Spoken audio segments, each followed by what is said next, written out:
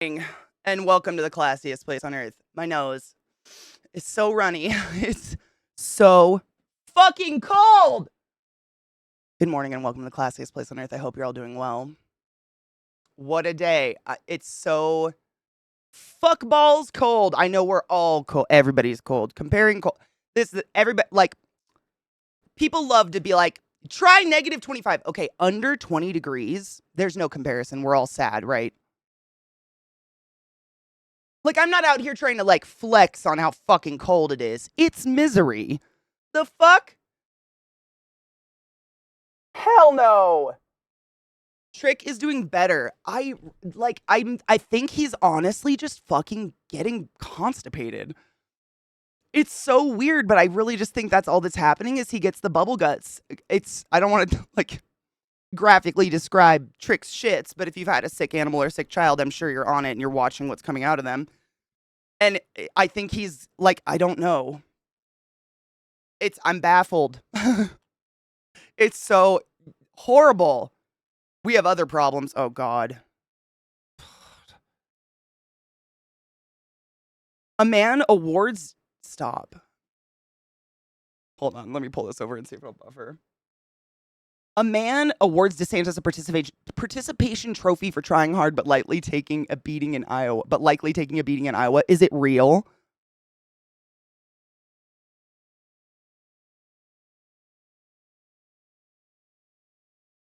Interesting.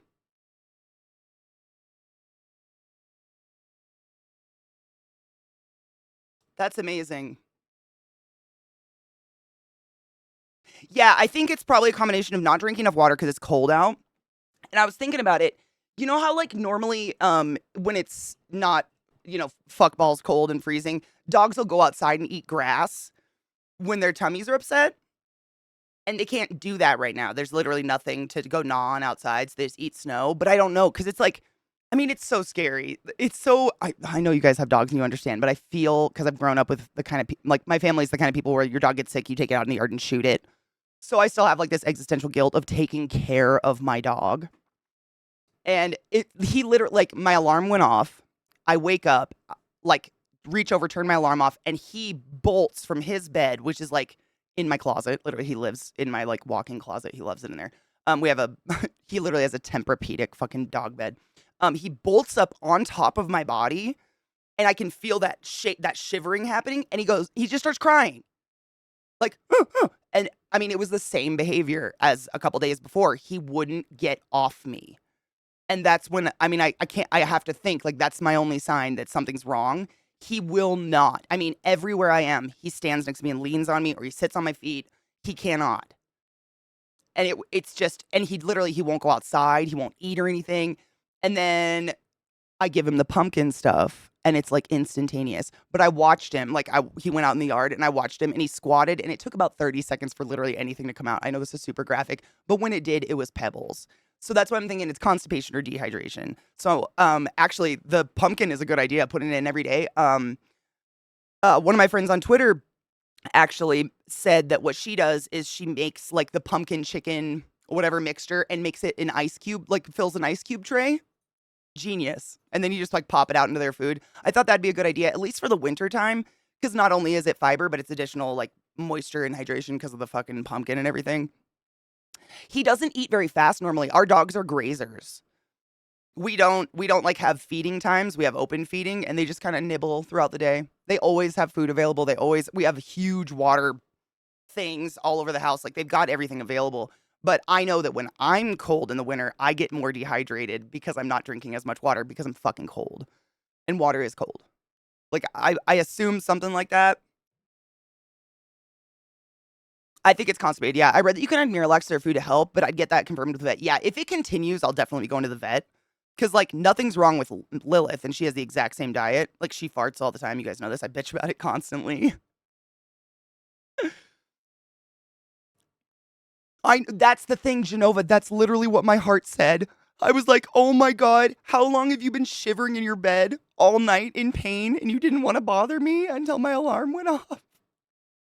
Like, please bother me. I know, my poor boy. And it was, I mean, It's the weirdest behavior. Like, I know my dogs are clingy all the time, but normally they're very independent. They just go do their own thing. They just kind of follow us from room to room. But like, if I walked around too much, he would actually get up on his hind legs and pin me and like stop me so he could sit on my feet. He was just uncomfortable. But they just had a huge serving of pumpkin stuff. So if you see my dogs like sprinting behind me back and forth, I probably have to take them out. Usually it's like within 15 minutes of the pumpkin, they have to shit. But I forgot to give it to him this morning because I lost track of time. So I just gave it to him. Dude, seriously, Mishy, who doesn't do that? Who doesn't? I remember when Zach and I, when we first got the dogs, I think it was he said something to me. He was like, "Is it weird that when I go around and pick up their poop, like I check it? Like I kind of look at it and feel it for a minute?" I'm like, "Not at all. That's literally nursing. What's coming out of you? Let's look at it." I think that's totally normal, especially if you're worried. Good morning, Rod. I hope you're doing well. Thank you all for the positive vibes for my dog. I love him so much. I know you guys empathize with it because I know a lot of you have animals, but man, when you see your animal like suffering and you don't know what to do, it's horrible. I imagine it's the same feeling when a baby is crying and you just don't know what to do. It's like minus the noise. You're just like, I want to help you so bad. I'm helpless. Like, thankfully, this fucking pumpkin stuff works because my poor boy. That's the thing. Poodles are grazers and they're also very pukey. I don't know how else to put that. Like, that's Zach's dad had a poodle for many, many years, and he told me the same thing. He's like, Jag was always just pukey. I guess poodles just have a pukey digestive system in general. Like, they're kind of finicky. But we have had, like, this is a flex. I feed my dogs fucking top-notch food. I fed Millie the same food her entire life, and she never had to go to the vet, ever. Like, she was very healthy, had perfect weight. Like, she was just a really healthy dog. And I don't know if this is true anymore, but back when I was in high school, my uncle's wife, he's had so many wives, I have a hard time calling any of them aunt anymore, but like one of his wives, she actually owns a dog food company and it's like raw dog food, all organic, hippie shit, whatever. And she went into all this research and she told me, uh, again, I don't know if this is true anymore, but it was at the time, that like if you buy a bag of dog food and it says lamb and chicken on it, by law in the United States of America at least, it only has to be 4% chicken or lamb, and the rest of it is euthanized animals, euthanized dogs and cats, euthanized horses, and grain. Like grain leftovers. And so I buy Canadian dog food. I 100% it's called Origin, Orijen. And it's a Canadian Canada just has way higher stipulations when it comes to dog food. So I've been giving them this Origin forever, and it's really good high quality food. So I know it's not the food, but I'm thinking it's got to be dehydration. I have children as babies. It was the same with diapers, right? Exactly. I mean, you got to check what's coming out. It's a good sign of as to health. Best way to see how they're doing. Seriously, it is. I mean, we do it to ourselves. Like if you have a weird, lumpy, like dry shit, you kind of wonder what's going on. Yep, same as checking your fucking snot when you blow your nose. Exactly. Yeah. Zelda's the quietest puker of all time. So are they. Oh my God, Rod. Seriously. Like, if I'm, directly in their vicinity, I'll hear the puke. But the amount of times I've gotten up to just go do something and there's a fucking puke spot on the carpet, and I'm like, what? Who's done this? They are so quiet. Raw dog. Pumpkin is miracle. Side note, if you guys also have animals, a couple people tweeted at me and didn't know pumpkin was the thing you could give to dogs. Make sure, this is serious, pureed pumpkin, 100% pumpkin, not pumpkin pie filling. No. I'm not saying you would, but it's an easy mistake to make. 100% pureed pumpkin, period. Not pumpkin pie filling. That's probably common sense, but goddamn. At least it's been said and we don't have to pretend. Is the filler maple? Oh my God, can you imagine? I actually do. I buy grain free. I spend more money on my dog's food than I do on my own food. 100%. Like probably by double.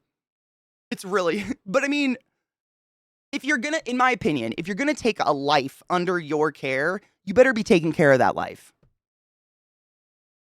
Like, why would I get, you know what I mean? Oh, Kel, are you going out today? Dude.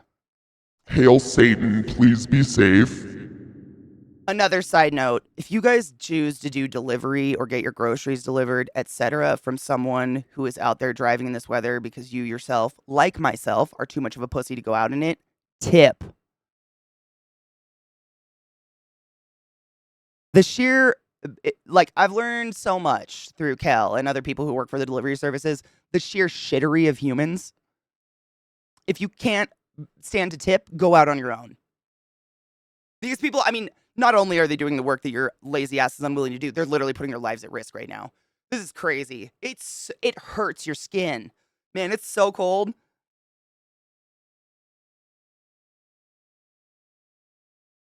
You know what? That's yeet. It's totally makes sense. So when you get a cold, like it inflames the mucous membrane of your sinuses in your inner nose. Your butthole is a mucous membrane too. So is your mouth. So it totally like, you know, the overproduction of mucus could spread to your intestines. Overproduction of mucus, pizzazzes. You know? Did you know how short Queen Victoria was? In her youth, she was 4'9". Oh my god, she was so tiny. What? I had no idea. Oh my god. Oh, she was itty bitty. Dude, another side note. In Trick's excitement this morning, waking up and not feeling like shit, he nailed me in my lip and cut me right there. And it hurts to smile. Okay, these videos, I'm gonna watch these. I was waiting for that song to end. Shush, shush, shush. Shush. Shush. Shush. Shush. Shush, motherfuckers. Shush. This is the award.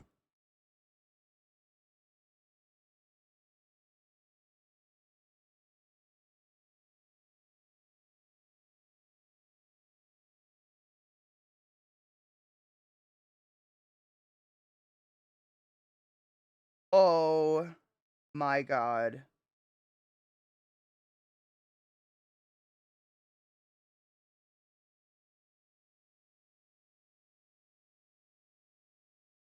Wow. That's what a little snowflake bitch. Yep, exactly, Kills. The cans of pureed pumpkin look exactly like pumpkin pie. It's really confusing. Yeah, it sucks. That's fucking hilarious. Good God. That's what a brave motherfucker. That dude needs a trophy for real. My God. Oh. I was trying to remember. I watched I really like I used to watch all the late night hosts in the morning when I did my makeup and then I would stream and once when that writer strike hit, they weren't obviously producing shows and I have not gotten back into watching them at all, but I watched one the other day. It was Seth Meyers and he was showing clips of DeSantis. DeSantis has got this recent obsession with talking about the pale pastels. What is this? Does anybody like is he trying to be gay? It was so many clips of him talking about pale pastels. And I was like, is this are you I don't are you going after the trans flag or what's happening here? I just don't understand, but I really Mishy same. I don't know what it is. I just haven't wanted to. I like Stephen Colbert is probably the one that I would probably go back and watch. But I feel kind of peaceful just not being inundated with the chaos of the world every single morning a little bit, which is what I used to do to myself, just like, you know, trauma dump myself first thing in the morning, listen to everything that happened, and then come to stream and be like, oh my God, I'm tired. You have to go outside as well. Vile, please be safe. Please, please, please be safe. My God. Oh, he's trying to co-opt a Imagine! Imagine! Imagine quoting Reagan on purpose, but then fucking up. There are no words! What?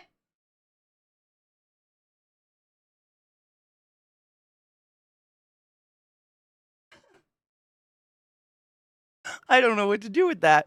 Barilla, by chance we met, by choice we became friends. Here's to many more months ahead. Amen. Let's do this forever, yeah. Agreed. Thank you for summoning the class, keeping the classy alive, and giving it swings. I fucking appreciate you. I need to at least start my car anyway, so it'll start tomorrow. I mean, yeah, if you guys are living in the freezing weather, it's a good idea to start your engine. Um, Honestly, everything that peeps have noticed about this man seems stuck in the closet. I agree. I mean, it's like I'm never gonna put a sexuality on someone or try to assume someone's sexuality because I'm sure all of us have dealt with that the most of our life and it sucks. But like, how many times over and over and over and over have these megalomaniac fucking homophobes come out as secret homosexuals? Like over and over and over and over. It's really hard for me to think you can hate something so strongly without maybe having some underlying reason.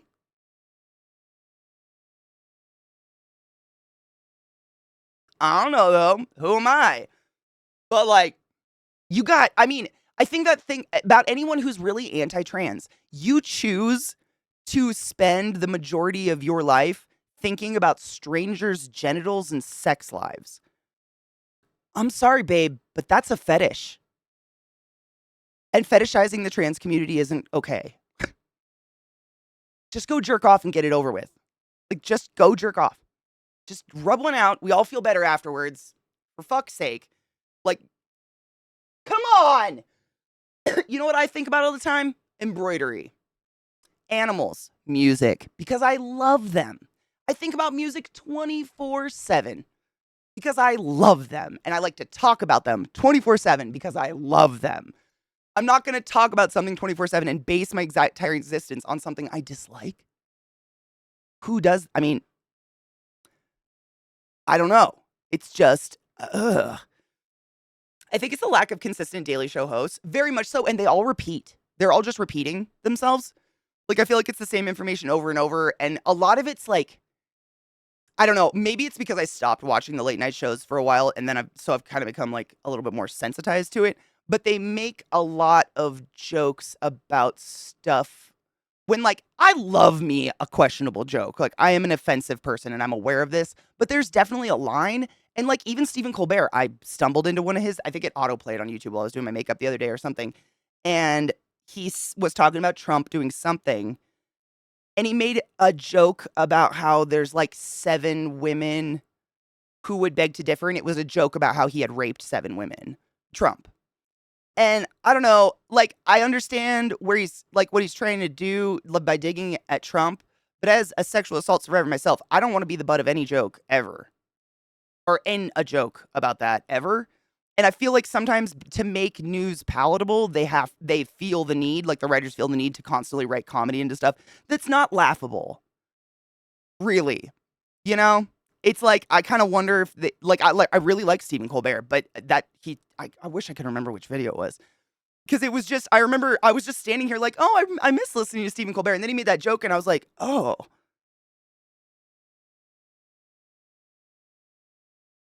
Oh. What was that? You know? Like, there's a time and a place, I guess. Not for that, though. I don't know if rape is ever something we can joke about or weave into a joke. I don't know. I mean, for me personally, no. But, like, I don't know. I don't know.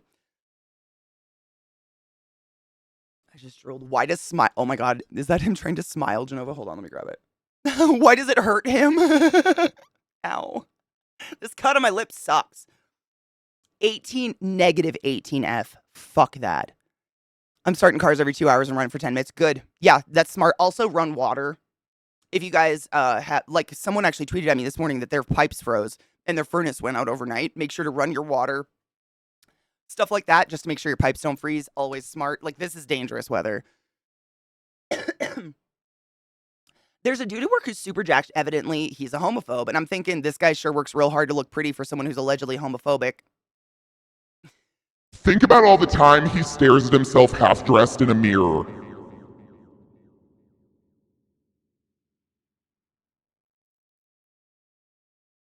Like, I work out and I do it so I look good naked. And I look at my body and I go, damn, good job, Katie. Good job working out. Have you ever been to, oh my God, Kills, thank you so much for summoning the class, keeping the class alive. I'm giving a fucking hand swings. I appreciate you. Have you ever gone to a gym and watched the meatheads stare at themselves? It's a Fight Club quote. Self-improvement's masturbation, self-destruction. Now that's art. It's fucking weird. Good morning, Vex. How are you? Same, Katie. A few times I've been around. Oh shit, my shit jumped. That track. It's not just gonna happen like that for Mayo. Yeah. Yeah. There's some layers to that onion. If your water main doesn't run through a heated area, keep them dripping. Very much so. Yeah, my dad used to drip shit. I thought it was 20 minutes to run in your car to charge the battery. Oh, we're just talking for the cold weather. Like, if it gets so fucking cold, your car can get to the point where it won't start. So if you actually need to depend on your car, it's a good idea to go out and start it a couple times a day. Just let it run for a second just to heat up. It'll freeze and just not start. Yeah, it's terrible. This negative degrees freezes everything. I was talking to someone yesterday and her pipes were freezing. I believe it. I mean, it's cold. How cold is it where you are, Rod? Yep, slow drip the faucets. That's what my dad used to do all the time. I mean, Quill, I agree. It's really hard for me to think that anybody that's willing to die on such a dumb hill isn't neurospicy, but what a terrible way to go neurospicy. Seriously, pipes in my old apartment used to freeze over winter. Ruptured? Ruptured? No, fuck that. That's literally what I think that's the big fear, right? Not necessarily that your pipes will freeze and then you don't get running water. It's that they freeze and crack. And then you have to pay someone to dig up all your fucking plumbing. And oh my God, right? I think that's the big reason. And they'll burst. I think they burst when they freeze. I think Colbert's trying to walk that line of needing to talk shit about Trump and reminding people he's fucking awful, but he can't get, quote, don't forget Trump is a rapist. Yep, past the channel censors. Yeah. That's why I completely, I don't forgive it, but I'm not going to alienate myself from Stephen Colbert because of this one joke, because I understand where he's coming from. And it is important to remember who Orange Fuckface is. And unfortunately, if you don't reiterate who he is over and over, people create their own psychosis about who he is. That he's some superhero, whatever, it's sad. It sucks. I hate it. I mean, it's really gross, but it's how else, Yeah, you got to bring the fucking evil shit in the light to kill it. It just sucks. It sucks. I feel for anybody involved. That's seriously, Sean, same. I've heated my coffee twice in the microwave this morning because the ambient temperature is just cooling everything off so fast. Good morning, Sean. I hope you're doing well, honeybean. For Ottawa in January, that's tropical weather. Man, this is what I was saying earlier, Ghetto. Anything below 20 degrees is pain, right? That just sucks. I don't compare anymore. Negative 25, negative 5. Can we really feel the difference? It all hurts. It just hurts. It hurts. It hurts. It all sucks. Oh, good morning, Viata Love. I can't complain about weather because we've been balmy all winter. Now we're looking at an 8-day cold snap. Oh, fuck. Then above freezing on the 23rd. Yeah. We've had a relatively warm-ish winter, I guess. This is our first true horrible freeze and snow that we've gotten all winter. But I was saying this earlier, in the fall, we usually, in Colorado, winter doesn't really hit till January, February. The beginning, we usually get one big snow around Thanksgiving or something that just stays. But then it's not bad. It's in the 30s, which is disgusting that I'm saying that's not bad. But compared to this, oh, it's bikini weather. Fuck this. Electric blanket time, space. I got my lovely little space heater over here. She's my best friend. The propaganda machine runs 24/7, 365, exactly. In Florida, they don't bury the water lines very deep, and a lot of houses have a ventilated crawl space under it that exposes the pipes to weather. Oh, fuck. I wonder if that makes it easier to get to, though, to fix them. Because the problem with, at least everywhere I've lived, the pipes are underground, and you have to pay, a company to literally, rip a hole in the bottom of your house and go down. And the problem is there's no way to tell where the damage is. They have to just keep undigging pipes until they find it. Because it's underground. I have no idea, no clue. I mean, my dad's a plumber. He used to make bank off this shit. That's the only reason I know about this stuff. It's the wind, Vex. No shit. So what my phone said this morning when I woke up, hold on, let me see if it's still that bad. It said -5. The degrees were actually -5, but because of wind chill, feels like -22. And I felt it. Bringing my dogs out this morning, holy crap. It is fuck cold. It is, yeah. The wind is everything worse. The wind makes everything worse. Honestly, I don't think Like, as much as I hate cold, it's not that bad if there's no wind. It's the wind, it bites your bones, man. In MN, it was warmer on Christmas than it was on Halloween. Same. Our Christmas was fucking balmy. I thrive in cold conditions. How? I wish. It's crazy because mentally, like, I know the temperature I'm in, whether it's 30 degrees or -5, isn't gonna kill me, but my body reacts like we're dying. It sucks. Blizzard hit on Friday. That was the start of the Chicagoland winter. I had to drive through it for 103 miles road trip. Do you have four-wheel drive? So many transformers blew up on the way. Whoa, some catching nearby buildings on fire?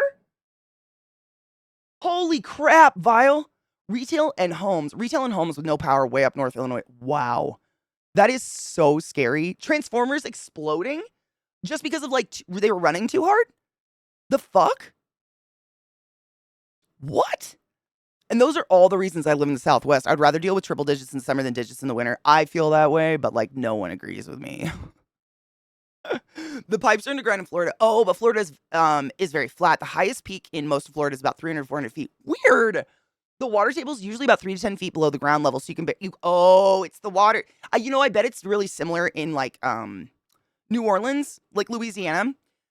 Just because I know about how they have to bury people, and it's a similar issue. Like they're below sea level, so the water table underground is so high they can't bury people. They have to do either mausoleums or they have these insanely unique graves. They're like a cement, what would you call them? It looks like a cement above ground sarcophagus. But essentially you put one body in there, they get to chill out for like 50 years. And then once they're rotted, they just shove them to the back and put another body in. And there was like a trap in the back of them where all the bones would fall. So then they could just recycle these graves over and over because they literally can't bury them. It's wild. It's not a mausoleum because it's not like a bunch of bodies. It's like, hold on. I'll pull up a picture.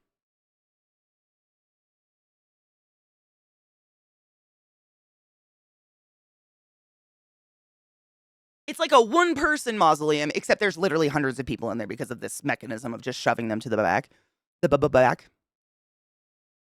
Or just cremate. I mean, I'm pro cremation. I think I really love graveyards personally. I think they're really pretty, and I like to I literally kind of, if I travel internationally, I make sure to go find a graveyard everywhere I go. Every country I've been to a graveyard. However, I think they're a huge waste of land, time, energy, and money. Like, if you look into the funerary business, what it costs to have a funeral and just bury someone, fuck off. It's preying on people's fucking grief, and I hate it. If you go out in -30C and then the -20C feels like nothing. Exactly. That's what I'm saying. Like 30 degrees is going to feel like balmy to me. I'll wear two toques if it's -20C. I won't even go out. Fuck that. It's snowing? Ugh. You know what's crazy, Vex? So growing up as a kid, we got snow. I lived in Eastern Washington where it's really similar to Colorado, honestly, like super hot, dry summers, really cold, snowy winters. And I honestly don't remember hating it as much, but I think it's because I was in the middle of fuck nowhere and I didn't have to worry about other people. Like, I took driver's ed in the snow. My birthday's in March, so unfortunately I took driver's ed in February. Like, I'm totally confident if I've got four-wheel or all-wheel drive going out in it, I don't trust anybody else. Like, watching these fucking Honda Civics flying down residential streets, suck my ass. Are you an idiot? Like, I wouldn't even do that with all my confidence in the snow. What the fuck? I don't trust other people. Like, that's where I think all the chaos comes from, is other fucking people. Because if you're by yourself, just be careful. Cremate me and send my ashes into the motherfucking sun. I will do that if you need that. The whole let's build on swampland is the equivalent of the scientists, of the scientists too busy thinking we can we versus think should we? Yes. Not just because you can does not mean you should. I want to be buried naturally. Me too. They have that in Colorado, actually. It's really cool. There's a few states. I want to say there's like a handful of states now that have approved natural decomposition burials, whatever the fuck you want to call them. But essentially, they put your body in a capsule full of like straw and wheat and a bunch of, just natural debris, leaves and stuff. And they like slide your little capsule into the wall. 4 months later, you're dirt. Like dirt. All dirt. Amazing. That's what I want. Hard. If I die, please make sure someone does that. Yeah, I don't want a box. I don't want no pretty box. I don't want no fucking chemicals. I don't need, please don't waste money on me. Like, just, I like, really, if you think about it, like the circle of life, things die, they decompose, it feeds the earth, etc.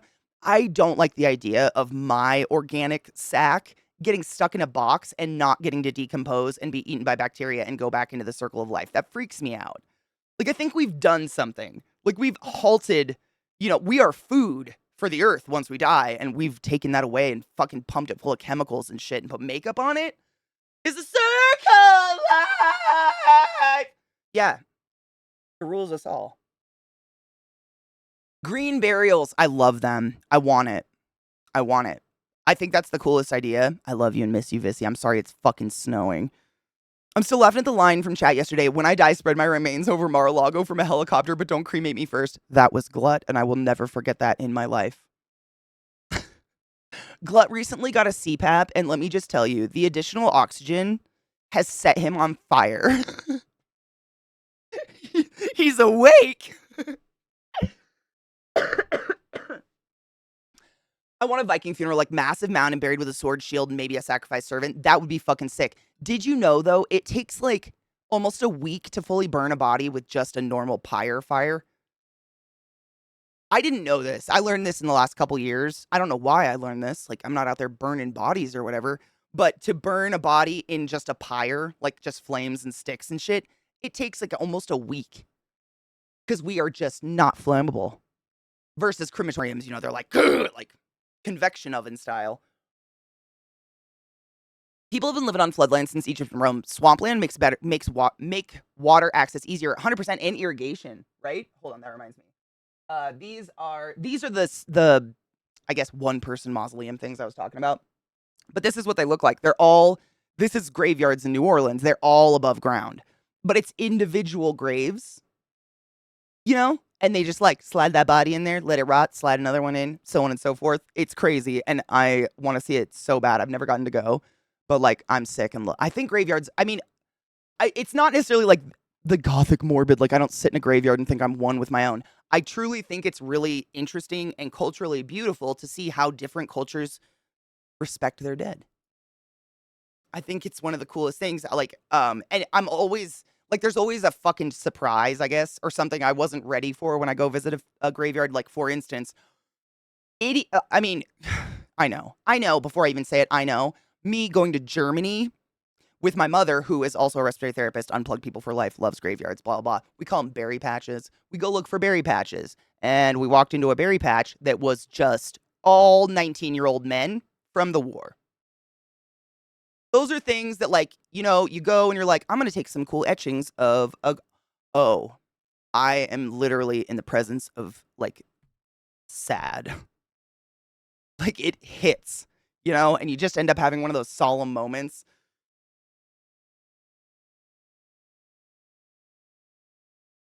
Oh, not all Viking funerals were torchings. Oh, no shit. What kind of, I thought they, wow, did they just bury people in? I thought if you were grand enough to have a sacrifice servant, then you were burned. But I don't know a lot about Viking culture, honestly. I'm fine giving my body to science. Me too. Honestly, your body's gonna be valuable.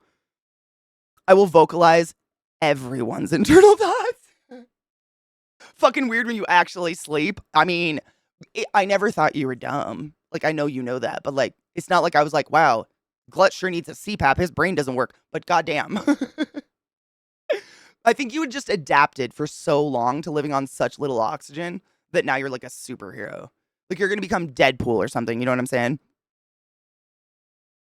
Oh, the funeral mound. Oh, okay, the funeral mound. I didn't catch that part. That's my bad. They're beautiful. I've seen pictures of them.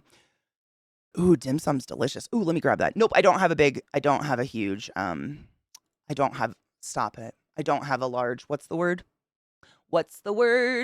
Burn. When's it my turn? No. Oh my god, and it's a Disney song. I didn't even see that you said it was a Disney song before I started belting out fucking Ariel. That's the my bad. Stop. Oh my god. Okay, so last night well, yesterday, because I was just stuck by myself on my hands and knees, shampooing carpets all day. My brain was on fire, and I was thinking like, what, like if I made a bingo sheet for my stream, like what would I put on that bingo sheet? And all I could think of was motherfucking autoplay. That'd have to be the middle star because everybody would get bingos. Fuck autoplay. Stop! It's all the time! All I did was click the tab and it autoplays. It's just mind numbing. Why is there a play button? Why is there a play button? When my stepmom went on a Viking River cruise, she was in France and one of her grandparents was buried there from World War II. Oh, that's pretty cool. She mentioned it to the cruise director. And they found the gravesite, provided a folder with pics and information on his unit. Oh my God, did she bawl?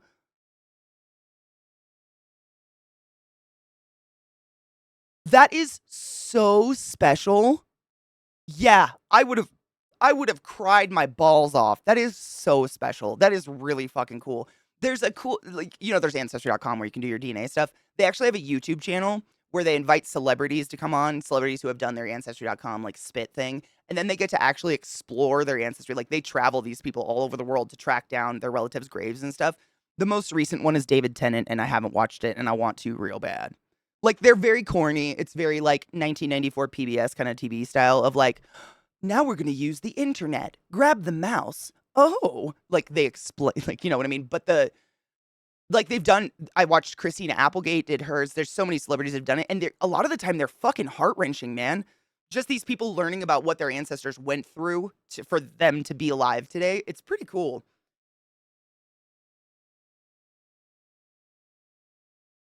So at this point, it was just, it has to just be easier and cheaper to buy a bunch of rugs and cover your carpeted areas with them. Then you can take them out and hose them off.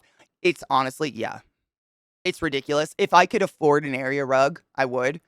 And it's because it's all like, because he is clinging to me when he's sick, it's always right here. Like it's always one fruit fly every day. It's always directly under my desk because that's where he's sitting because I'm here. It's always so it's like the same portion of carpet I'm just abusing over and over. Like there's got to be so much fucking OxyClean in this carpet pad. It's ridiculous. Autoplay drums, singing analysis. He talks about roller coaster spider talk. What horse would be a good way to start? What horse? That one, definitely. Drums, yeah. I'm not giving my DNA to random corpos. I mean, what are you though going to do with it? Vile, please be safe. Stay warm and please, please, please be safe. Yes, Kerry Washington. Oh, there was another one. Oh, who? Oh my God, it's duh, Paula Dean. Her ancestors were slave owning motherfuckers. Who would have fucking thunk it? And I shit you not, she tries to make light of it in that episode. She's like, you know what? I see a strong man who did what he had to do for his family, like own people. That's the worst one. I mean, everybody else, every other episode I've ever seen is like heart wrenching and beautiful, and they find their ancestors. Paula Dean. Like, I watched it hoping, because, her like saying the N word was so many years ago. Like, I'm not saying she's a good person and that was excused, but maybe she's learned. No. No. Big fucking nope. No. She's such a bad person. And fucking racist. Oh, I love these videos so much. This will be good. This is good. Autoplay Zeke cameo. This is absolutely. Dog fart, dog unplugs tech. Bark a clock, absolutely. Katie says a word wrong and says it back to herself. I know. Katie repeats herself for 5 minutes. Katie rewinds the video at least 3 times. Left water in kitchen. Welcome to Caffeinated Genova loves lists. I love lists too. I thought it'd be fun. I don't know, because I do. Another thing I say, I know I'm a broken record, but I'm literally a broken record about saying I'm a broken record. The fact that you guys still want to hang out. That's fucking precious. You know what's crazy, Night Diver? No. Like, I don't, like, nothing ever has ever made me want a kid. I want my friends to have kids so I can play with them and give them back. Like, they're cute as fuck, but never. I mean, seriously, never once in my life have I ever had an urge to have a child. It's weird. I know that's weird. Like, I've just never had that inclination. Look at this. I meant to show you guys this and just spaced out. This is how tiny Queen Victoria is. Look at that tiny dress.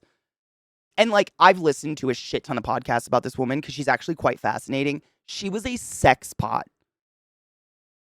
Like, she has so many private journal entries and like letters written to her husband about the wild fucking they were going through. Like, she was a goddamn sit and spinner. You know what I'm saying? Good for her. Exactly. I have a friend with a child. I shall spoil that child. Exactly. That's what I want. Shit, I've had two and none of these make me want more. You can still enjoy, like, right? That's kind of how I feel. Like, doesn't make me ever want to push a baby out, but I do. I think kids are fucking great. I mean, and I like seeing, I don't know, positivity kind of shit gives me happy feelings. I don't know. They're cute as fuck, dude. Especially those videos of kids like the baby going and then when they mix them into music, oh my fucking god, stop autoplaying, please. Please. Please. What is the point of a play button? What's the point? What's the point? I'm gonna smoke some pot. I cleaned my bong. I grabbed that knife. I've known since I was 11. That was me too. Were you a doll person, Vissy? I think we've talked about this. I don't think you were. The corn, it's the juice. The corn is the juice. That's one of the cutest kids that's ever existed in the entire world. Ever. That child is fucking precious. Those kids are precious, man. And I was trying to think of a way to say it. Like, you guys know I do not support like family channels or people banking on their children. But when it's just like a random video of a kid just being a kid of their own volition, it's obviously not a curated video where parents are banking off their kids. It's fucking, and that's one of those moments. Like, that was just an innocent child talking about his love of corn. Because it's the juice, though. Wait, also, after Morn, when I die, can you feed me to a Greenland shark so that I can become the Greenland shark? Yes. I will make sure that happens. Not really weird. I was looking to have the ones I ended up with, and I'm glad they're grown and gone. I totally get that. Yeah, I mean, like, I've gotten to the age where people have started to either assume I can't have kids or something's wrong with me, that because I'm a female and just don't have kids in my mid-30s. And so I have this conversation a lot. I was just like, oh, no, I'm probably fertile as fuck, honestly. Let's be real. I never liked baby dolls or Barbies. I never wanted to take care of that. I liked animals. Like, I always wanted to take care of animals, but people? People, at being in your mid-30s as a female, people just assume something's wrong with me or that I can't have kids. So when I meet someone and they find out I don't have kids, they oftentimes react with, oh, like something's wrong. And I'm like, oh, no, that's a good thing. I've succeeded. I've never even had a pregnancy scare. Like, I high five myself. I'm doing a great job. Like, I'm good. I did this on purpose. Babies are fucking cute, and there's nothing better smelling than a baby's skull. But like, I don't want one. I just want to, like, they're still great though. A big lump with knobs that has the juice. I know. I never had the baby urge either, but I kind of have the cute aggression thing, and it's me too. I have major cute aggression. Oh, 100%. Yeah. Bury me under a lemon tree. What's a lemon? Queens! How are y'all, honeybean? I hope you're doing well. Cat lady slut or crazy after a certain thing. Literally, yeah. Or it's just, most of the time they assume I'm broken. They don't even assume crazy. They're just like, oh, you're infertile or something. And I'm like, oh, probably not.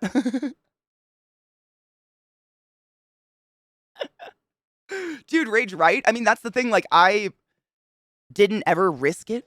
Like, I was like, I'm not going to fuck unless there's safety involved because I don't want that. Like, I was that friend in I was the friend in high school who not only had a car, but like, I've taken like 5 people to get abortions because I was that friend that was people, I guess, felt comfortable being like, hey, can you take me to Spokane for a couple hours and drive me home? And I'd be like, yeah, let's fucking go. Because like, I think you should have rights and control over your own existence and your own body.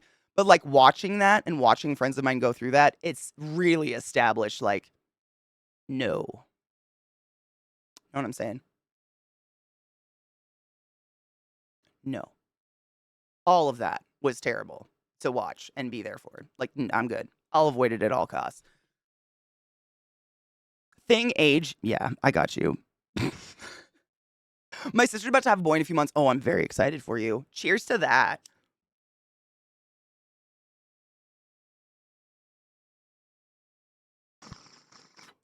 Night, that is super common. There was actually a weird, I don't want to call it like an epidemic or something like that, but right when I started doing my very first clinical rounds, when I was still in school, this was like 2013, 2012-ish. It was like the beginning of this weird marketing campaign for charcoal. And I don't know how else to say that because it was like out of nowhere, people were like, "Oh yeah, scrub charcoal on your teeth and put it in your butt and eat it and wash your hair with it and what the fuck ever because it detoxes or something." We do use charcoal for poison in the hospital.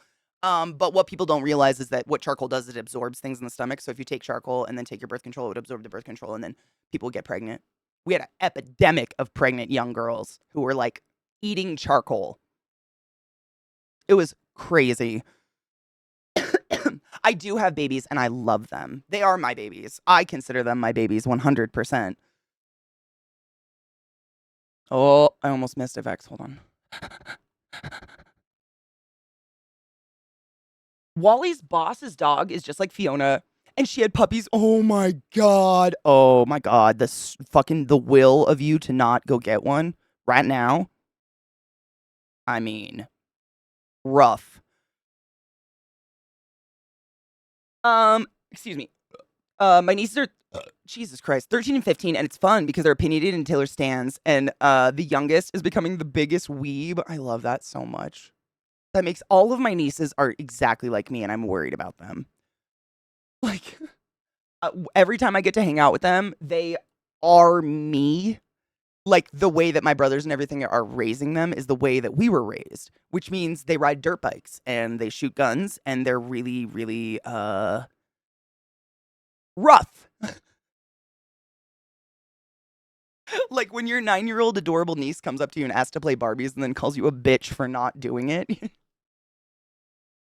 And then my brother just laughs. They're gonna have a hard road. But like I hope for the best.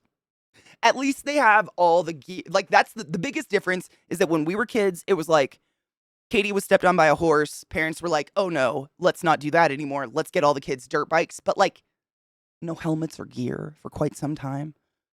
Like a really long. Whereas like at least my brothers were smart enough to get the gear first and then put their daughters on the bikes. Cause like, oh man. The chaos that we but like gear was really, really expensive. I mean, it still is. I think like, Fox gear or something is expensive as fuck. And there was 8 of us. Like, there's no way. We'd wear bike helmets. Oh, are they loving the snow right now? I know at least 10 links. If you know what's weird, I was fucking around with my internet this morning because it was being slow.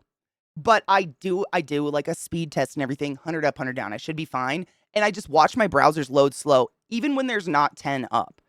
And I don't know what to do. It's got to be the browser. Something's going on because it's not just while I'm streaming. Like it literally happens off stream as well. I'll just be watching something, standing at my desk sewing, and it crashes. I've never ever known anyone to have as many problems with a browser as I do. It's nauseating, but it happens all the time. So I know it's not just like it's not OBS, like heating it up or something like anything like that. Sarah, my love, I love you so much. I hope you're doing well. Are you getting slammed with the snowing? My youngest niece got a book with behind the scenes. Oh my god, behind the scenes stuff about Studio Ghibli. Oh, and every movie made. Oh, that would have been me. That would have been me, 100%. Good morning, October. I hope your pipe's been fixed. Oh fuck yes, I was telling everyone about the burst pipe this morning. Fuck that shit, dude. Zero gear in the 90s, ride and learn kid. On 3-wheelers. Raise your hand if you definitely had 3-wheelers and maybe your parents still have a few. They're illegal now for those that aren't, blue collar scum who grew up on dirt bikes. 3-wheelers are deadly. And oh man. Thinking back to it, I'm like, why are we alive? Like 2 of us aren't, but it wasn't because of dirt bikes. Oh my God, Queens. Fuck, are you excited? Fuck yes. We didn't get a ton of snow, but it's cold as fuck. That's us too. Like, it's almost too cold to snow. Barry! Barry just subbed to the class for 3 fucking months in a row. Thank you for keeping the classy alive and giving it an anus swings. Go forth and be consensual in all the ways, and I fucking appreciate you. Thank you, Barry! Ice Moth. They're pretty great, right? Honestly, I haven't worn them for like a couple years. I just whipped them out recently. I don't even remember why, but I don't wear them often for stream because 6 to 7 hours of these on, they're very heavy and they'll give me migraines, but I haven't had a migraine from them in like a week. I've been getting away with it. It's crazy. So I'm just like, I'm pushing the bar right now. But they sound like so good. They sound so fucking good. It's so hard. I grew up with fucking lawn darts. Yeah, we had those too. Actually, homemade ones, I think. Are there 3-wheelers? I mean, how else would you design a 3-wheeler if it wasn't 1 wheel, 2 wheels? 2 wheels, 1 wheel? What the fuck would that be? I've never seen that before. I wouldn't doubt it, but like,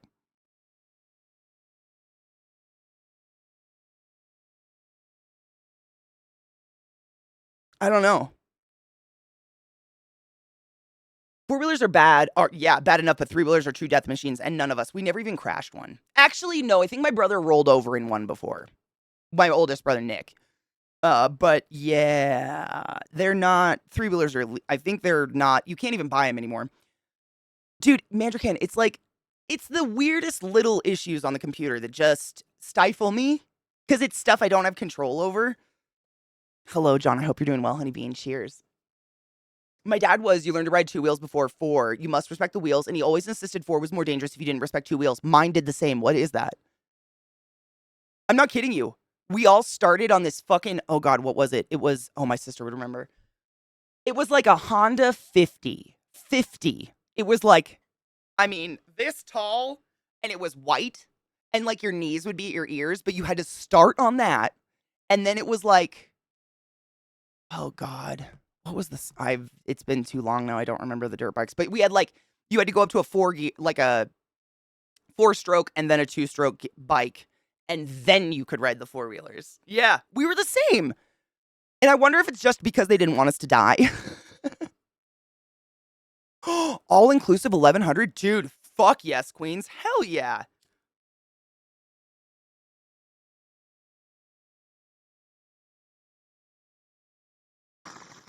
See, Aspects, that's the problem. We have a router and a modem, and we've tried to replace the router, but our internet provider is one of those internet providers where you have to use their router, and they deem our router still okay, so they won't send us a new one. And there's some sort of like block in the system where you literally can't use your own router. And so what we did is we Googled the router we have to try to find instructions. It's literally out of manufacture. It's so old, but they will not replace it. So we're just stuck. But because Zach's hardwired to the modem, that's like where the internet is. I'm hardwired to the router. I get fucked. He doesn't deal with it. There was a 3-wheel car. The fuck? Ooh, what am I smoking? It is not that one. This one. I ground it up last night. It's the Z Cubed. It's really good. The parent strains are Skittles and OZ Kush. How do you go wrong? Hold on.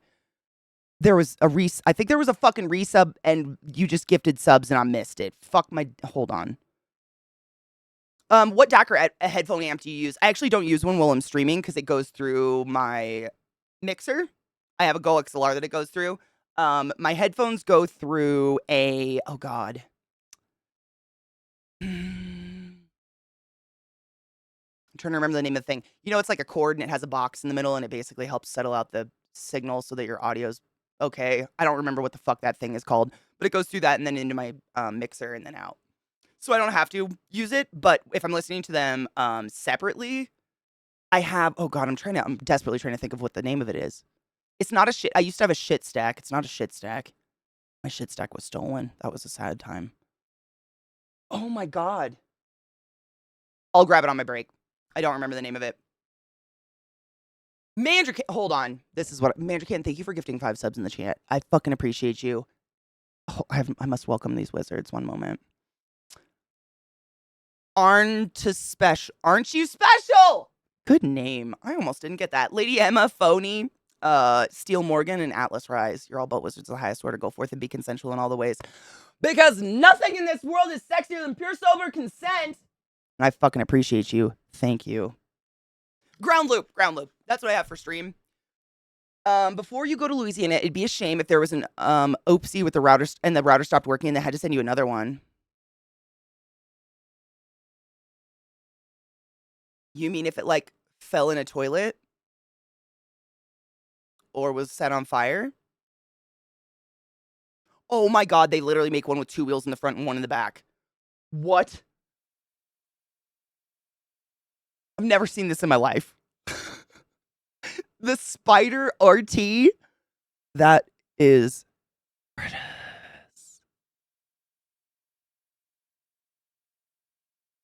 precious. I love that. That is so cute. I love it. You've seen those? I haven't seen that one before. There's a 3-wheel car. Weird. I had no idea. Oh god. Hold on, I'm grabbing your links and then we'll start watching them. I was just letting them buffer for a minute because I wish I had answers. It just feels like whatever the fuck's going on, it's got to be the router thing and I don't have anything I can do about it. Potentially, Vissy, yeah. I've probably seen something like it. I mean, it kind of reminds me of like a dune buggy. Oh my god, they're cute. Hold up. That looks like a Batmobile. They really do have 2 in the front, 1 in the back. Why? Is that a stupid question? Why? Why not just 4 wheels? Because it like looks cute, but in no way cool.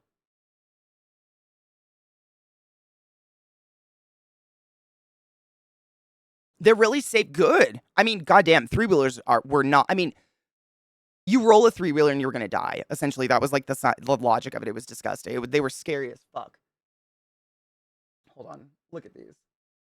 Like, I would think, I mean, yeah, like, why 3 wheels? Why not just 4? I don't know. They're so weird, but cute, I guess. Like, adorable. Like, but not, I don't know. No, the Office RM? What is an RM? Office RM. No. Hold on. Office RM. What's an Office RM? He insisted you drive better if you knew how to balance, steer, etc. Going out on 4 wheels is like, oh, this is safe. We have more stability on 4, and then you whip corners faster and become more reckless. Or at least that's what he told me. I mean, that's how you die, right? It's literally going around a corner too fast, you roll and you're done for. Good morning, McTaggart. I think that's the thing. That's the case of them. I mean, they're scary. I loved them when we were kids, but... Oh, maybe they classify as a motorcycle, like a motorcycle license, maybe? Go-karts are fun. That's what we had when we were older-ish. My dad rebuilt a dune like, no shit. My dad's such a dork. I love him so much. He had a dune buggy in high school that he, like, in the 70s, thought was just the fucking hottest shit in the world. He would, like, drive it to school and get pussy because of this dune buggy. If you don't know what a dune buggy is, Google it. They're hilarious. So he kept this, and I fuck you not, like, 15 years ago, in his mid-50s, 60s, he just decides to rebuild it. Like, revamp the thing, and he just, like, drives it around. It's the cutest he hand-painted flames on it. My big-eared mullet-wearing father fucking painted flames on this thing. It's glorious. I just love it. He also has a Comet, which is a vehicle, a car, that he has also been trying to restore from high school. It's just crazy.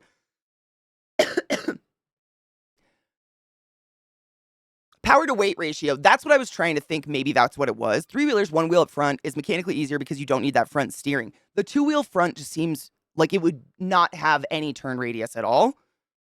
It is a motorcycle. Manager Ken says, okay, we've got confirmation on that. All right. It is a motorcycle, I guess. Doesn't that one kind of look like a little Batmobile, though? October, right. I have a motorcycle license, too, but, like, they're so dangerous. I like dirt bikes. I love riding dirt bikes, but the idea, and I grew up on I grew up on motorcycles. Like, they don't scare me, but the idea of riding one in traffic around a bunch of cars is, I don't know how anybody feels cool there. Like, if one of those cars sneezes and hits you, you're done. you're just done. There ain't like you don't win against the tons of steel next to you. I don't know. They scare me. A Polaris slingshot? Hold on. Wait, isn't that what this is? Isn't that literally this one? Isn't that a slingshot? That's literally the slingshot. Someone gave this to me. This is it. Yeah. It's categorized as motorcycle, but where you need motorcycle license varies by state. Yeah, Washington, you definitely need one. Google three-wheeled vehicles, and you can see all the three-wheeled cars that are cars. That's so interesting. What's it called when a song is stuck in your head? An earworm? An earworm. No shit. This has worked for me for years now. I don't know if it'll work for you, but someone gave me this advice a long time ago. If you've got an earworm, just go listen to the fucking song.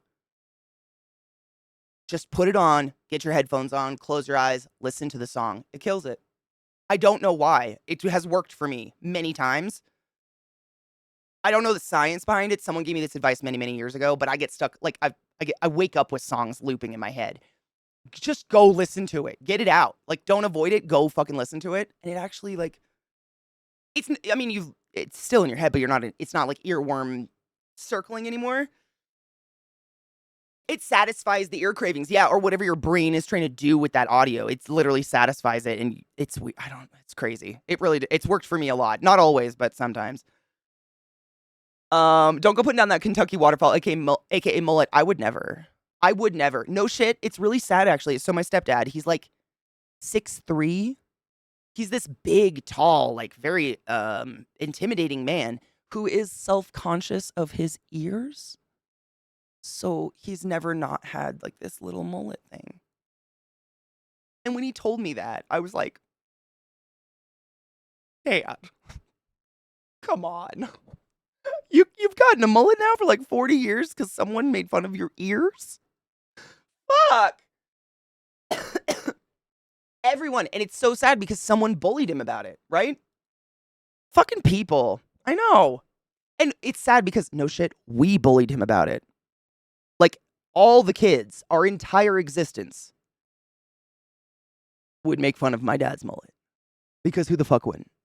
And then he drops that bomb on us, when we're all grown and we're like, oh my God. What the fuck? You bastard. Look at this. Who does that remind you of? Oh shit, Vex, did I miss that one? Hold on. I was driving in rural Maryland and this motherfucker was on a mini bike with no lights. Idiot.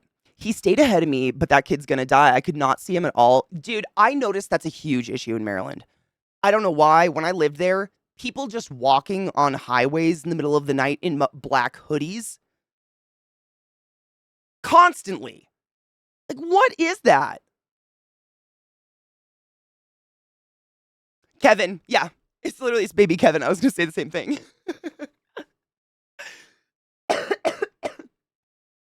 I told my sister once that she had a cute little Fred Flintstone toes and she wouldn't wear sandals or go barefoot for a decade. It's crazy what your words can do. Crazy. Good morning, Trouble. I hope you're doing well, honeybean. That pic reminds me of the short guys that square up on me. Oh, it's my brother. Exactly. It's like dad is dad. You just don't consider dad had everyone. You never consider dad's a human. Exactly.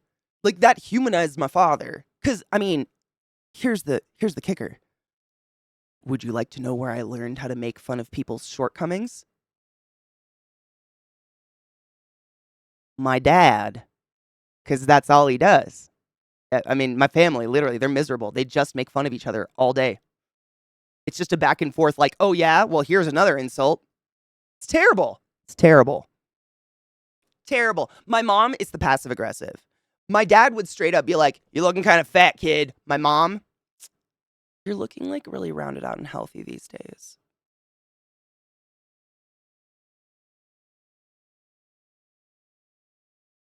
Different, but hurtful all the same. Just different flavor of shit.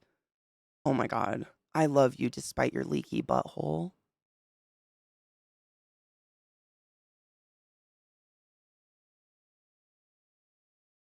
I really hope someone doesn't actually have a leaky butthole. That's incredible. Were they just outed in a public forum? I'm living for this. You know what, Vex? I've tried. I've told my mom about that movie 50 million times and she hasn't watched it yet. Because it's some serious mother-daughter notes. Like, holy crap. I bawl my eyes out watching that movie every time. Every time I watch it.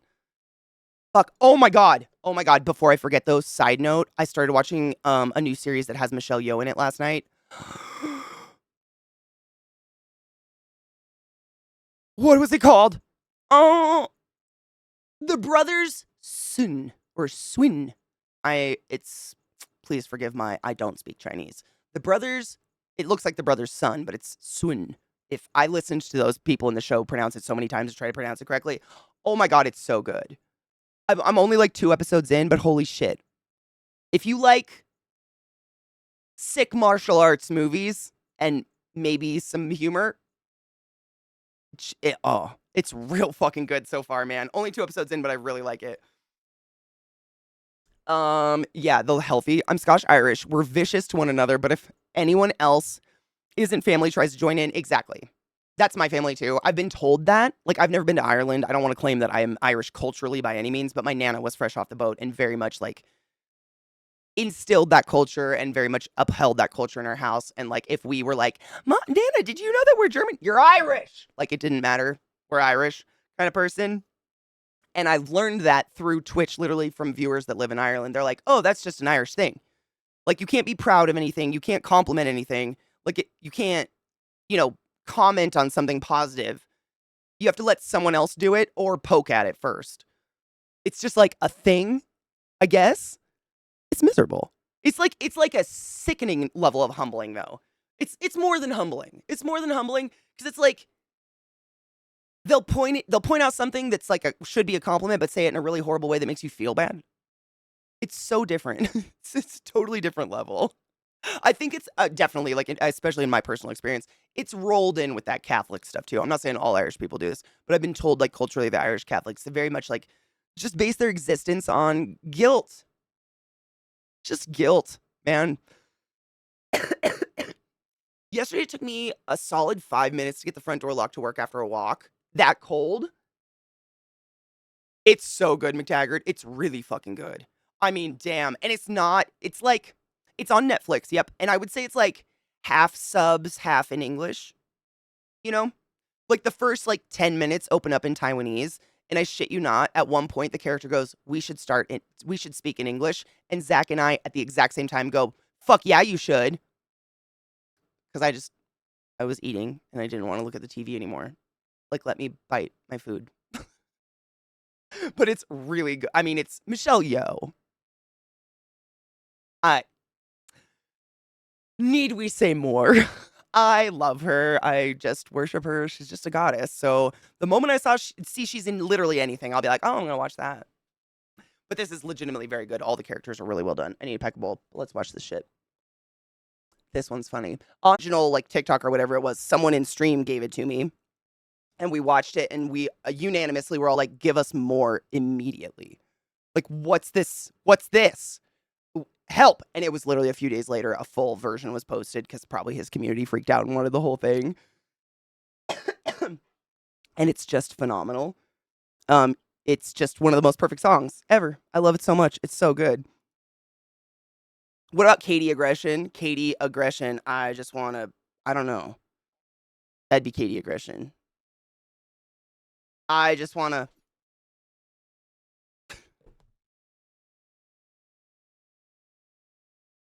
Dude, right, Queens. His mustaches are beautiful. I mean, they're truly wonderful. Time in my love. I hope you're doing well. How are you, love? How are you doing? There was a goat. I think there's a llama as well. There's a lot going on in it, but it's phenomenal. And it's just like his community sending in videos of their animals, which I think is the sickest thing. Night, I do, yeah. I have a lot of those wooden mugs. I got one every single year I went to Maryland Ren Fair. I tried to go at the Ren Fair here, but the line was like 50 people long, and I was like, no. But yeah, I still have all of them. Oh yeah. Look at the cat centipede tattoo. Wait, he has a cat centipede? Hold on.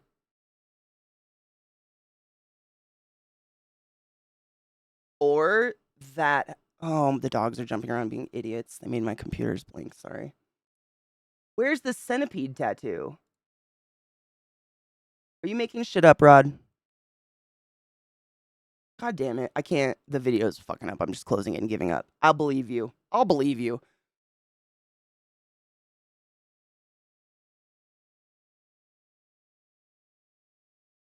Squish that cat. Consensually. I know. You're so cute is one of the. I mean, that's me. If I see like an overtly adorable thing that I just can't control myself over, I get a little angry about it. I'm like, why are you so fucking cute? You know what I'm saying? Like, I feel that spiritually. It was on the suggested videos? God damn it. Okay, let me do that. I literally tried going back in the video to look at his arms. I was like, where? Hold on.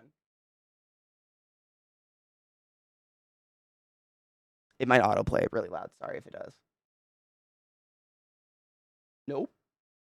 Oh, wow. Creepy. Cats, I don't see it. Maybe they got rid of it. Oh, it's not there anymore. Cat centipede. No. Fuck, I tried. Damn it. I literally just have to believe you now. Their website, yeah, it's Goodly Woods, right? Goodly Woods, I believe. Hold on. Yeah, if you type, I mean, we used to have a command for it in chat. It was exclamation mug or exclamation cup, something like that. Oh my god, yes. It still exists. Fucking, this is why I truly believe we could not live without our mods, because they know more than me. Goodly Woods, that's them, yeah. And they usually have they have a season where they're not selling anything on their website because they're like building stock to go to Ren Fair season. So I don't remember, it's been so long since I've been to their website, but some of the year they're literally not selling anything on their website because they're building up stock to go to Ren Fair. And then it's usually just past Ren Fair season that their website opens up and it's everything they didn't sell at the Renaissance fairs. They go all over the US from what I know, and I think he's based in New Mexico. And they're all fucking handmade, beautiful. And I mean, obviously, like, don't put them in a dishwasher or anything, but I've had mine, goddamn, almost 10 years now. Over 10. No. I've had them for a very long time and they're still perfect condition because I just don't put them in the dishwasher or microwave them. I mean, that's should be common sense. Like, don't microwave wood, but like, okay. Oh my god. This is what it was, Rod. Shut up.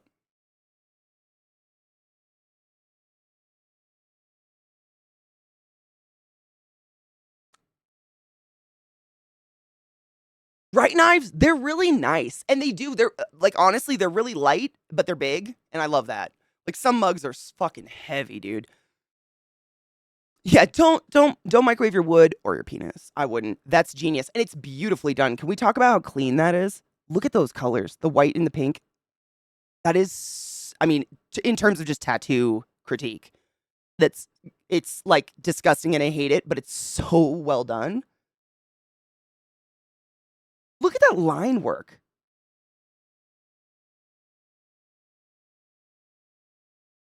Is it wasted talent? Because kind of, I feel like I'd be friends with this person. I feel like this person has a sense of humor. You know? Like, seriously, if you were presented with a lineup of people you had knew nothing about, and there was like a mustache tattoo on a finger, and an infinity tattoo on a rib cage, a tribal tattoo either on a bicep or a lower back, or this, who would you want to be friends with?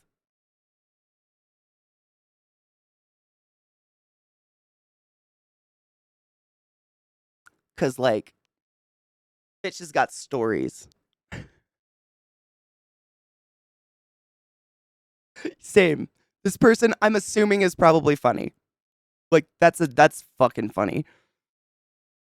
There's a story, right? Like, this took a rare level of inspiration that I just don't understand, but I'm fucking here for and I want to know. I want to know what love is. It's so well done. I mean, seriously, it's those bows. You're right.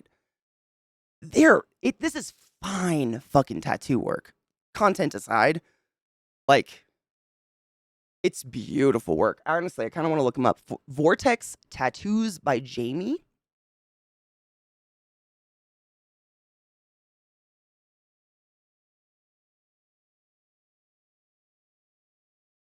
Their work is beautiful. Like, sure.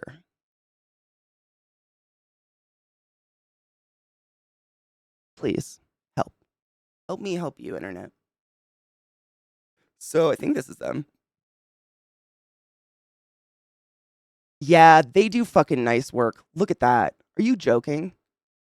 That's some clean tat work, dude. Holy crap.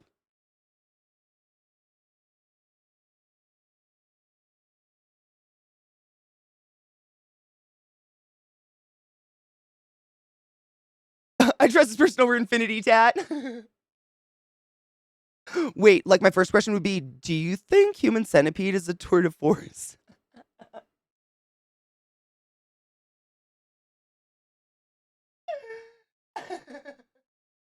Well, McTaggart, I'm just saying, in like a theoretical situation, I mean, that's never gonna happen. Do not judge friendship by tattoos, please. The jackalope's gorgeous, yeah.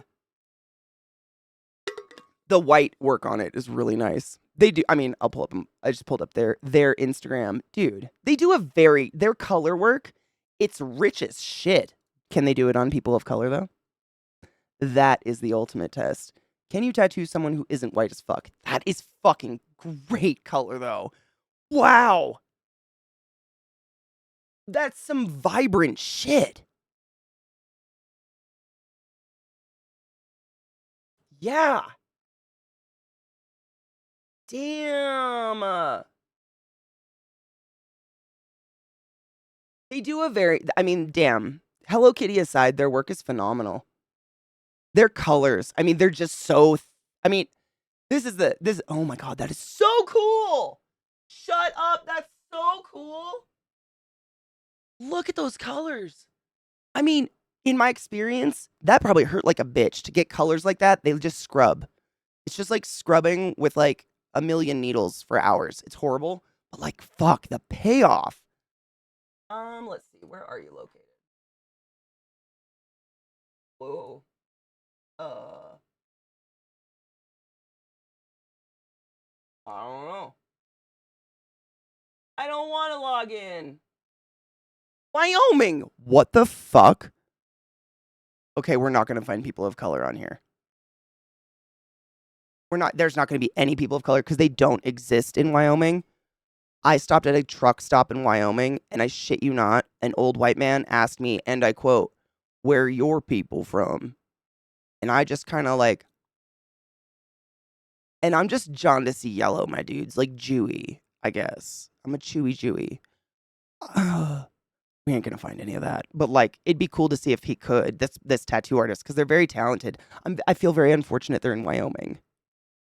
That, I mean, for them, I feel bad. That sucks. Oh my God, dude, Vissy, they probably wouldn't have even spoke to us. They've been like witches. I learned yesterday that a lot of people's skin rejects red dye. I learned that when I got my roses done. Yeah. And it reacts with this red puffy raised version of the tattoo that looks so painful. I learned that when I got I have a huge tattoo on one side of my body that's a scythe with a bunch of roses around it.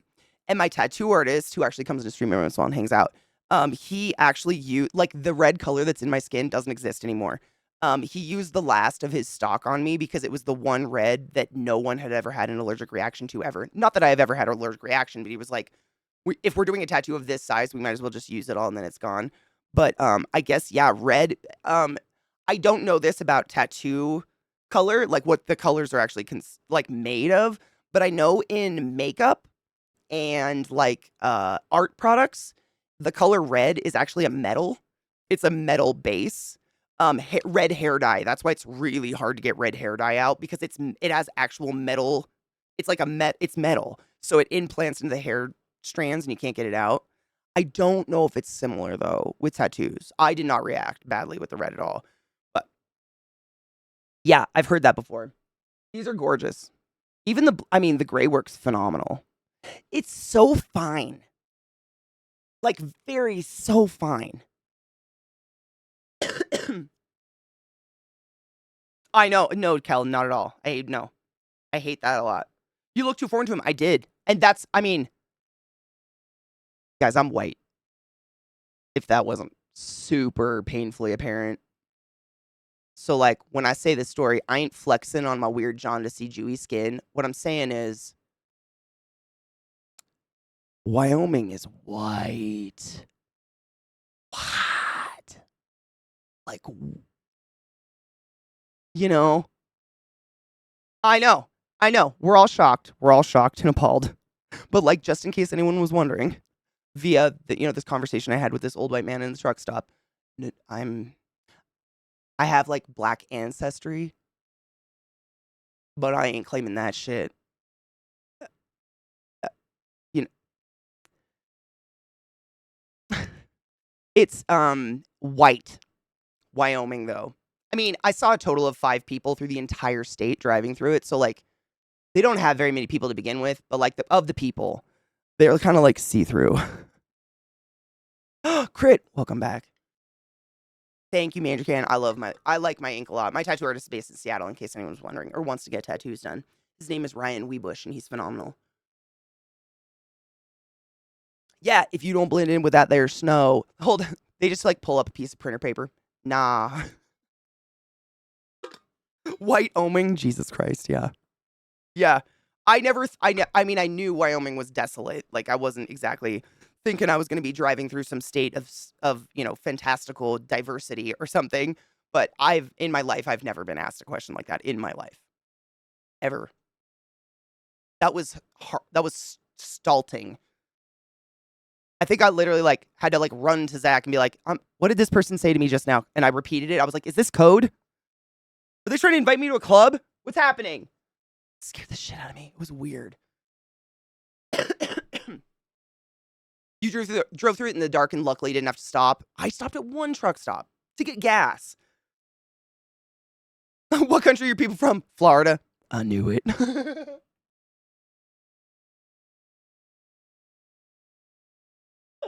They were just sus of someone they haven't met before, maybe. Some country folk are just odd. I have no idea. I mean, I've had multiple confrontations in my life. Not confrontations, but just like weird instances with elder whites. And I don't know. I like I this sounds like bitchy, but I kind of go out of my way not to talk to people in public or try to just stay the fuck out of everybody's way. Like I just kind of want to blend in, be invisible, don't talk to me. I just want to get out, go home. And I get kind of like assaulted by elder white people for some reason. They feel the need to say things to me. I've told you guys these stories before, but like short form, I was waiting at the airport to pick up my little sister, just not in cosplay or anything bizarre. And this like looked like he was like 90 something, little old white crunchy dude with a cane waddles up to me and is like, "Are you here to steal luggage or children?" And I'm not clever on the spot, so I just said something along the lines of, "I'm not hungry." And he waddled off. And then like up in Montana, another very white. I mean, that one was in Baltimore, so like it's Baltimore. It's quite diverse.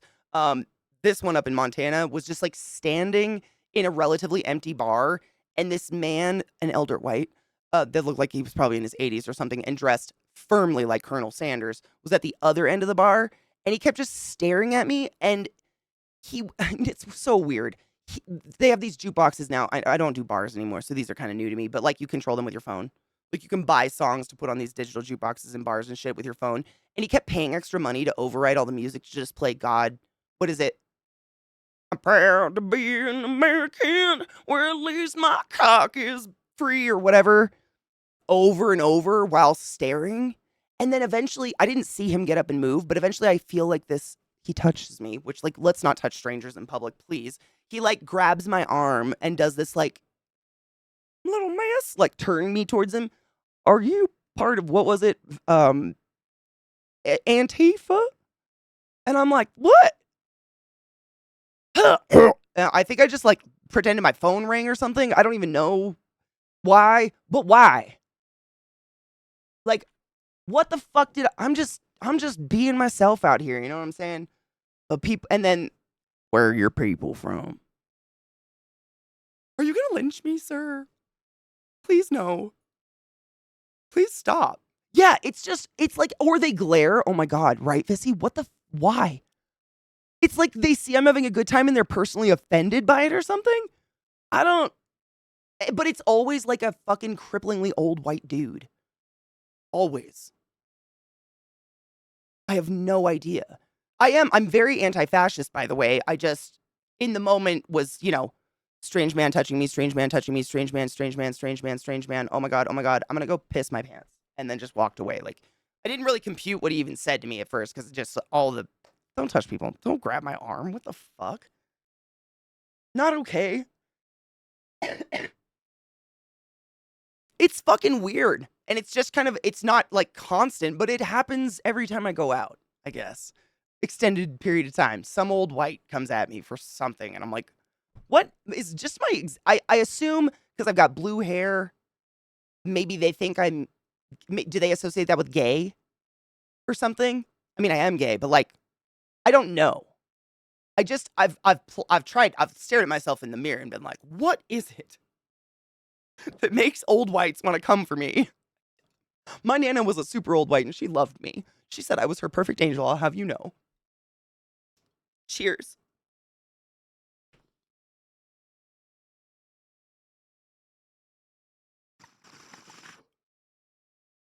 Vex, I know, and like, I was hanging out with a couple of Zach's like high school friends at this bar, and they pointed out I was wearing this like it's a black craft jacket or whatever that has a pentagram on one shoulder. And I don't know because shocker, I am not involved in any like secret undergroup or like whatever. I didn't know that like they associate Antifa with Satan or like people that are anti-fascist must worship Satan, something like that. I don't know.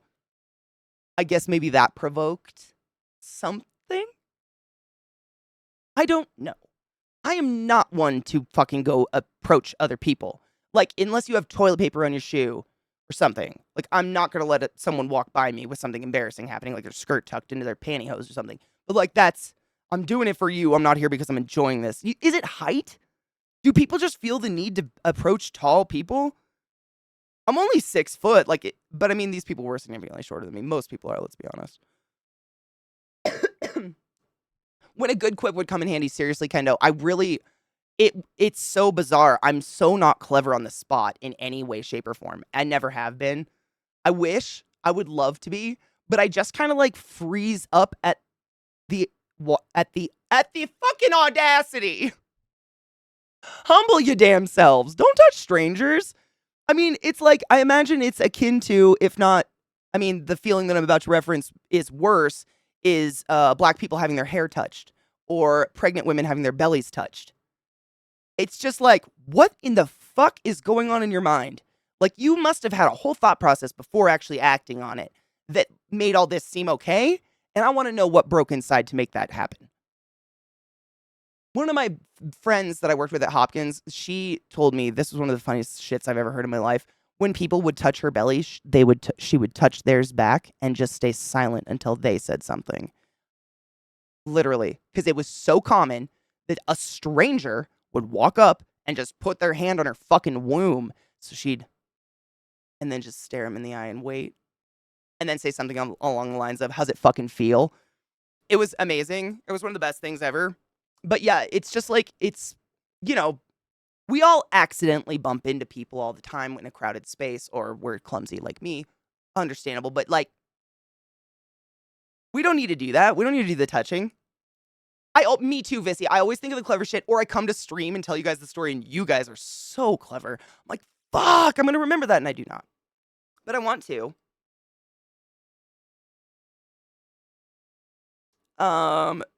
Look how tall she is. Must be one of them they're Norwegians. I have an aunt who lives in Norway, actually. What is it that makes old whites come for me? Katie, out of context. No, it's true though. It always is like a significantly older white male, like see-through white male. And I'm not kidding when I say he was actually dressed like Colonel Sanders, like the white suit with the bolero and shit. That has to be on purpose. You know what you're doing. Come on. Like, where do you even fucking get that? That's real. I'm not like saying it was a white suit. It was a Colonel Sanders white suit. Like, all he was missing was the mustaches or whatever the fuck. Old people have never understood colors in hair that aren't natural. I remember the first girl who came to school with blue hair in freaking 92 got sent to the guidance counselor. Wow. Really? Holy shit. I'm trying to think how I was in like 4th or 5th grade the first time my mom ever let me dye my hair like an unnatural color, i.e., blue hair dye from Hot Topic in the sink on top of my dark brown hair. It looked shit green. It was fantastic. I think I was like in 4th or 5th grade, but I didn't get in trouble. Weird. Sir Gawain wore a pentagram on his shield pointing up. It is like the 5 wounds of Christ and is not always satanic. I don't even know how it became a satanic symbol, honestly, because it doesn't it.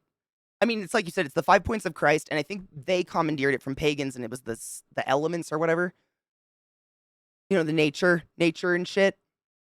But like, how did that go to Satan? I really don't know. I honest to fuck have no idea how that correlated at all. Because I think it was absolutely one of those things that was like kind of like, you know, like there's I've read about how when Christians went up to Ireland, where they were like the Picts, or like the Picts, I think, and they were very pagan, and they worshipped a sun god, which was often represented by a kind of sphere-ish thing. And the Christians were like, so do we, and just like stuck the cross on it, which is why Irish crosses have a circle. They just kind of would be like, yes, too. And then get them. The only thing that white men are afraid of is beautiful men in drag and trans, right? I mean, they won't admit the fear, but I think it's there. You'd think they have an internal process, but I recently learned that almost half the population doesn't have an internal monologue. What? Wait, at all? What's happening in their head? It,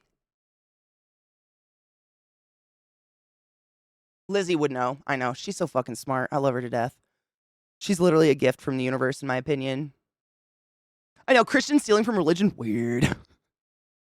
Scary clown, run away. It's a protective symbol. Yeah, it was I've read about it in the past, but I can't remember how. I don't think I ever learned how it.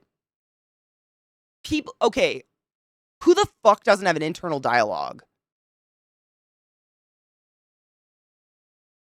I easily have 5 times more conversations in my head than I do out loud, and I talk a lot. What? Was it Satanic Panic? But didn't that come from Dungeons and Dragons? Doesn't Dungeons and Dragons use a pentagram at all? I don't remember. I don't think so. Tarot cards do, I guess. I remember when the blue and green nail polishes came out everywhere. My mom told me those colors were yucky for people. My mom, it was black nail polish. And there was a moment, oh my God, Bezabelli, it was one of the most golden moments in my mother and I's like moments together, I guess. Moments. So my whole childhood, like until I went to college, I wasn't allowed to wear black nail polish because it was satanic and whatever. I don't know. I don't even remember what her reasons were, but I wasn't allowed, couldn't even wear black clothes for a really long time because that apparently was like something. And there was a moment where I was like a senior in high school or like really early college where my mom and I were in a drugstore or something and looking at magazines, and all of the ads, every model had black nail polish. And it was like, black is the new red, short black nails, get it? And it was like fucking Lindsay Lohan on the cover or something with black short nails. And I sat there and just was like, Mom, Satan though, or whatever. I bet they're all on the drugs, which really they were, but like, we're not going to go there. It was great. And she just wouldn't even talk to me. But man, those moments, I'll never forget it. It was so long ago, but damn, it felt good. I was like, come on now. Associating that kind of shit with a color is crazy. I just want to have my internal dialogue calm the fuck down. That's why I sing out loud a lot. Hail Satan. Hail Satan? Oh, What is there to fear? Everyone loves surprises, right? I mean, most people having no image in their head or inner voice the same. What? How? Okay, Saronlin, I don't have an inner monologue.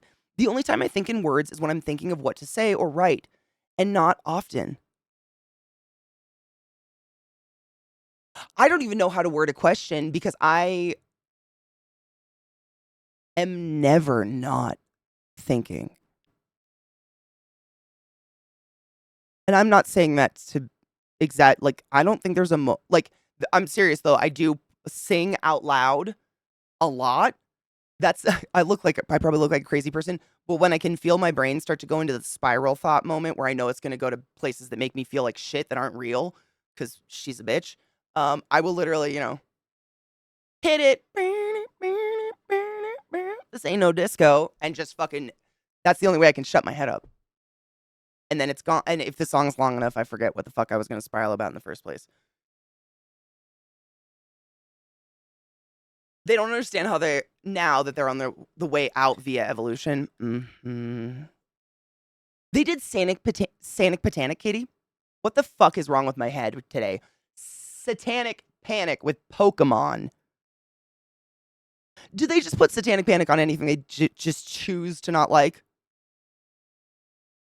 We have internal dialogue, but for us, it's mostly a DID thing. See, I just assumed everybody thought. I don't.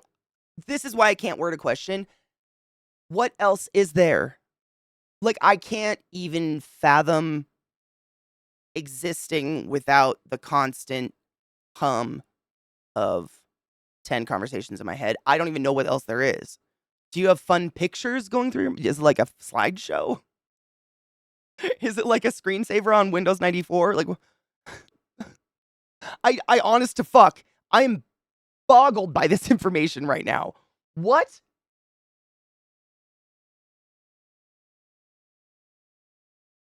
I remember there was a panic in my school district after the Columbine massacre. The school was in our district, so everyone behaved as if those kids were going to commit. Zach has the same stories, and it happened to us too. Me?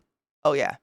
I wore big, black, baggy parachute pants that had safety pins in them and black band tees because band tees don't come in another fucking color in 95, et cetera, et cetera. And our school was like, oh, wow, the kids that hang out outside because maybe they have a traumatic childhood and don't know how to socialize are probably going to just shoot up the school. What? Okay.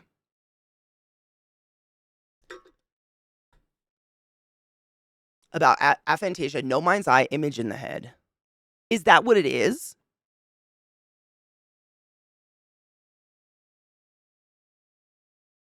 Really, Quill? Isn't that weird? I always thought it was so weird. And now, like, it's bizarre because she did it to my little sister too. Like, I remember Christmas shopping for my little sister with my mom, and she would straight up say, nothing black. And I'm like, your weird aversion is so fucking baffling. And now my sister and I almost exclusively wear like black 24/7. It's just like, you can't stop. You can't control humans. They're going to do what they want eventually. They're probably going to go overboard one day. Stop it.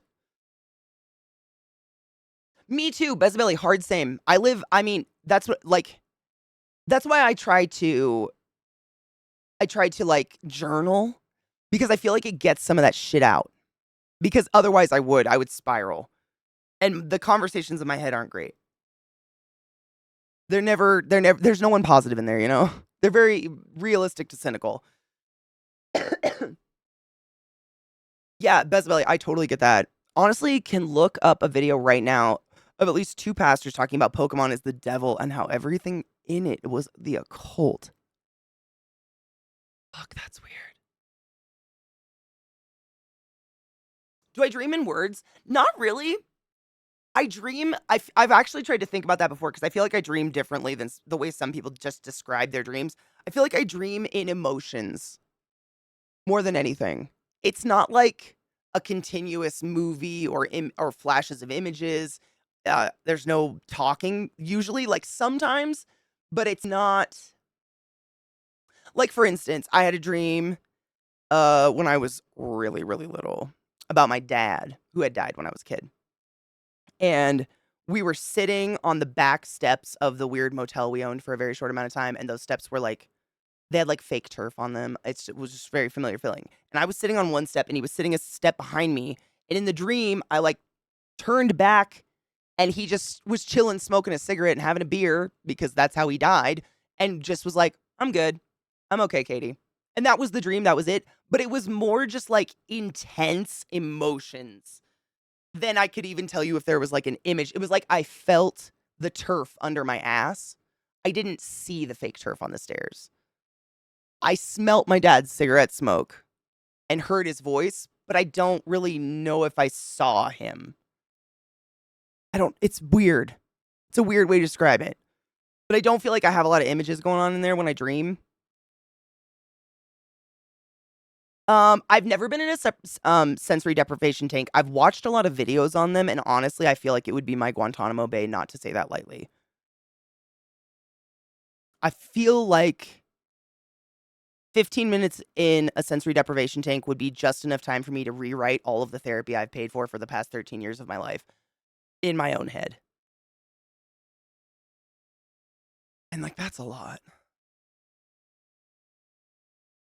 It's, my worst nightmare, essentially. Yeah. I can't I mean, not even white noise of some kind? Jesus fucking Christ. You could have equipped, "We all just landed. You wouldn't understand where my people are from. Have a nice day." Turn on your heels and tell Zach he escaped from an 8-bit game 1800 era. Just turn on your heel. Doot, doot, doot, doot, doot, doot, doot. Right, knives. You know for a fact that would make her go crazy, or that's my theory. You know? Like, the reason I write, this is actually really good. This is therapy advice I got years and years and years ago. But because I tend to do this, I have a nonstop 20, like the moment my alarm goes off, the dialogue's already going. Like it's like picking up mid conversation is how my head feels in the morning. And I spend the first couple hours just sorting out what the fuck's going on up there, which is why I run. It helps just like drown it out. But I write stuff a lot because the spiraling of the constant dialogue never ends in happy thoughts, unfortunately. I don't think of myself as a pessimist or whatever, but it's like me trying to make logic of my own internal dialogue starts to just get darker and darker. But I find if I write it down and read it out loud, it's like a light switch goes off in my head and says, "Oh wow, that's crazy." But if I just let it go in my head, for some reason it makes sense to me. And I start like, "Oh, maybe I should talk to this person. Maybe I should do that. And maybe I should just go back to respiratory therapy because my whole life's ruined and like no one likes me and I'm ruining my life. And like maybe I should just go into the mountains and freeze to death." And like, you know what I mean? And then you write all that down and like literally audibly read it out loud. And your head, because it's a different sensory picking it up, like it's almost like hearing it from another person. Your brain starts making sense of it in that way a little bit. And you go, "Oh, wow. Big wow." But it's not like now I just feel guilt about that. It's like it actually clicks. Like a light switch does go off and it stops that spiral. Which I mean, I'm never going to stop spiraling, but at least I know how to not go to the deep dark places where I can't taste food anymore and I lose 75 pounds and look like a xylophone. Ring. You know?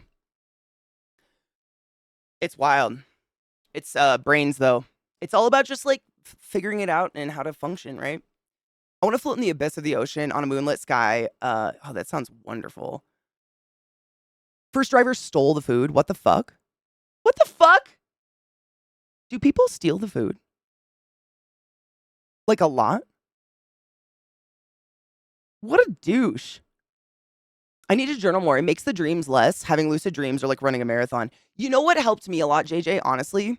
You wake up and you're not rested. I can perceive, control, and manipulate my environment. Yeah, what helped me a lot was not thinking I need to journal, i.e., have a book that I'm like, this is the date, dear journal. And like, it's just when I spiral, I just get a pen and any scrap of paper that is near me and just like purge it onto the paper and read it out loud. And then I can save it if I want to. I'll stick it in a journal if I've got one or I throw it away or whatever. But that makes it, I don't know if you're like me, but the pressure and whatever of like maintaining some sort of journal would stop me in my fucking tracks over and over and over again. And I would have journal entries like once every 2 months or something. But making it like, because I'm doing it for the immediate like read it back. I don't go back and read anything in my journals. I don't need to. I already read them. So it's not like I need to save anything. It's more like just stopping the you know before it starts. I just aware, and I don't know if that's, well, I do know my psychiatrist told me it is kind of it's not a symptom of bipolar, but it's exacerbated bipolar in that one of the defining mechanisms of bipolar is that we feel the full emotion spectrum, but we can't control how far it goes. So I can't remember. I can never remember what type is type. which there's like type 1 and type 2, right? One's hypermanic and one's hypomanic. I am, shocker, hypermanic, which means when I get anxious, scared, excited, happy, elated, it just doesn't stop going up exponentially until it's almost a straight line. And then I'm in panic attack territory. And that's where bipolar people start to get real fantastical, call themselves Jesus, etc. Because they like the same kind of jumble of neurochemicals can cause elation, can cause anxiety and panic, unfortunately. And so the drugs and the therapy help it. So instead of that, it's more of a settle off, like, oh, we're just happy, as opposed to, I'm gonna buy a castle. You know what I'm saying? I used to go to Joann's Fabric, spend $500 on materials, and sew a quilt. Oh, it's behind my jacket in one day. The one I'm sitting on is literally one of those. That was mania for me. Was like, I need to feel productive. Psychotic. And I hand sew. Hypomania is the chronic depression. So when you get, a little sad, which it's good to feel sad, sometimes you start to, whoa, you know, it's like you might text someone like, hey, are we still on for Thursday? Oh, fuck, I forgot about that. I have a meeting that night. Can we rain check for the next night? And instead of being like, yeah, that's totally cool, they hate me. I'm the worst person in the world. Cancel the plans. Stop trying to make friends. They're not your friend. They're sleeping with your husband. Oh my God, they're sleeping with the kids. And you just start to, it's manic. It's still the same level of energy, but in a totally different direction. It's just as terrible. I mean, no comparison. It's terrible feeling zero control over the consistency of just who you are as a human being. Because you know it. The way I describe it, and I don't know if everybody feels that way who has bipolar. I honestly know like a handful of people who have bipolar diagnosed. But for me, it feels like sane Katie, like this one you get, because I'm medicated and been in therapy for 13 years. She's back here, like in the background, kind of faded and blurry, and she's screaming through soundproof glass. And this bitch, she's gonna do what she wants. She rides that serotonin train hard. But I know the same thoughts. Like, I know they're there, I hear them, but I cannot act on them. I physically can't. It's horrible. And I remember, like, this was one of the first things I said to my therapist that they started, like, thinking maybe bipolar as a track, was when I was in high school. You hear, like, um, what's the saying? Like, I woke up, ooh, you woke up on the wrong side of the bed. I kind of thought that was real, and I thought everybody woke up on, like, on a different edge of their bed every day. No shit, OCD. I used to slide off the exact same corner of my bed every day because I was worried if I didn't, I would be a different person. We'll not go there today.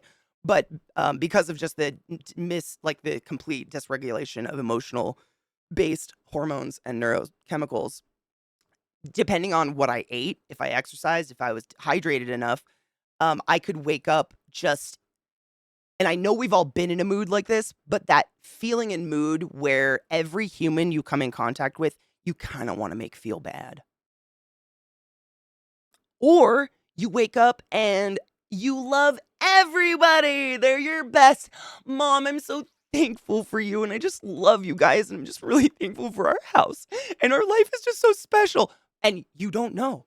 You just have no physical control of it. So I remember just laying in bed for like 30 minutes almost every morning in high school and sitting there and like dealing with who I was going to be that day and how to mask that person. Just trying to present a consistent human to the world. Because I was completely, again, cognizant of how exhausting it is to deal with someone like me. But, especially when you're in high school and shit, it's hormonal. She's just hormonal. It's hormones. But it was rough. It was a tiring time. And it really did feel like Dr. Jekyll, Dr. Hyde sometimes, which it absolutely is not. It's that, can't stop. Can't stop, won't stop. Can you have mix of both types? Absolutely, Quill. It's a spectrum, honestly. It's a total spectrum. Like, some people with bipolar can go both ways. Some people go one way. Some people get on medication and it flops them the other way. Like, it's the brain. There's no, and I know you know this. I'm not saying this, like, I don't assume you don't know this, but like, in general, you cannot generalize brains. We're all human and biologically very, very similar, and brains look borderline identical, but like, the way that from the moment you squish out mama's pussy and people start talking around you to the moment you go in and try to ask for help with your brain, the way that your brain forms is just makes us all so fucking unique. You really can't. It's so I don't even know how we just diagnosed as opposed to having sliding scales back in the day. I don't know. Yeah, bipolar, can't stop, won't stop, can't stop. I laugh because it's terrible. But if any of that resonates with any of you, i.e., just kind of feeling like Dr. Jekyll, Dr. Hyde, and feeling like you're putting people around you at the behest of said thing, or you're emotionally and mentally exhausting yourself by trying to consistently present the same mask every single day because you don't know what else to do to function in this society. If you can, I say this because America sucks and we don't have healthcare at all. I highly suggest you go talk to somebody. Like, medication is not always the answer, so if medication is a deterrent for you, don't go in thinking that's gonna happen. Honestly, the only people who can prescribe medication are a doctor or a psychiatrist.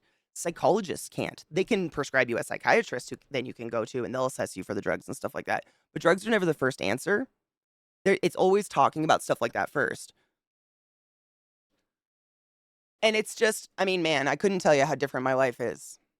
Just not my first thought in the morning isn't, "How do we deal with ourselves today?"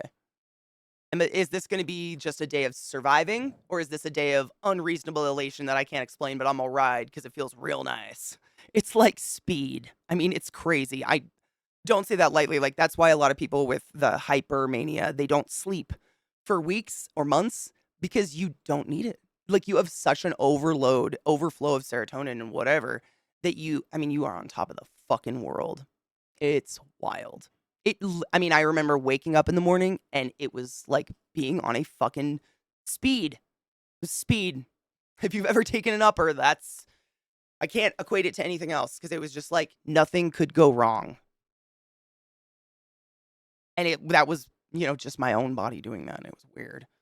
Yes, I know we need a break, ma'am. Little Miss Ma'am. Do you want to say hi first? Hi, Miss Ma'am. Yes, I was clearing out I'm sorry I got stuck on the tattoos and then we started talking about way other things, but we have a couple other videos as well. You guys are just really interesting and I missed you yesterday. But yeah, always. Me too. JJ, honestly, yeah, talking to others and talking to you guys helps normalize this a lot. And that makes me really happy.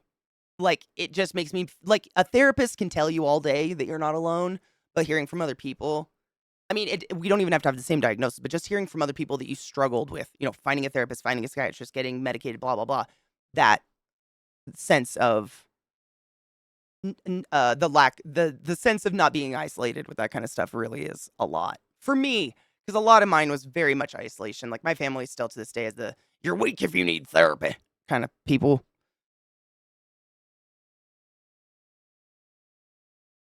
For me, if nothing happens, good or bad, it's a great day. I mean, honestly. Mom, mom, mom, mom, mom. Bubba, do you want to say hi? Tell everyone you're feeling better. Are you feeling? Let's just pulled him down. Bill, here, bub. Bubba, were you sick yesterday? Look at that smile. That's the boy. That's my boy. You feeling better, huh, Bubba? Did you take a big shit? Yeah, Ma, I had a fucking log in there. You're feeling better. No shaking. That's my boy. Man, it's like night and day, man. It's crazy. He's the sweetest boy, and when you just see him hurting, it's like I see it in his eyes, man. And he never cries. Like hearing him cry out of nowhere, my God. My boy. He's a good boy, yeah. He is. No more poopy. Not so far. I mean, he's on the pumpkin chicken diet, so it's just like the most elegant of slug poops that are neon orange. But I'd rather that. I think he was just constipated. He does this thing now where like when I stop petting him, he shoves his head into me like a cat and it's fucking cute. I don't know where it came from, but I love it. He's a good boy. It's just the whites of your eyes. That's all we get. And your little milk chin. I use hail and approval and I forget it might not translate that way. Sorry. Oh no. I mean, I say that. I say that. That works. I think that works. If Chris is dehydrated, maybe try adding some warm chicken stock to his water. Yeah, that's what a couple people on Twitter said that. Like, they suggested chicken stock like frozen into ice cube trays, which I thought was genius. Then you could just like, you know, or the pumpkin mixture, which I also thought was genius. Like, literally, the pumpkin mixture is, I mean, it's just slop because it's so. Jesus Christ! I'm so glad that was not full. It's so like mush. You just overcook everything to an asinine level. So because of that, it's like you could just like like butter it, smear it across a fucking ice cube tray, and then pop them up. And I thought that'd be really smart. All right, you want to go outside? Okay, quick break, my dudes. We'll be right back. Outside sucks.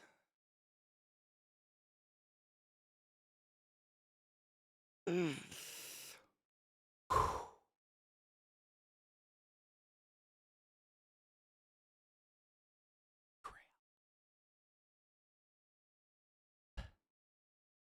I can't feel feelings. It's it. Yep, it knocked the wind out of me. That's what I was gonna say. It's so cold. And the dogs love it. They're sick.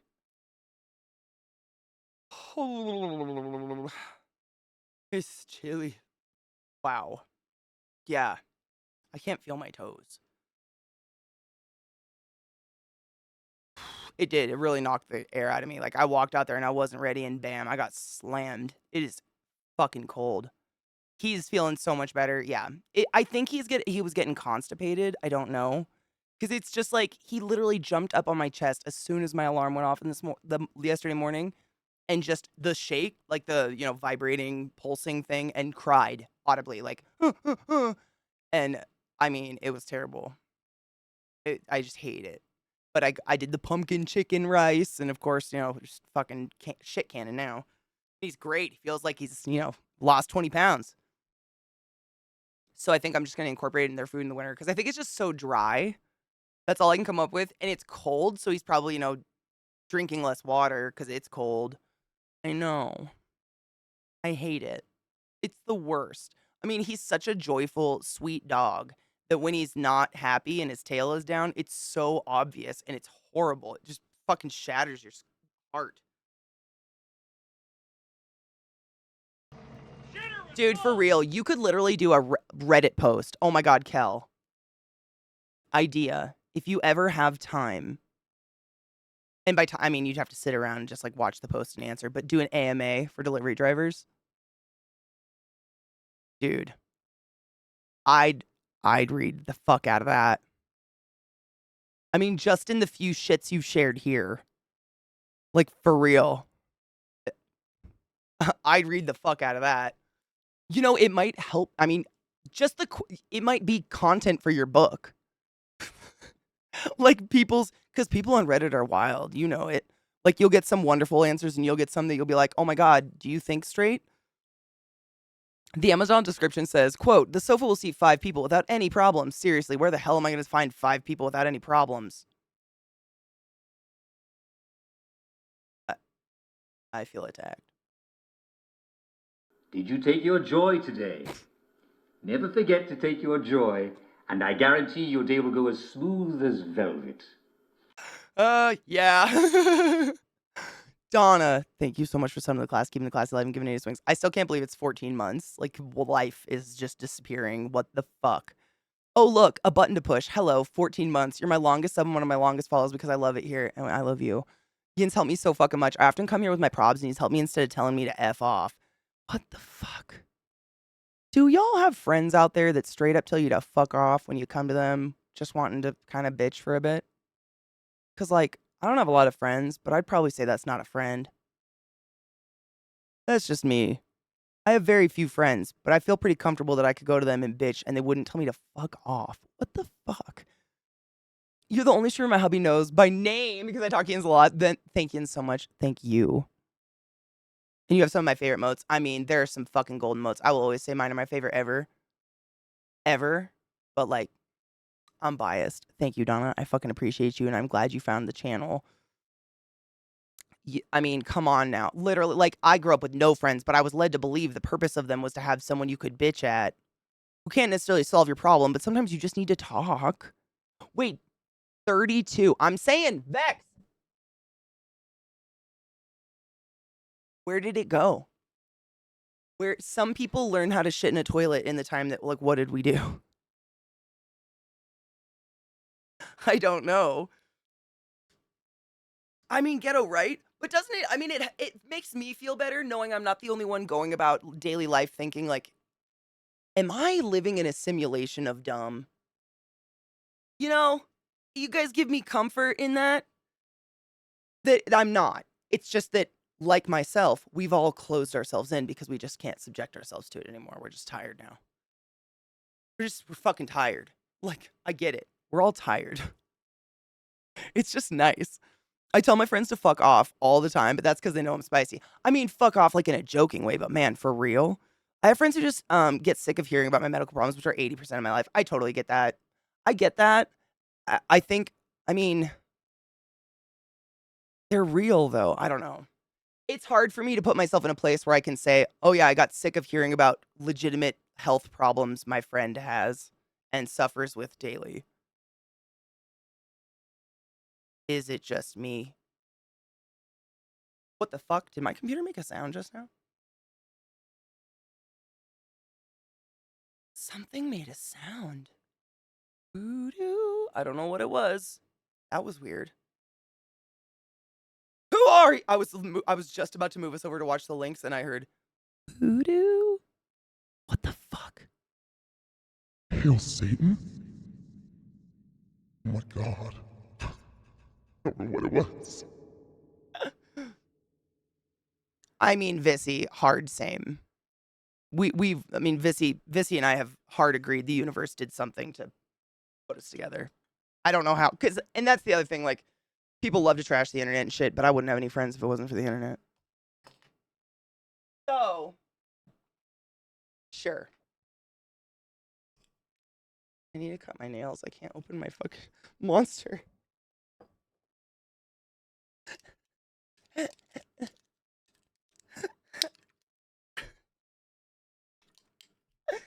Don't do that. Good God. What up, C-Town? I hope you're doing well, honey bean. Sometimes you just want to be heard. Yeah. And just having someone be like, yeah, that fucking sucks. Or commiserate and be like, yeah, me too. Yeah. There is, misery loves company in that, there's comfort in knowing you're not the only one because it can be very isolating in a world we have today. Who do? You do? Do what? In the butt. She's the power of the babe. I get very stern with my friends who talk about their mental health issues when they aren't doing anything to help themselves. Like, do you have insurance? Yes. Can you get a therapist? Yes. Have you looked? No. The what the fuck? I do the same. I'm a serial helper. Like, I want to help people. And someone gave me this advice ages ago, and I don't remember who it was. But when you want to approach a conversation like that, straight up be like, are you looking for a solution or are you looking for just commiseration? And like, however you want to say it, like, I'm here for both. I am fucking here. Like, let's cry and order McDonald's or let's get on the computer and find some solutions together. But I'm here for both. And I'm not biased to either. Like, I just want to know what you want because I'm here for you. MTG, fuck yes. Magic? As a parent of a kid who can't handle the world, the internet has been a miracle. It is. It truly is. I mean, and I'm sure you feel the same. It feels so out of touch and so ignorant when people blame the internet and the computers and games and whatever for X.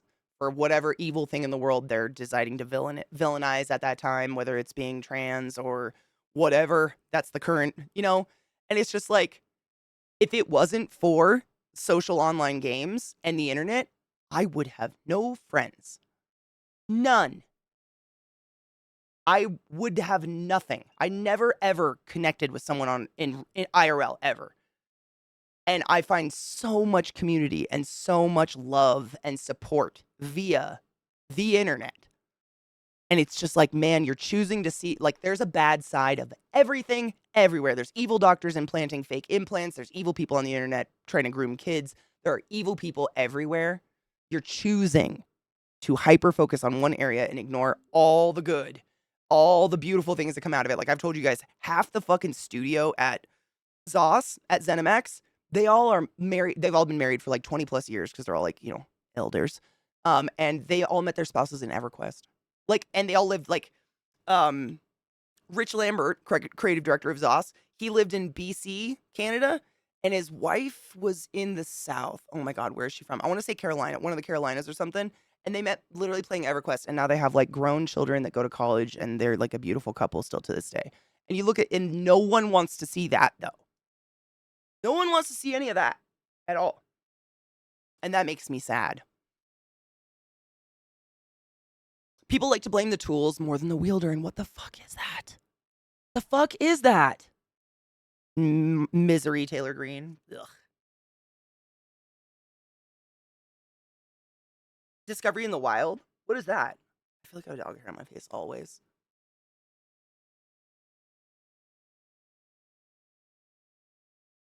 He would not be social without Discord and games. I mean, honestly, that I feel like that's a lot of us nowadays, just with the life we lead. We watched that one, I don't remember if it was like a TED Talk or whatever the fuck it is. Oh, Daft Punk Discovery. Fuck yes. Fuck, that's a rare. That's a rare, dude. I forgot what I was gonna say. Damn it, I got excited about Daft Punk. I love Daft Punk so much.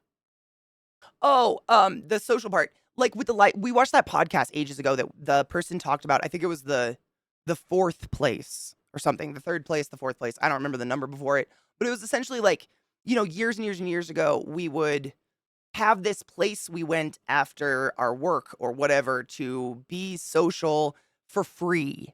Like, you know, it was normal, whereas nowadays that's completely gone. Or, I mean, we still work the same amount of hours, if not less, actually, but we spend so much time traveling for like in our commute that by the time we're not in work mode anymore, we don't even want to go to a fourth place if it existed. So I feel like a lot of people, it's a lot more feasible and realistic. And it's like killing two birds with one stone, right? You get to be social, but also you get to do it in your underwear and socks while eating pizza and Doritos at your computer and playing a game. Like I feel like the internet, at least in my world of like this social aspect of it, has become the fourth place for me, at least, where I feel like I'm not, rushing away from dinner with my friends, because if I don't, I'm not going to get 1 hour to myself before I have to go to sleep in order to wake up on time to go to work the next day, and just that cycle forever. I feel like I can just like it's fun. It's not like I'm losing an aspect of one or the other. Like, it's still fun to go out and be social all the time, but for a lot of people in their lifestyle, it's just not feasible at all. And I feel bad. Like, we talked about this when COVID happened, like when the big shutdown happened and states were like putting up borders and shit like that.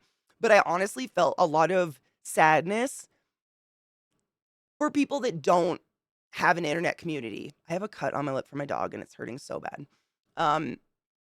Because, I mean, we were all afraid of other people because of COVID and whatnot. And we had this. And I've said it so many times during that time, and I still say it, but I would have fucking lost my mind if it wasn't Scab. Ow. For having sane people to talk to, who weren't going out there and attacking people for wearing a mask and making it political or something. Like, we were all out there like, no, I just really don't want to get COVID or spread it, for fuck's sake. Like a normal human should probably not want to do. But that, without it, I would have gone crazy. And I think about like a lot of those people who went crazy during COVID, like going and licking groceries, and I think they didn't have a fourth place. And they were stuck upset. They were in their own fucking sensory deprivation tank of their home. And all they had was an echo chamber of their head. It doesn't excuse any of the behavior in any way, shape, or form. Get vaxxed, be safe. But like, fuck. I wouldn't be as smart or as sensible as I am if I didn't have like a community to throw thoughts off of and like talk about shit. I feel bad. My parents were those people. Like, they were truly fucking locked in. Nobody. No online. Nothing. And I was like, you're gonna lose your fucking minds. I mean, come on. Finally, they started getting it. Like, my mom's friends finally pushed her to learn Zoom and shit like that. So she's on that now. But man, everybody, like, even when we're a joke about how we're like shut-ins and we're gremlins and we don't go out, human nature is to be social. And I think there's something about the certain chemicals that are released by interacting with other humans on a positive note And it's nice to know we don't have to cut that out of our life. We can still have that and our cake and eat it, you know? Like I don't feel any less or more social in person than I do talking on Discord, I guess. For me, but I don't know, maybe that's just me. Some people I do appreciate a face. Like I still go out. I think it's nice to see people, but I don't feel like I'm lacking. I'm grateful I just get to hang with that person. That's what I'm thinking because they're usually across the fucking country. Network TV. Ugh. It's 10 p.m. Do you know where your kids are? No. And not have a Colonel Sanders look-alike touch you and talk to you. The fuck, though? He's probably dead by now. I get that, JJ. I mean, God, that's happens to a lot of people. 100% learn so much just by hanging in good communities with civilly discussing things. Same. Yeah. 100. I mean, that's the fucking, like, that's the juice, right? That's the corn. It's the juice. And, like, it's the best part is I remember when I was working at Hopkins and working in big hospitals like that, the one thing I missed after not working there and doing this full time was just like being surrounded by these highly specialized academic minds all the time. Not that I'm not picking up anything, but like just listening to them, you're like, whoa, these people are so. I feel that way when I get to talk to you guys because it's just areas that I have no fucking clue about. That had it not been for, casually finding my stream, I wouldn't even know probably existed. You know? No. Lots of no's. But, it's like exposure at its finest. It's people being proud of something or being proud of what they do and something they enjoy and wanting to share it versus just, hearing about a title or something. Being able to tell Yins what's going on and where I'm at while I try to achieve remission, Yins are happy to be up to date on it. You give me support for it and I can talk about gross and nitty gritty shits of it all. Parts of it all, shits of it all, Katie. No pun intended. I mean, man, this is just me personally, and I know I come from a very, very strange background of the medicine, and my whole family is medical, et cetera, et cetera. But like, if I can't say I'm having a bad day because my cramps are killing me to someone, I don't think there's very much of a relationship there. I don't know. I know, like, I just have that empathetic, like, I've been around a lot of shit and sick people and stuff like that, but I just can't. I don't understand that. Man, it hurts my brain to think about it. Really. It seems very it's almost like it's like saying like don't ruin my good time with your bad time. I guess. I don't know. I'm not saying that's what everybody's saying when they can't talk about stuff like that, but like I mean seriously, when I was going to school and graduating as a respiratory therapist, I was in a relationship with someone whose father passed away on a ventilator and they took it so badly that I could not even say my job title in their presence without them breaking down. And that was literally the end of that relationship. I was like, there's no fucking way I can pretend I do another goddamn job. I can't do that. Like, what? I got to be able to come home and cry when I had to unplug a kid to somebody. Like, fuck. And that was really rough. I mean, not everybody's cut out for it, but like, there's people out there that are adults that can handle, I mean, I don't know, being human. Having empathy. It's so hard. Quill, dude. It's so hard because you want to be empathetic to them because you understand it's for you, it's every day. For them, it was the worst moment in their entire life. But on the grander scheme, like everybody's having the worst time of their life every moment of all the time, all the time. And like, I don't know. I don't know. It's hard. It's just fuck. It was rough. It's so early 2000s. Fuck that shit. Who feels anymore? I know, your period's really bumming me out. Oh, isn't there a politician that thinks we can turn it on and off knives? I think there is. I think there's a politician right now who straight up thinks it's a faucet. We read their quote recently. Correct me if I'm wrong, my dudes. Yeah. Oh, there's plenty. Oh, goody. So anti-gay, I just want to make all the dick sucking jokes about him because he's a fucking douchebag. He's being puppeted. Oh my god, there's a hand up his ass. DeSantis here. Does he have a first name? I don't know. I don't want to know it. They are. I mean, I hate it. I have to get it off my screen. You're right. I mean, it's unsettling shit. Shockingly, I haven't watched a lot of footage of the fucker, but Jesus fucking Christ. Internal monologue, keeping it together, Ron, keeping it together. Yep, it's Wednesday Adams in Adam's Family Values when she comes out of the creepy, like, happy house. And she's like, I'm happy and joyful now.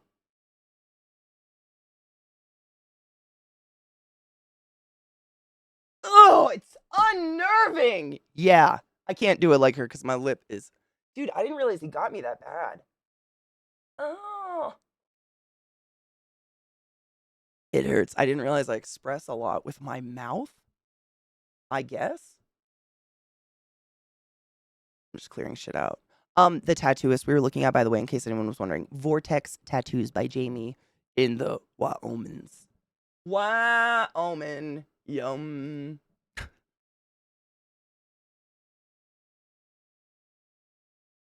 Wait, did we? No. This is the weird.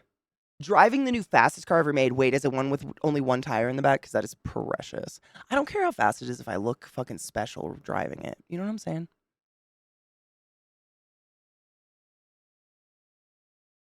Also, I think being able to drive over literally any curb is way more fun than going fast, in my opinion. Trucks for life. He really did. He got me. He like took a chunk. A corn dog is just a meat Twinkie. Way better though. Wait, are Twinkies made with cornbread? I don't know if I've ever actually eaten a Twinkie in my life. I've had a ding dong once or 10. Yeah, if I ban the gays, then everyone will think I'm not gay. Why would a gay ban gays? Perfect cover. Dude, same. I was saying that earlier this morning, like, I just cannot help but think. I mean, how many times has it proven over and over and over these, like, very public figures that are just, like, vehemently homophobic coming out as, like, secretly banging twinks and shit? Not saying twink in a negative term, meaning in, like, the just cute, thin, perfectly stacked little gay boys. Over and over and over. Twinkies are made of sadness. I had a patient one time, I fuck you not, show up in the ER with a Twinkie tucked under their boob, and I quote, I was saving that for the ride. That was my experience with a Twinkie. No, we did not give it to them, in case you're wondering. Wait, this one took forever to buffer because it kept auto-playing, which means it stops buffering. But this is the best song you've ever heard. The best song you've never heard from Emperor's New Groove? How have I never heard a song from Emperor's New Groove? I've watched it so many times. I know, bless that energy. I mean, ambulance rides can take forever. Like, get yourself a fucking snack. We did glut. That's how we got on this conversation of the smile. What the I mean, kudos to that dude who gave him the trophy. Like, that was some hot shit. Like, what a brave motherfucker. But then Genova was like, have you ever noticed fucking that smile? And then we started watching videos of his dead face. And now I'm uncomfortable. So I'm kind of hoping this is great and will purge my brain. You throw off my groove. Don't throw off, beware the groove. Oh, okay. I was like, how is it a new song? Because, like, you're not, you know what I'm saying? It's like saying there's a new song from Frozen I've never heard. Bullshit. Let it go. The pause screen for the autoplay is just, they can't look at anything but himself. Yeah. I'd take that Belle was neurodivergent, 100%. I too use books to ignore the world. This mofo running through the crowded streets with a loaded gun and just hunting directly over the loaded streets. Like, I'm pretty positive he shot that goose above the fucking market. Like, he just hunting in town. Yeah, the bonk trailer after he tries to look up her skirt is phenomenal. Yeah, I'd never noticed that one before. Or what was the first one? The babies and the begging for eggs I never really thought about. I thought they were like husband and wife or something. Everything's making sense. It's all coming back to me now. Let me click it. You bastard.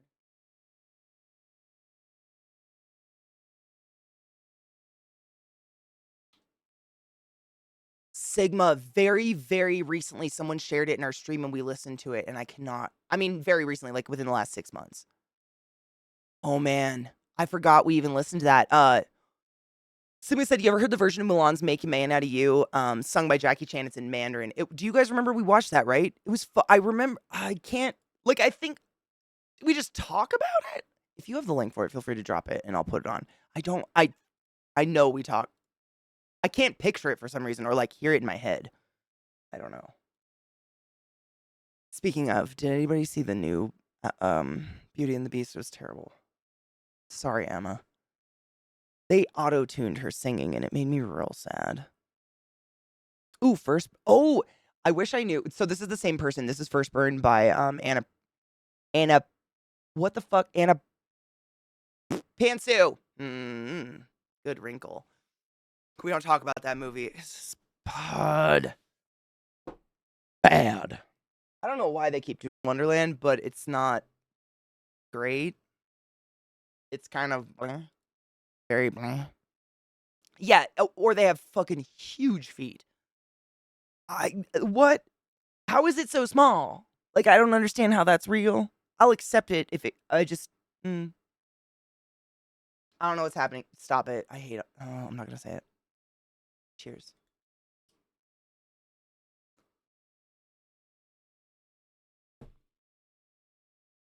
Keep it. Oh my god, keep it classy. Bitch, same!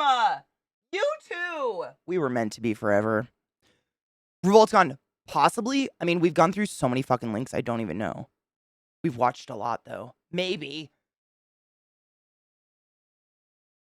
So it's not a song. She's just cussing someone out, but singing the words. I was so confused for a minute. I live my life that way, let's be honest. I think one of my dogs farted at me. Is it time?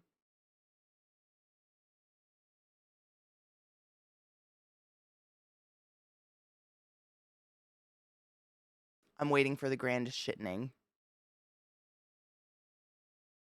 Which I normally catch it when my dogs are acting crazy. But yeah. Oh my god, wait. No! Fuck me. How do I do this? I swear to God, I really do try to get every single thing that's ever posted in chat. I sit here and I'm like rapid firing them. I don't know what happens. Okay, I got the one that explains the little dog. And then I have little dogs who posted Lin Manuel, who did that. I just have to tell you, he's the reason I can't watch Hamilton. I don't like him at all, but I'll listen to it for you. But like, if I disappear, it's because puking's not allowed on stream.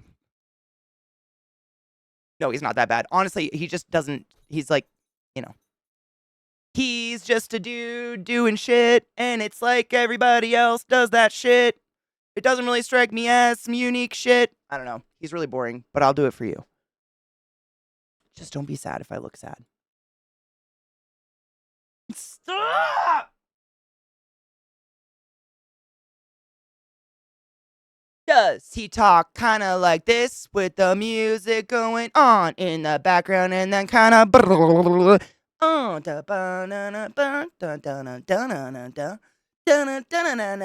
is it that? Like everything else he does ever? I'm gonna give it a try. I will try any new drug, but like, come on now. Come on. But like, what a little bastard.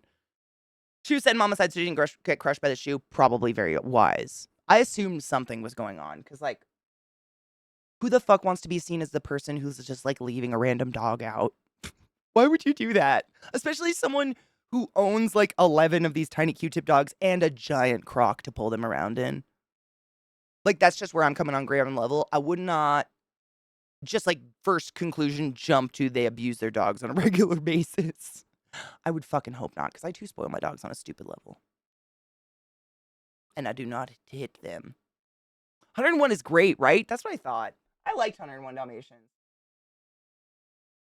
Okay, this is stop. Stop it. Stop. And when we were reading the Grimm's fairy tales the other day, and like every single story ends with, and they were all dead or they all died or, something like that. Like, and I fucking kill like that's such a different performance though. You're totally right. And I mean it kind of makes sense, I guess, Broadwaying it. I feel like I don't know why that version or like that passionate version wouldn't fit, but I'm not a Broadway person and I won't claim to know. I don't know anything. I that was he just it felt like he was in it. Like you could kind of see him sweating and getting passionate.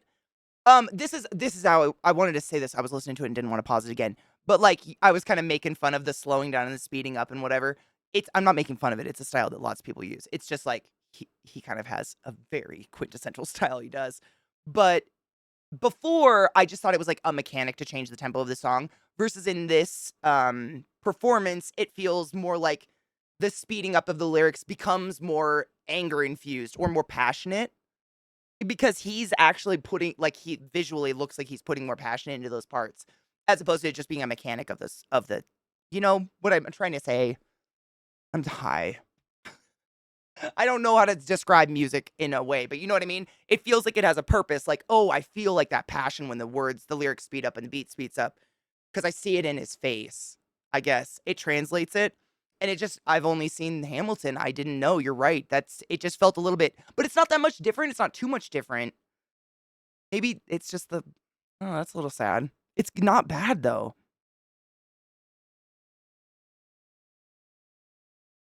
And he can sing. Yeah. The singing parts were pretty great. And they also added a different emotive part to the song. I'm a little sad that it had to get changed because that was great. That song, you know what that version of that song reminds me of how everybody performs all the other songs in the show. It's almost like they tried to dull him down or something. Or maybe he did that on purpose because he didn't want to outshine his co-stars or something. I don't know. You know what I mean? Because like he can do it, obviously. Like, damn. I mean, obviously, he writes so much phenomenal shit. Like, obviously, he can do it. He's like a musical, I mean, phenomenon. If you've not watched Encanto, at least listen to it. It's really good. I was gonna say he was pretty good when he was singing not rapping parts. Yeah. On stage, that song sets up the relationship for those who don't know the story. That's what I thought. So I don't know. Obviously, I don't know anything. I just think I heard this from somebody that I thought that I had heard about this performance. Probably we were talking about it. And I thought that's what led to Hamilton. But someone in chat was saying Hamilton was actually pre-wrote before that. I wonder if that's what gave him a chance to actually get on Broadway, though. I'd believe it. Quill, and that's the other thing. Like, holy shit, how do you keep the same amount of passion and everything doing a show 3 times a day for how many? I mean, how long was the original cast on? I have no idea. I am not of the wealthy equivalent to be able to go to Broadway things. In the Heights? Is that a musical, like theater, like a theater thing? I love musical theater. Zach hates it. I fucking love it.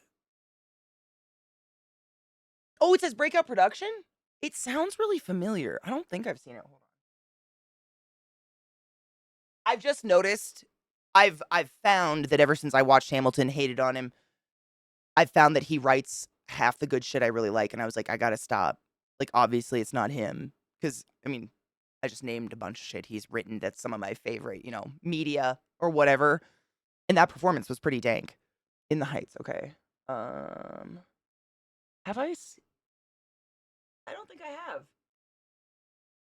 I will put it on my watch list. In the Heights is a musical with concept music and lyrics by Lin-Manuel Miranda, and a book by, I don't want to say their name wrong, Chiara Allegria Pures? I don't mean to be insulting. That's Hudes. Hudes. How would you say that? Hilds. Really? Fuck my brain, I guess. It is better. We're doing it again. I hate brains. It's just embarrassing. I feel like I do like miss portions of my life or something. Like, what if you never mentioned it again and I just never saw it again and never remembered it ever? Like, you know what I mean? Like sometimes I watch a movie and I wonder like if have I ever seen an entire movie just considering how often I blink? I don't know. But someday I'll die and it won't be a problem anymore. Save the Heights. I'm gonna write it down just in case my tab crashes. She's a bastard, yo. Just kidding. I found it. Hamilton, Les Mis, Phantom, Jesus Christ Superstar, Cats, Blue Man Group, and a bunch more. Like live. Well, hoity-toity, what a wonder life you live. I was in theater, like sad community theater for a very long time. That's as close as I ever got. There is a fuzz on me. Was it pretty cool live?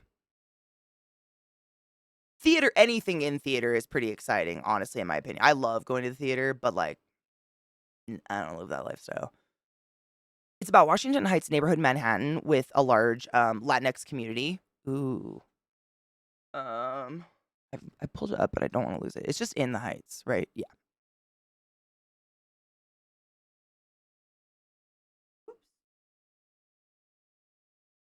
I don't know why the cover of like the graffiti, it's like their faces graffitied within the Heights on a brick wall, looks so fucking familiar to me, but I'm gonna go look for it anyway. I'm gonna look for it anyways. I might have just, it's probably been suggested to me. I looked at it, forgot completely about it, blacked out. You know. My sister sang for the Orlando Opera Company, and being in a band, I've had lots of opportunities to see those groups live. Oh, dude, I take advantage. I would take so hard I mean, not cruel, like, not in a bad way, but, like, as often as I was invited, I would be the fuck on that, like, flies on shit. You know what I'm saying?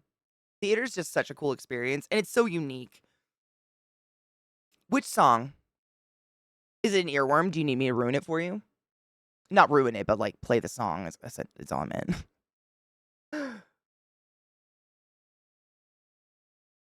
Donald Trump thanking ex-hitman Sammy the Bull raises eyebrows. Does it?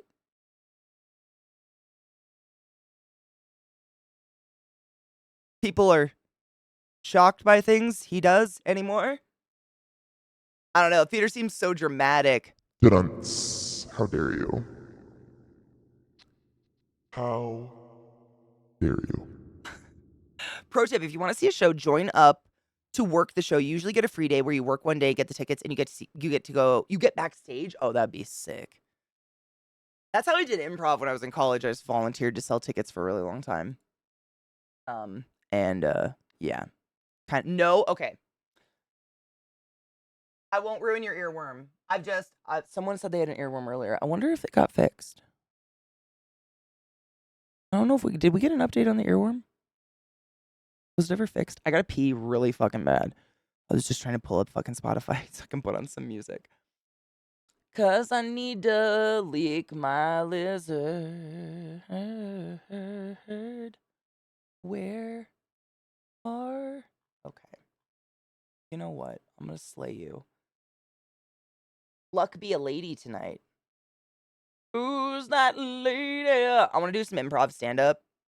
Man, stage shit scares me so much. I don't mind a little bit of anxiety and a little bit of anxiety, existential dread, but my mom had me join theater when I was like before preschool, and I was on a stage until mid-college, and I still have like the worst, stage fright. That's all it is.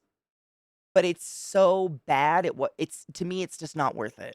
I have the fucking just sweats and panic and dread, just like fucking dread, man. I don't know. I liked backstage stuff. Backstage stuff was fun, but they did not want me doing backstage stuff, probably because I'm a clumsy piece of shit. Probably. Just a guess. Dude, I couldn't. Unless I was in like a ridiculous level of costuming where I was super hidden. Like honestly, the most comfortable I ever was on stage was when I got to be like we did the line with The Witch in the Wardrobe, and I was directing it, but we didn't have enough people because small town, and so I played the White Queen's little henchman. But because little henchman doesn't exactly fit 6-foot Amazonian Katie, we made it ogre. But I was like unrecognizable, and therefore I didn't feel as scared. But for some reason, if it's me, panic, pure panic. And it just doesn't stop. It never goes away. It's terrible.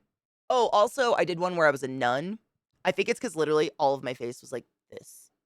And I was the Mary Mother. So a lot of the time I was faced away because I was like praying and shit, so I got to hide. But I don't know what it is. I just can't get over it. Why the fuck, Spotify? Don't be a. Okay. You know what? I'll set you on fire for this. Can we just. It's fine. I'm having a great time. Oh shit. Is it going to play? Hold on. Is volume going to rip our ears out? Stop it. Sorry. It's windy and super icy outside, so I wouldn't be surprised if my internet decides to crack, and I'm just praying that's not what's happening right now. It's not. It's not, though. It's not. That's not what's happening. It's not. See? It's not. I'm gonna sucks. It you can't I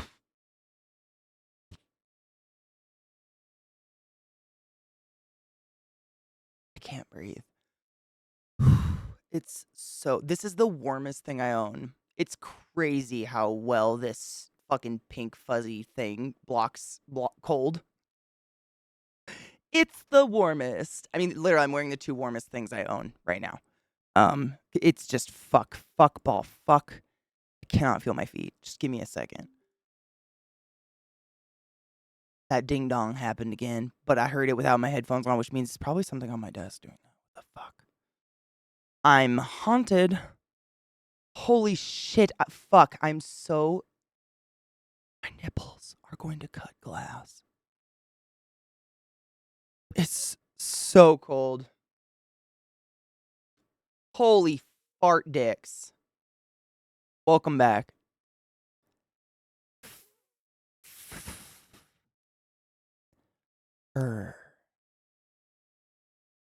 Whoa. I took a pill in Ibiza. Show of Fiji, I was cool. Fiji? To show a dumb bitch I was cool. And when I finally got sober, felt 10 years older, but fuck it, it was something to do. I'm living out in Denver. It's frozen fucking cold. Oh my god, I literally, my fingers, I'm just fucking just sitting in front of my fucking fuck. Holy shit snacks. I got it. Oh my god. What is, stop it. I have a picture of something so similar, Cider. Oh my god. I wonder if I could find it while I'm really cold. Can I type? Can it work?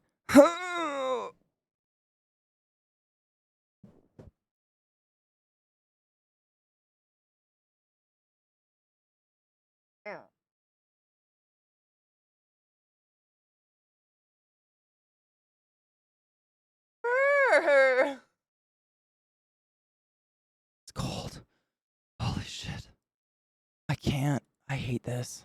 Fuck winter in all the butts and all of it. Holy fuck.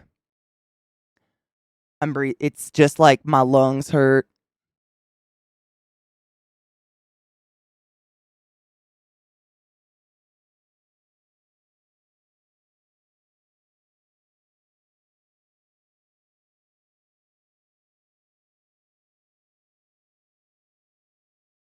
That's what I was wearing the last couple days. My flannels are actually I had to wash one because I got paint on it. But I have two. One was actually my grandpa's, and then one is I think was Zach's grandpa's or something. But they look really similar, and they're phenomenal. The only thing is they're huge on me, so like the wind gets up under they're like a balloon. I mean, they're literally meant for grown men. I am not that big. They're just huge. So I have to like I don't button them. I like do this kind of thing with them. Because otherwise the wind gets under the bottom and it's terrible. No.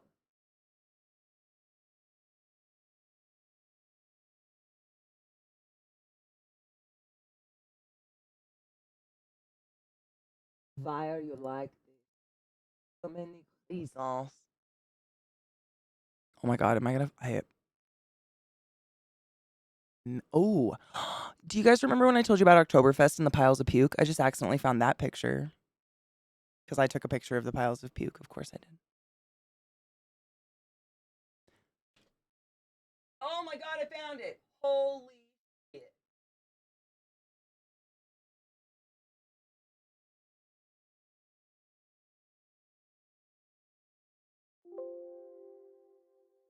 Incredible. I just have to put these side by side because they're so similar, but this is a picture I took when I was in Germany. Where'd that other one? Oh, fuck me. Did I lose? No, I didn't. I couldn't have. Stop it. It's possible. I'm so cold. Fuck. Did I just? No, I didn't. Did I? You know what? We're not going to talk about it. The cold killed my head for a minute. I need to warm up. Dude, Viata, it's like, and it doesn't help. We're like at the top of a hill, looking down into like the valley that is Denver. So the wind is like, it's literally, I mean, your breath kind of like gets knocked out of you when you walk outside. It's so different. It's just fuck cold. Can we not do the puke thing? What puke? I'm not showing puke thing. Oh my god, I'm not going to show anyone puke. Oh my god, I would never. Not on purpose. Fuck me. Did I lose it forever? Someone posted a funny picture of like it looked like a muffin that was like coming, and I lost it. I don't know what I've done. I think my shit might have crashed. I don't fucking know. But when I was in Germany, there's like street vendors all over the place that fucking sell this. Like you just walk up and get a slice of that loaf. It's essentially spam, and that is cheese. But like, what's it look like to you? Oh my god, Viata, can you imagine? I do. I mean, sometimes I literally stay inside and walk over to this window if they're in that part of the yard, but if they're not in that part of the yard, I can't see them. It's Leberwurst, which means liverwurst, but I was told that there's actually no liver in it at all. It's basically spam. It's like but they're big. It's like a big loaf of spam. But it just looked like pus, and I couldn't. But it was there. It was there. Oh, the puking, the puking from the. No, I didn't take a picture of the puking. I took a picture of the overflowing trash can. Nah, dude. There was so much worse there than puking. People like were fingering each other in said puke. It was a really drastic experience for me. Like I've been to some gnarly carnivals in the States. Nothing compares to what that was. Like nothing compares. Nothing compares to you. Like that level of just like, oh my god. It was wild. Germans Gone Wild is Oktoberfest, at least where I was. Hello, souls. Haven't heard that in a bit. We've got liver paste. We have liver paste. They call it pate. My nana loved that shit. She used to eat the fuck out of it on like toast, little toasts.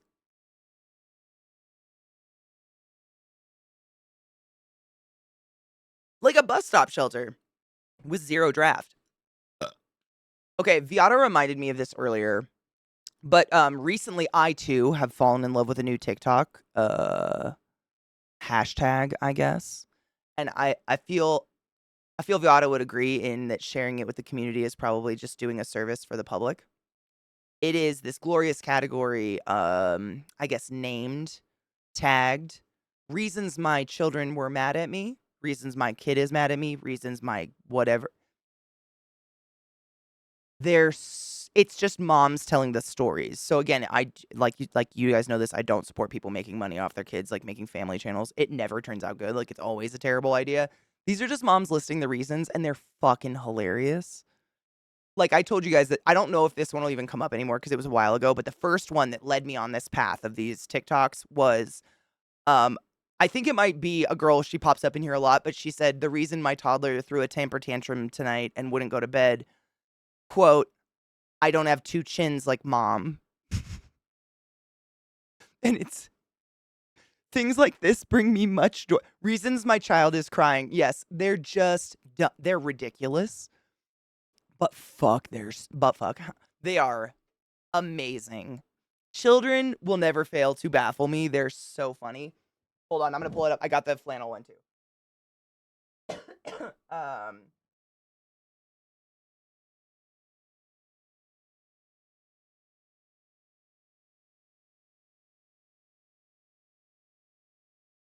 They're amazing. You will love them. I mean, they're just fucking so funny.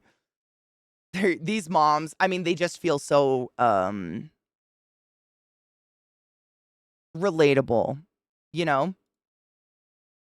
Come on, TikTok, don't treat me like trash like you do every day. Mm,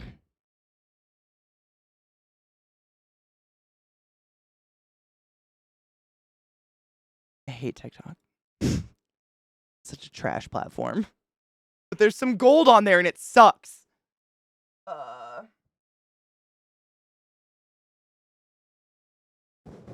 Sorry. One of mine lost his ever loving mind once because I gave him the applesauce cup he wanted.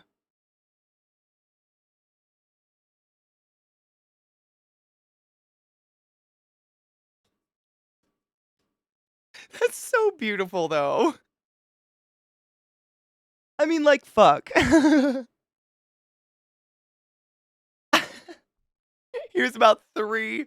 Fuck, man. My mom said I was a really actually she's always said this, I don't know how real it is, but she's like, "You didn't throw temper tantrums, you were never mad or anything." And I think about it, and I think it's because I was actually hurting myself all the time, so I had, like, legit things to cry about, probably. Oh, no shit? They always wanted their poop back? I wonder if there's kids that get worried about where it goes. As a child, I tried a tantrum like the kid in the condom commercial. My mom walked off and left me. That's amazing. I think I mean, I never threw a tantrum. My mom said one time, I've told you guys this before though, one time, my mom, I'm just double checking, Sronlin. I'm making sure it pulled up the right video because it's not doing it for me. TikTok's being a bastard. Is it Fart Hotel? Pirate Software by Pirate Software? Is that what the link you're giving me? I'm just making sure it's pulling up the right thing and not just like base TikTok because that's what it keeps doing to me over and over. Is this the right one? Yes. Okay. Success.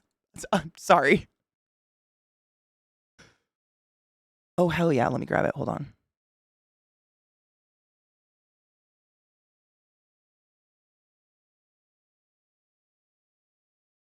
Man, is TikTok turning out to be the best platform that's not going to autoplay on my ass all day? Stop it. Don't turn into the best platform. I can't mentally or emotionally handle that right now.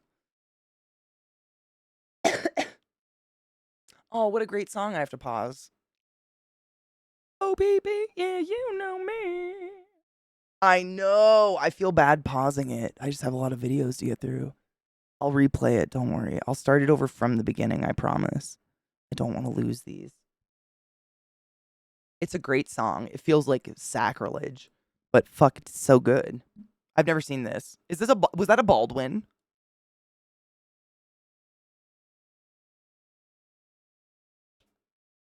I miss him.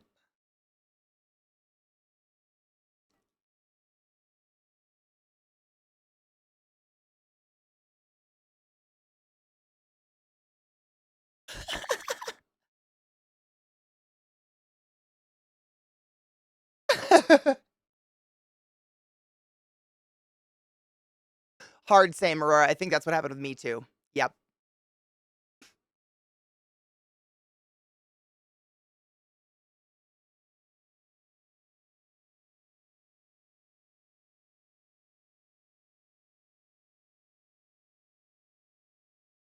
I fucking love them. I just cinch it. Just paper bag it? What? It almost. No, I got it. I figured it was the pants. I miss these old SNL days. There were like the days when David Spade and you know, rest in peace. The glory days. I don't know. I don't want to go too deep with it, but like there was some glory days. I feel like SNL's very hot and cold for me. Chris Farley. Yep. That was the ear. That was, I mean, and it's so sad because I'm sure a lot of you watched the documentary on him just as I did. And he was miserable during the funniest years. Like, we're all sitting in our living rooms eating popcorn and watching it live, or our basements while we masturbate, whatever. Not me. And he was fucking like dying inside and it just hurts me. It makes me so sad for him. But I mean, isn't that common? It's so, exactly. Bobo, you ripped it out of my thoughts. Exactly. All the funny people are depressed messes. It's so sad. I think Robin Williams had a quote about it where he said, like, a lot of comedians are some of the saddest people in the world, and the reason they like to make people laugh is they know what it feels like to feel like the worst thing in the world, and they don't want anyone else to feel like that, and it's just like, my heart. I know. Phil Hartman, yeah. Ugh, my sock got rolled. This is the one Glut threw over. Stoner Gump, and Space Cadet?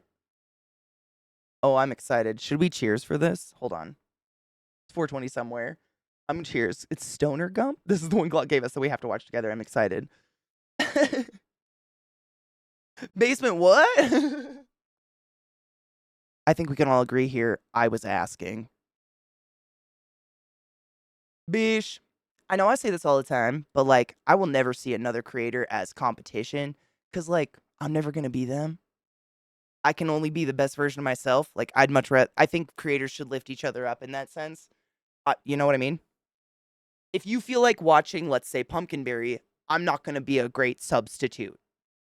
Like, that's who you want to watch. You know what I mean? I don't know. That's how I feel. I'll never, like, I asked. I'm looking it up, is what I'm saying. I'm Ferret Rescue. Are you fucking with me? Cute.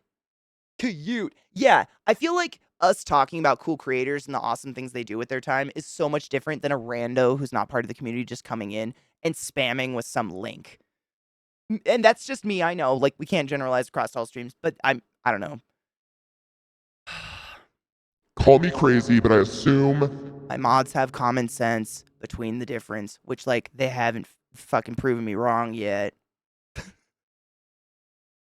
There's a big difference, though. I love talking about other creators and the cool shit they do with their lives because it's inspirational. I'm never going to copy one. Like, I would never be able to do it the same or do it better or whatever, but it's inspiring just to see someone be passionate about something like rescuing little ferrets. Are you kidding? Like, who here's sad about a ferret rescue? Like, I think they're one of the most number one.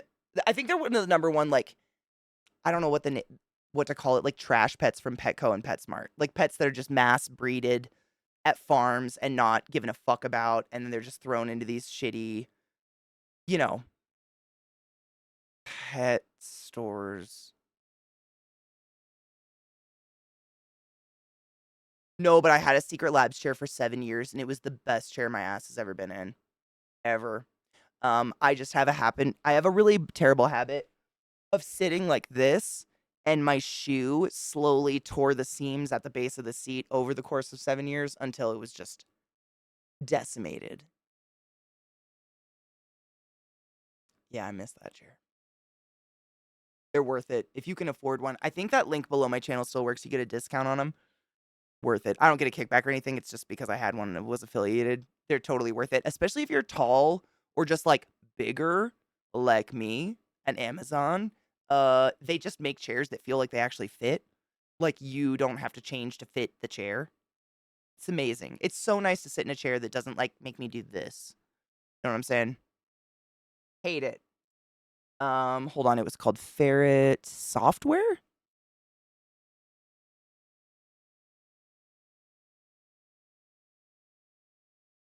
Oh, shut up. You're right, they're, like, really cute, huh? Oh, it's gonna be, like, really heartwarming shit, huh? Just the thumbnails.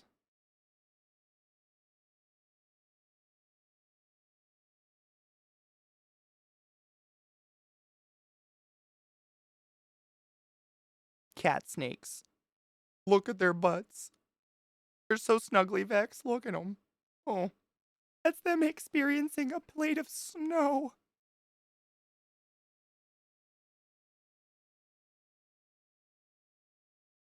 When they run sideways and do that sound, I literally die. That, like... Hold on.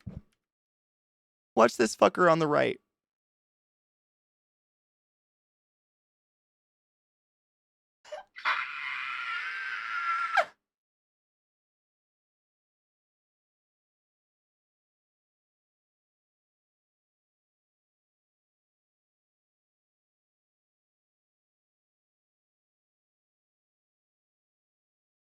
They're so cute.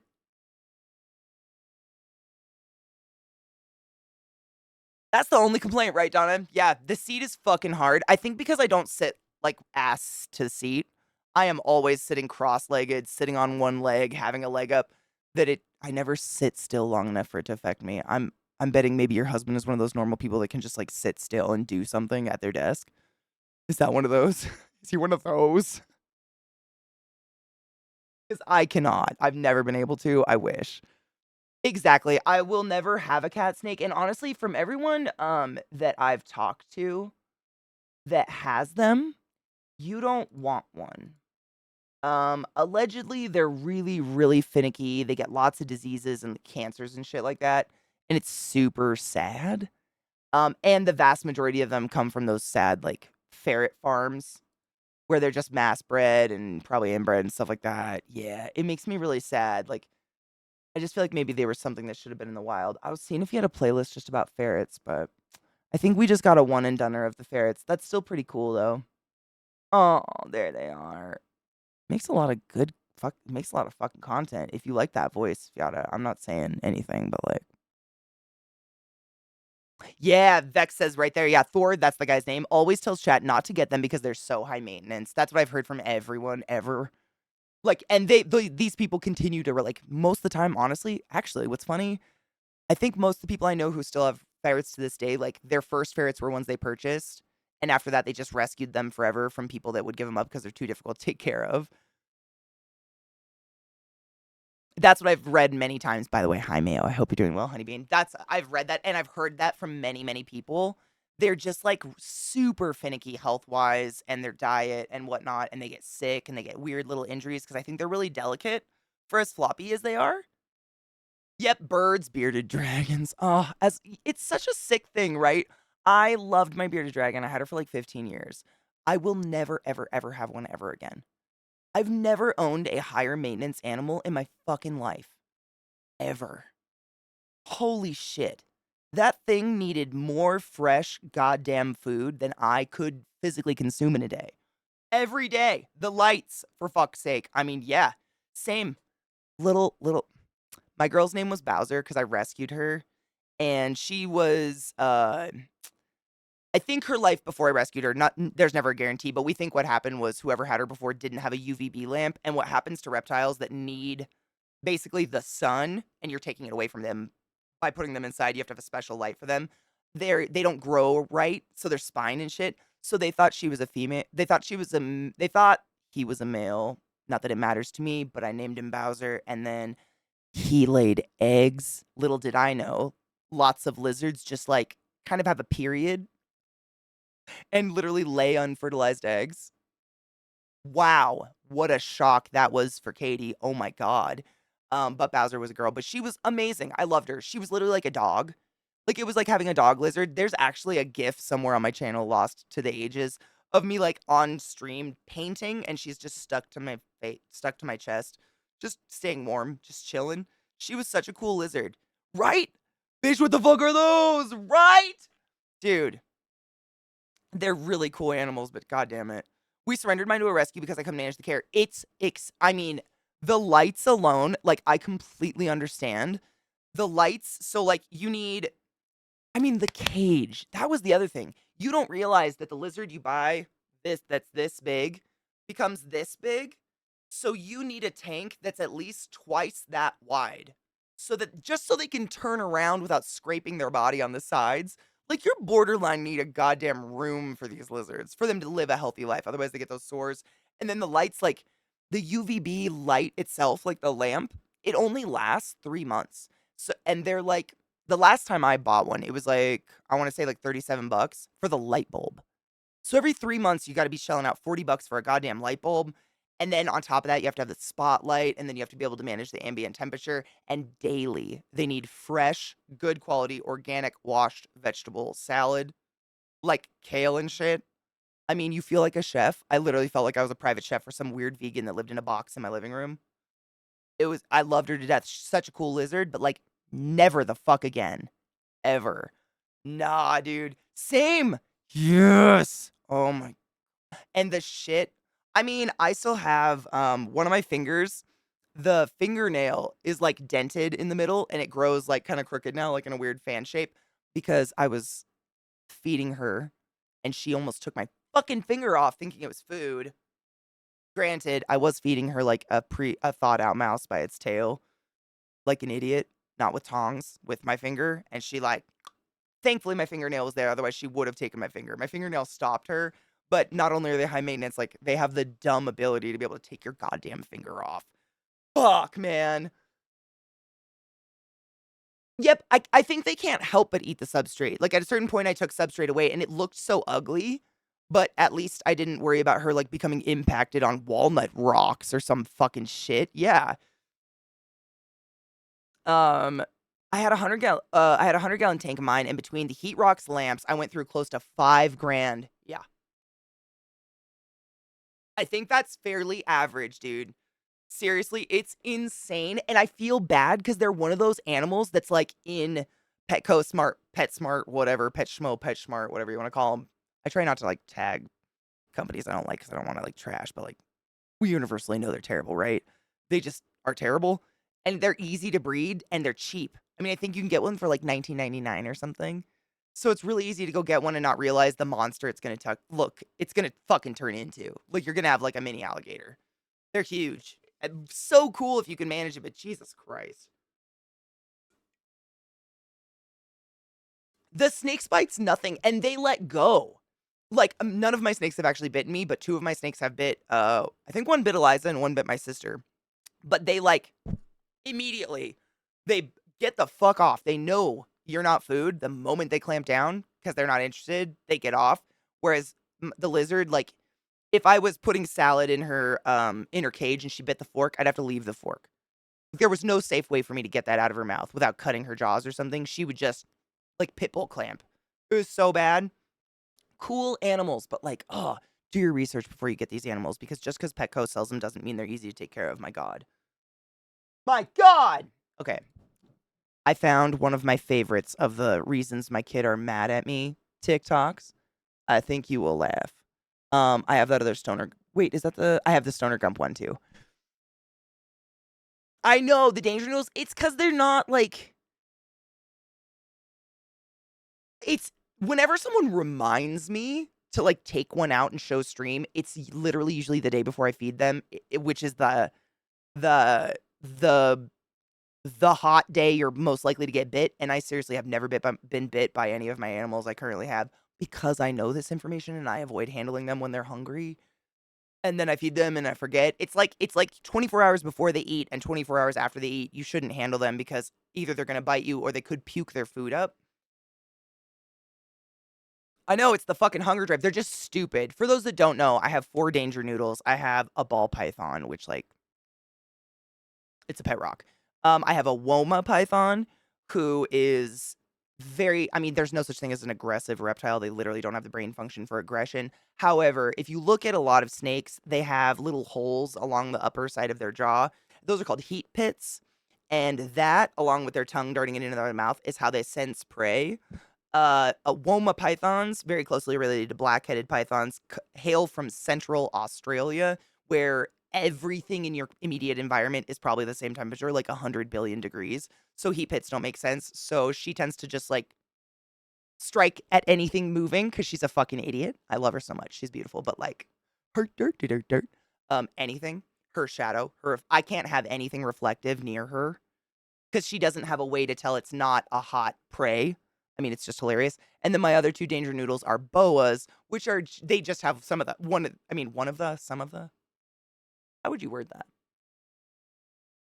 They have a really high feed response, which just means they will eat 24/7 all the time. Anything moving is food. All the time. So it's literally like I have a couple days a week where I can handle them where they're full and they're less likely to try to nom my hand down or something. But boas. And then to compound on that, one of my boas, their names are Kira and Jen because I'm a super nerd. If you know, you know.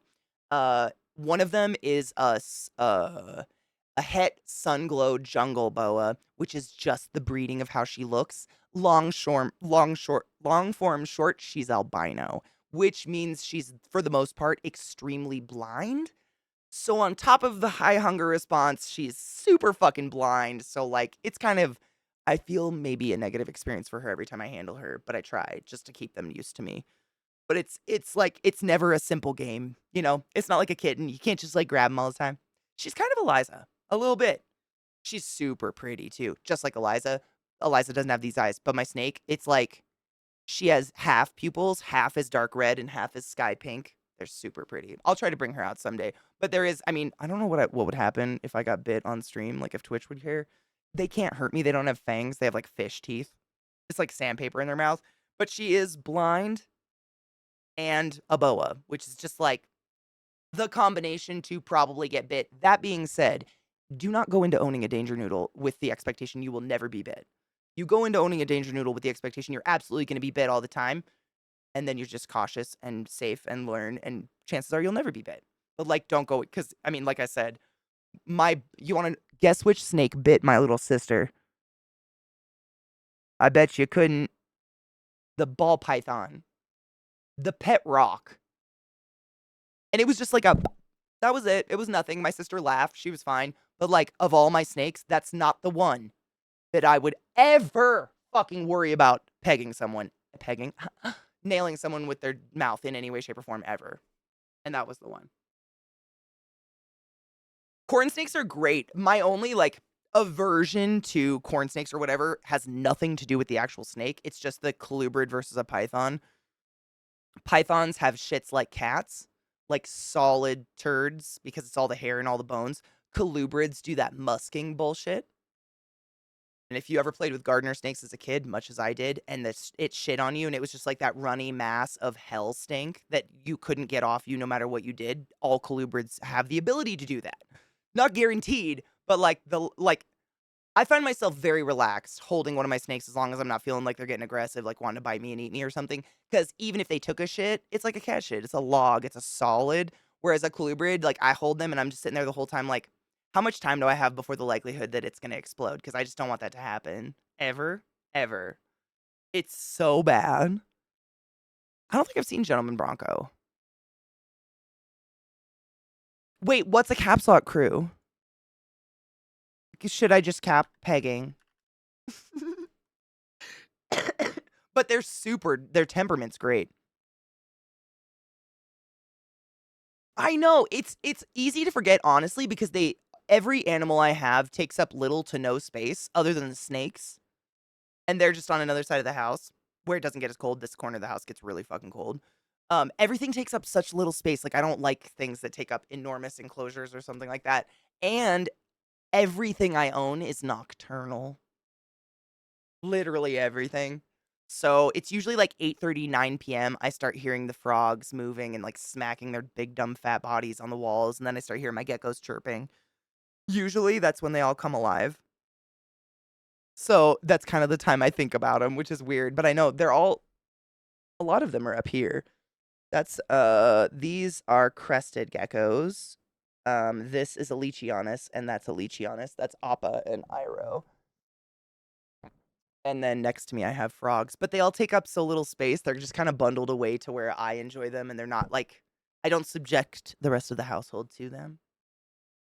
But they're there. Bean sleeps in her hide until she's hungry. That's my ball python, basically.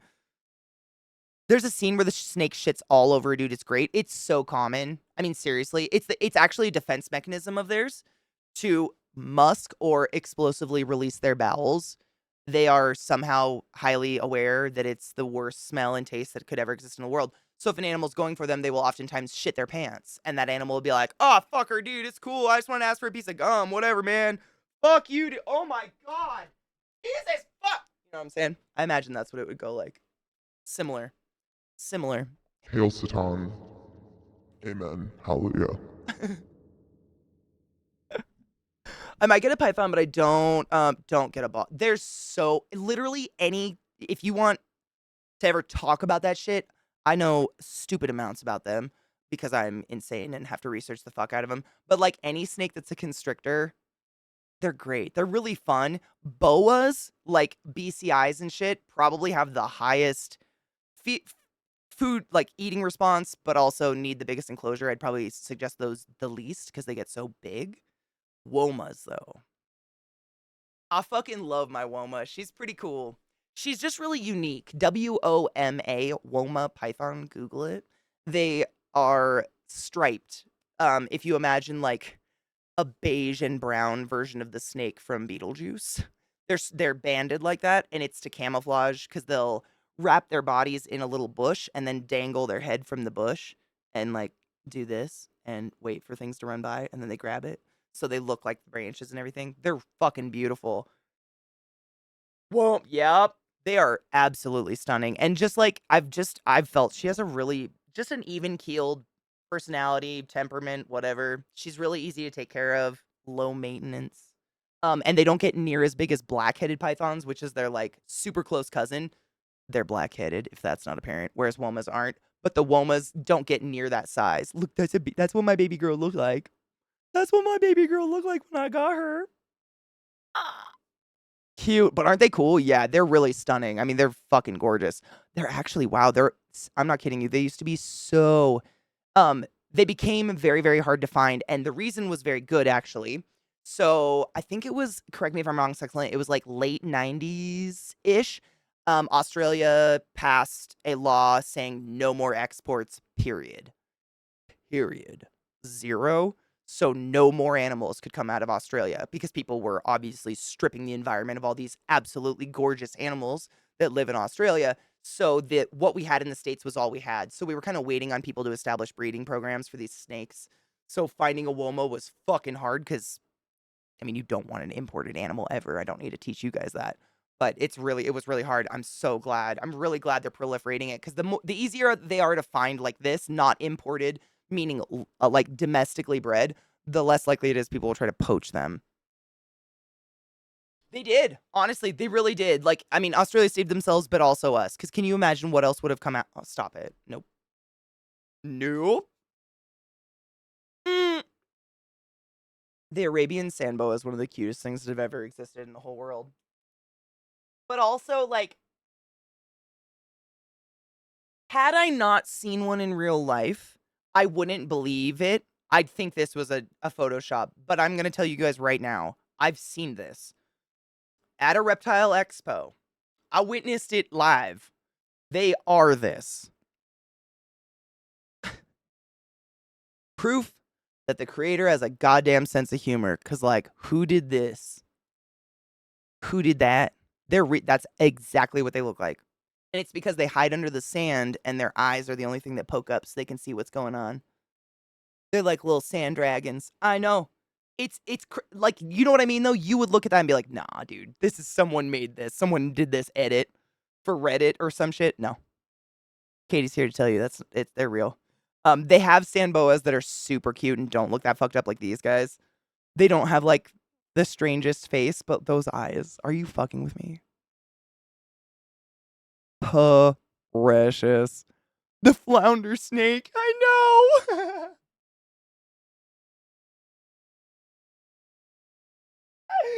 They're super cute, but they come in like they've bred them to be all sorts of colors now. But they have that face. And I would never suggest one of these as a pet ever in a million years because they literally exist 100% under sand with just those strange eyes popping up. And that's all you see. And if you don't give them sand, you're abusing your animal. It's kind of a shitter. It's like having a tarantula that buries itself 8 months a year. Greg. Know what I'm saying? They're cute as fuck, but I wouldn't suggest. I mean, you're never going to see your animal. You'd literally never see him, yeah. And, like, there'd be no way to, like, oh my god. To tell them that you're coming to hold them, like, it'd be a shock to them every single time your hand's scooping through the sand and shit like that. Snake looking like a 5-year-old just waking up, Druid. I know. I know. And on that day, The Lord said, "Tra-la-la-la-la-la-la. Weed is great." they look like, I'm not kidding you, I thought the same thing. They're fucking sand puppets, but they're so real. That's the Indian sand boa. They get a little different and scary and bigger, but they're just all across the board. There's a lot of weird. I mean, nature's pretty weird. The one we looked at the other day that was like that weird naked snake with just front arms, I still can't get over. Or was it a lizard with only one set of appendages? I still haven't really got over that one. That one was a lot for me. Face, Derp. Shut up. The fucking tags are amazing. Oh my god. They do look like Jar Jar Binks. Shut up. Were they the inspiration? Looking at what other people Google is fucking hilarious. There's a King Ghidorah. Oh my god. There's a fur affinity page on the search that means somebody has a derp snack persona. I'm here for that. I'm here for someone living for the exotic animal life, because same. I mean, this is gross, but also kind of look at its face. Me, every time the waiter comes to the table. So how's everything tasting, guys?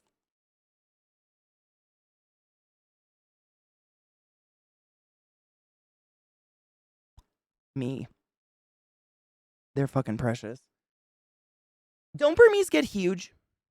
Aren't those one of the ones that get I know there's reticulated. I think reticulated is one of the biggest. Although I've seen that they've like hybrid to make a tiny reticulated. There's Burmese, reticulated, anacondas. These are just some of the largest snakes. Anacondas actually aren't that big, but still it's too big. Retics are the biggest, are they? Have you ever seen the cow retic?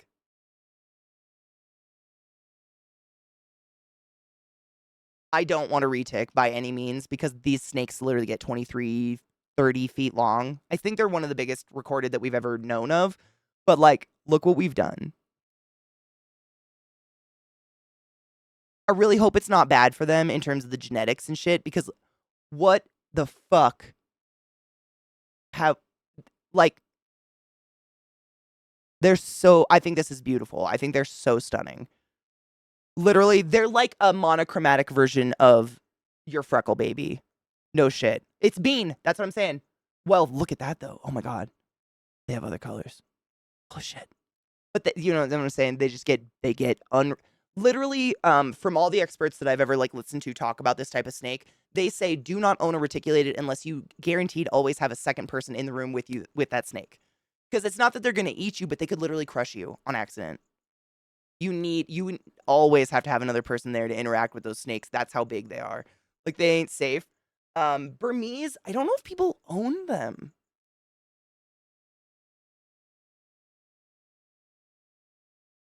I haven't like listened to snake YouTube in a while.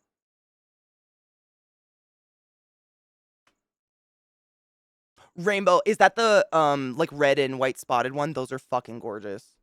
I love them. Burmese, that's the one they would have at every single like thing for kids to teach them about snakes. Is a fucking albino Burmese.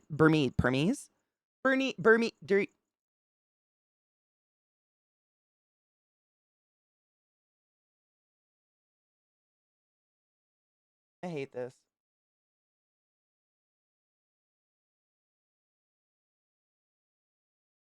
Less brains.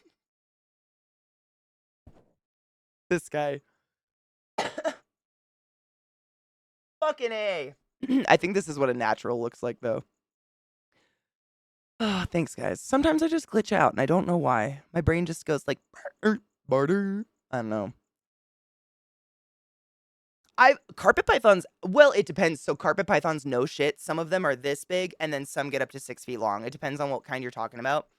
But I think there's a species of carpet python, like in the category, that is one of the smallest pythons you can actually own. They're super tiny. But I haven't heard any mean things about them. Honestly, like, the mean ones are like probably, I think the one that, if I'm going to look it up, hold on. It's called a rainbow? Because no shit, if I look up rainbow python, I think that's just a white-lipped python, and I don't think they're poisonous. I mean venomous. It's one of, sorry, I had some, like I had like fucking dental floss wax on my tooth. One of my dream snakes is a white-lipped python, which is like a black python that shines rainbow and has a white line around its lip. However, they're super rare, super expensive, and I have 4 snakes. I'm good. Snakes live like 25, 30 years. Like, I'm set. But I think they're just a python. I don't think they have teeth, do they? But I don't know if we're talking about the same thing. Because I'm trying to think, what's the name of the ones that look really cool and they coil up in the trees? And when they're babies, they're multicolored, but when they mature, they're oftentimes all turn green. You know the one I'm talking about? Some of those are literally neon blue, and I don't think they have a venom, but they do have some of the longest fangs on record of all pythons because they live in the trees, so their fangs are kind of like a hook to hold onto their prey while they're in the trees. But they're not but it's still I don't want that. Their fangs are so scary. Oh, that loading emote's phenomenal. I have two, but they're like different morphs. Is that green trees? I don't know. Uh, but they're gorgeous, and it's so misleading when snakes are babies because they're oftentimes ridiculously tiny. Like this is a baby, and they get so much bigger, and they got big fucking teeth, man. Like God, I think it's some of the biggest. That's the mom though, and see the babies? They're fucking. I mean, it's like what a magical gem treasure of nature to do. But also, I want nothing to do with it. Kendall, right? I was gonna say I couldn't remember if they were like a fish hook, like they had like a barb, but yeah, they go like backwards. So yeah, they are just not. I'd rather be bit by something venomous to be honest, because I don't know what these fangs would. Oh my god, it's making me real uncomfortable even thinking about what it would do. It's like a needle, but they're gorgeous. I mean, I will happily. There you go. I will happily look from afar. They're stunning. Oh, there's a good shot. That's heat pits. So I was talking about this earlier, how most pythons have those holes around their mouth. That's them. Those are all heat pits. And essentially it gives them like infrared so they can tell the difference between just like a leaf blowing by or a mouse running by. Whereas a Woma python don't have that at all. So they just kind of do, they are so, right? Like, look at that little shit getting his little nibs in. They are so, I mean, it's like I was gonna, if you've never seen reticulated python, that's the biggest snake that we have on record, and you need two people to own one probably because that's how big and intimidating. But I want to show you what a baby looks like. Because this is how a lot of them end up in shelters or end up released in the wild in Florida. Because when they're babies, they're just the cutest little noodle it has ever done noodled in the whole fucking world. Holy shit. I get it. But it's so misleading that they're not, I don't know what's happening, but they're not informing people that these are going to turn into absolute fucking units. But they literally look like puppy dogs because they have those gigantic, I'm going to become bigger than your house eyes. Look, I love them. Yeah, they're just like little, look at, oh, they're just the cutest. But like, they're literally 23-ish feet long. And they're so beautiful, and they come in all different, I mean, people that specialize in them have bred them to be rainbows of colors. But that is going to be 23 feet long and need two people to lift. I don't even know what they weigh. They have lots of I mean, not lots, but I see wild caught on there. And I'm at least glad that they require people state that. Because I mean, I tell people here constantly, like, if you are thinking about getting a snake or a lizard or some sort of exotic animal, Morph Market's an amazing place to go. Because it's a lot of just people who, like, bred on accident or something because they put two geckos in the same cage, or they're doing it as a small hobby. They're not mass breeding in farms where lots of animals die. But the site forces you to state whether or not they're domestically bred or wild caught. This is also, though, just so you know, Sexcellent, they have now two different ways to label, basically meaning the exact same thing. There's wild caught, and there was one, I'm trying to think of the other terminology for it. They put a new one on there, and I saw it recently, and I was like, that means the exact same thing. It was, fuck. I'll have to figure it out. I'm gonna have to look through it. It was just another way of saying the exact same thing. And it bothered me because I felt it was very misleading. Because we all know to look for wild caught and say no.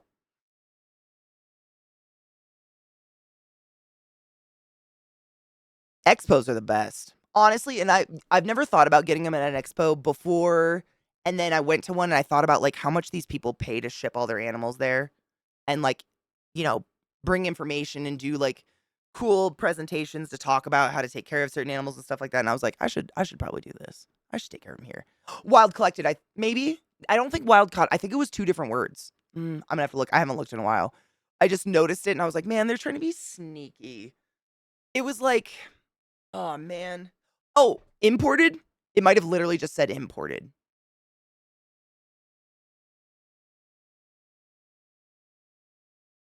I think it just, that might have been it.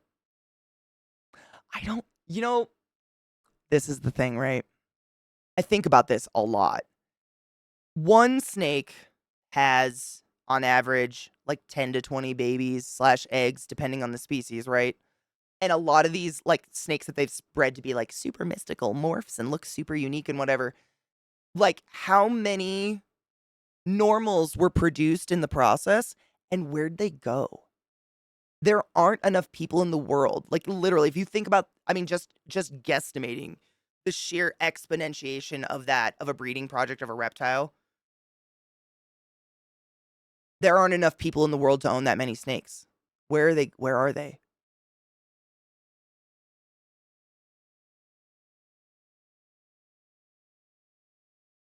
I don't know. I don't. Meat market? I mean, maybe, because there actually are a lot of species of snakes that eat snakes. So it's possible they could become like cattle, like food, I guess.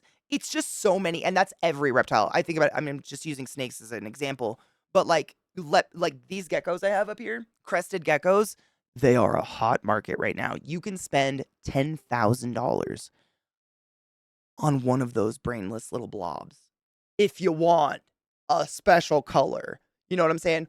Or you can spend 20. Not even. One of those geckos in that enclosure, the one that has no tail, free. It's crazy but it's like they claim, you're paying for the breeding project, blah, blah, blah, blah, blah, and they've been breeding them for years. And I'm like, where'd all the other ones go? There's not enough people that even know what the fuck a crested gecko is to own that many. And I think about that a lot. I don't know. It kind of haunts me. Night.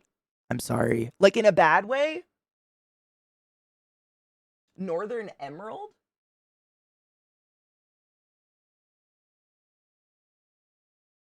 Is it a tree boa? Boa? My balls drop every day. Oh, these are the ones with big old fangs too, huh? They're gore. Oh my god. They're not venomous though, right? It would just be the worst. Most. Oh. The worst. I don't like needles. I got a phobia, so like this gets me a little. Just a little. No, I'm terrible at the time. I started like a half hour late though, so I figure I owe. I owe. I'm not leaving until I get to show people why kids are mad at their parents. So like, so I was gonna pull up. This is the emerald tree boa. They're phenomenal. I think it's got to be similar to the one I was talking about because that's the babies. And like, look at that. They're both so beautiful, but crazy how they change so much, right? That's a baby and that's a mama. No venom, so they're no venom, and yet still have. I'm not gonna pull up a picture of just their teeth because I know a lot of people have phobias, and I don't want to show you just an open mouth boa. But if you look at a skull of one, I think it gives kind of the idea. There ain't no boa like an emerald tree boa. And I don't say that lightly. Like, boas have sandpaper teeth like a fish. This motherfucker lives in trees and has to be the human equivalent of a fish hook. Gorgeous. Fucking gorgeous. And honestly, I've watched a lot of keepers talk about them, and they have such a, I mean, almost none of them have ever been bit ever. I mean, almost all of them have never been bit. Sorry, that was a double negative. Almost all of them have never been bit ever. And but it's like Jack was saying, like daily handling and everything and regular attention is what's gonna give you that kind of relationship with your snake, right? But like, nah, I'm good. The heat pits are phenomenal though, right? They're huge. That shit is so cool. I wish I could blow it up, but it just takes us to the goddamn website because my add-on's not working. Yeah, their heat pits truly are beautiful. I mean, they're just like astoundingly large. I wonder if it's because they live in like a jungle atmosphere where it's super humid. You know what I'm saying? Sorry. Go back. Just give us the snake. Give us that cute punum. Oh, they are fucking pretty. How many teeth you want? Yes. I'm sorry. That's not a number. Oh.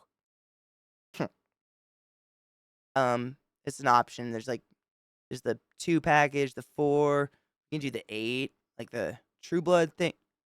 That's all of them. All right, yeah, they want all of them. This, but also to be super fucking pretty. Nature. Nature does cool shit, but yeah, those heat pits, all of that. And look, oh my god, I've never noticed this, but it totally makes sense because she's a tree snake. They have heat pits on the bottom. All my snakes, they're along only the top muzzle, but you can see those sick. They look so cool. What a fucking way to evolve. Pretty. Oh, I think that shows them really good. Look at that. That's how they become predator right there, and that is just hot magic. Nature's magic. And why do people need religion? Just look at a snake. Fuck. How cool. Yeah, pretty and deadly. Exactly. And it brings us full circle back to those fucking sea slugs. Don't touch sea slugs. That's what we learned. No, no, no. Oh my god. Okay. Can we just look at that little Woma's face? This is how I ended up with a Woma python. And a fuck you not. My Woma python's name is Cersei Lannister because of them fucking eyebrows. And I actually made like a collage, and I put a picture of Cersei Lannister next to a picture of my snake. It's spot fucking on.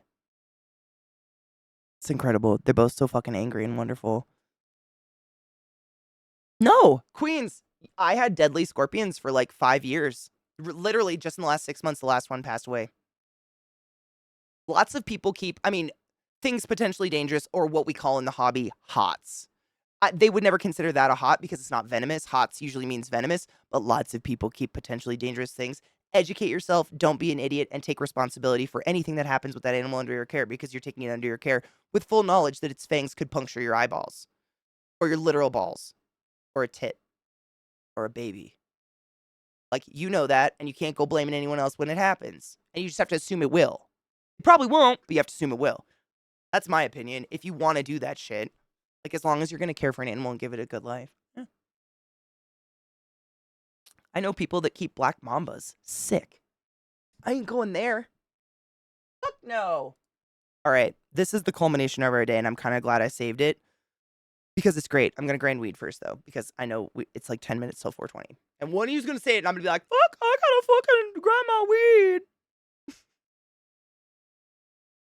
Like a Cynthia? Oh my god, though. It could have been. Honestly, I thought she looked like Cersei, and when I got her was like at the height of Game of Thrones coming out. So it was just hot on my mind. But it's the beautiful blonde gold and then those eyebrows.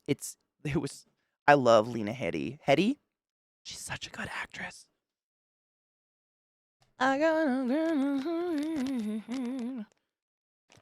Ooh, mini pork wontons? Fuck yeah. The friend that sold me mine also kept Diamondbacks. See, I think it's kind of a thing that a lot of exotics. I keep saying that it's just a general term for people that keep things that you're not gonna. It's not a dog and a cat, basically, or a farm animal. A lot of people keeping exotics, they kind of. I don't want to say all, but everyone I know that's kept exotics usually dabbles in the deadly department a little bit, and then you find out that that animal is exactly like all your others, but like you're super sweaty when you have to feed this one, and so you never get one again. I.e., black widow spiders. Had a few of those for a few years. They don't have a very long lifespan, so they passed away. The deadly scorpions that have a super racist fucking Latin name that sucks. But they're alligator back African alligator back scorpions, something like that. They're just like every other scorpion, so why not just keep one that doesn't make me sweat and kind of have a panic attack when I'm opening the enclosure, you know? Like, venomous things aren't truly aware that they're venomous to us, so they don't act any different than anything else. You're kind of just like, oh, look, another snake. Or whatever. But, like, the adrenaline of doing it at first and knowing you can is kind of, I guess, a thing. This cut. Trick really nailed me, man. He split me. You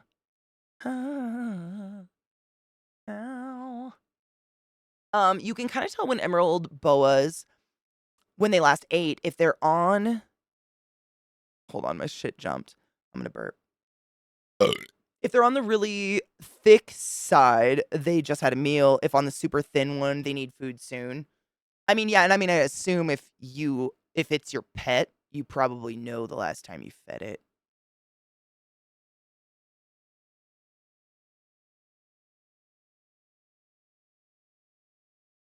I'm not the only one that like remembers last week, right? Right, Sexlin? Like, I don't want to go out here throwing hands. No one's a perfect animal keeper. I do the best damn job I possibly can, but like, snakes eat like once a week usually, unless they're in their little hibernation mode. Did you forget? Oh, my boas gaslight me constantly. Literally the day after they eat, I'll hear them dinking their stupid little heads on the glass, and I'm like, "Are you fucking with me? You had a $13 large rat yesterday. Suck my butt." All right, I have your treat, and I'm grinding weed. That's what I'm doing. Katie, remember, Katie, remember. I forgot Cersei's real name, so I was picturing the character named Hetty and then say, "Oh my god, is it Hetty or Heedy?" I never know which one it is. Heedy, Hetty. At school, one of the teachers said, he's living in South Africa, IRC. He looked out of a bedroom window and saw a black mamba crossing the lawn towards a gardener. He shouted out to warn him and ran downstairs. By the time he got outside, the guy was dead. That's the snake that its blood quite literally like its blood, its venom turns all of your blood to jello instantaneously, right? I mean, they like, whoa. It's like, whoa. Black mamas are scary for a fucking reason. No thanks. Is it Heedy? I feel bad because I love her, but I never say it. I always say it one way or the other, and it feels wrong both ways. It's also nice to just bulk order mice from being... Dude, I wish. My stupid ball python refuses frozen. That snake... Well, it's $13 once a week. So, but yeah, you're probably right. Honestly, I absolutely... Like, if it came down to it, my animals will eat better than me. Yeah. 100%. That's facts. Yes. I would not. I couldn't, like, sit there and eat lobster while my animals starved, you know what I'm saying? I'm saying that figuratively, I don't actually like lobster. Crab for the win. It's Hetty? Hetty! I like Hetty better. Lena Hetty sounds better than Heedy. Heedy. I feel like I've done it too many times now, I gotta stop. It's also nice, just bulk yeah, the bulk ordering is nice, but fuck, dude. That's the ball pythons, they're so common, and because they're so common, they're really inexpensive, and they're often very docile and easy to handle, which people like, so they end up getting that as their first snake, and I try not to suggest them because you can end up 8 months, your snake will refuse food. Like, they are so famous for being the pickiest motherfuckers ever, and at the end of the day, you could be as morally against feeding live as possible. If it comes down to your snake starving or eating a live mouse, you are gonna have to buck the fuck up and figure out how to feed them a live mouse safely. Because you took that life into your hands. And it sucks. Let me fucking tell you. Oh, pythons suck! So picky. I'm joking. I mean, I'm not joking that hard when I say it's like the planets have to fucking align for Midna to eat something. To just acknowledge food. Like the amount of those $13 rats that I've just have rotted. Don't get a ball python. There's so many more. Get a corn snake. Corn snakes are literally, if I had to suggest a first snake, I'd say corn snakes. Which, if you're curious, the black California king snake, that for some reason is double the price, is the exact same species, just bred to be pure black. So, like, there you go. Don't buy into the hype. I know your little goth heart wants it, because mine does too, but don't stop it. Cheers. Hi, Maureen, my love. I hope you're doing well.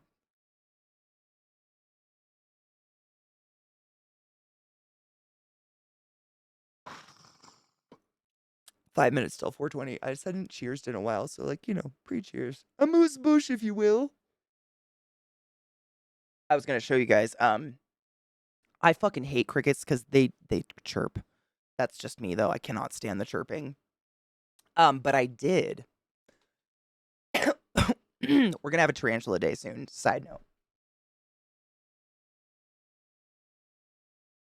I should have taken a fucking picture. I'm a little mad. But you know how I get my I get those hornworms? The big old I call them gummy bears, gummy worms, gummy bears. I got some the other day and they were microscopic. I mean, there is a fucking fuzz on my face. I'm going crazy. They were like this big and thin as a needle. This was like 2 days ago ish. And I was like, you know what? I'm just gonna like see if they'll 2 days. In a day, I swear they'll double. It's just disgusting.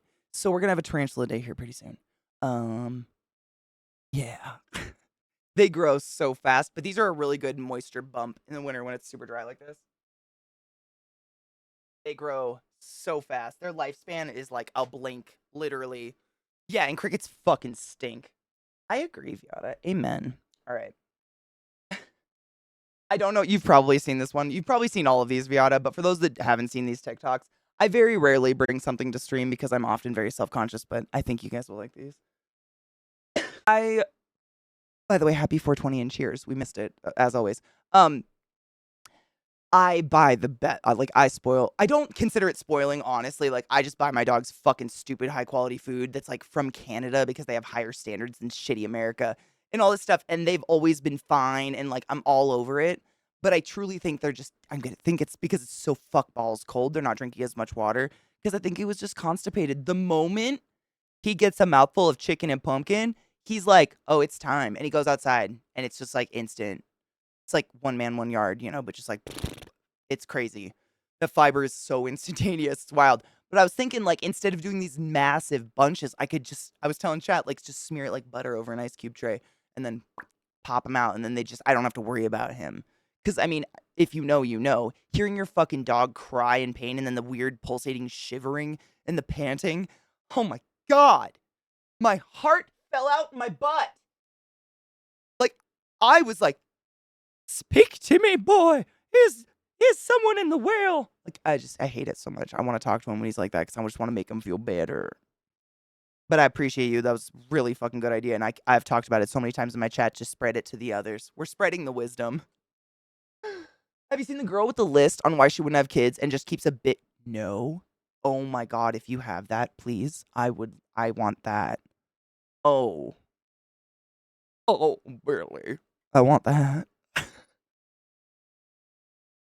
Yeah, it's like the for real brat diet for dogs, but I mean, every single time these guys, this one's here, every single time they've gotten a little bit sicky or a little tummy achy or whatever, that pumpkin chicken is just like instantly there. Do you see her petting herself? Do you see? She's she's very gently biting my hand with her mouth and trying to put it on top of her head. She's trying to teach me how to pet her. She does this all the time. It's the cutest shit that's ever happened. Speaking of, you're spoiled because they're it's got to be even at all times. So of course, if brother gets sick, then sister gets all the good food too. So she's living for this. Like, this is her best. She's like, I don't know what's happening, but I got fucking chick. Like, mom doesn't cook for dad, but she cooked for us. I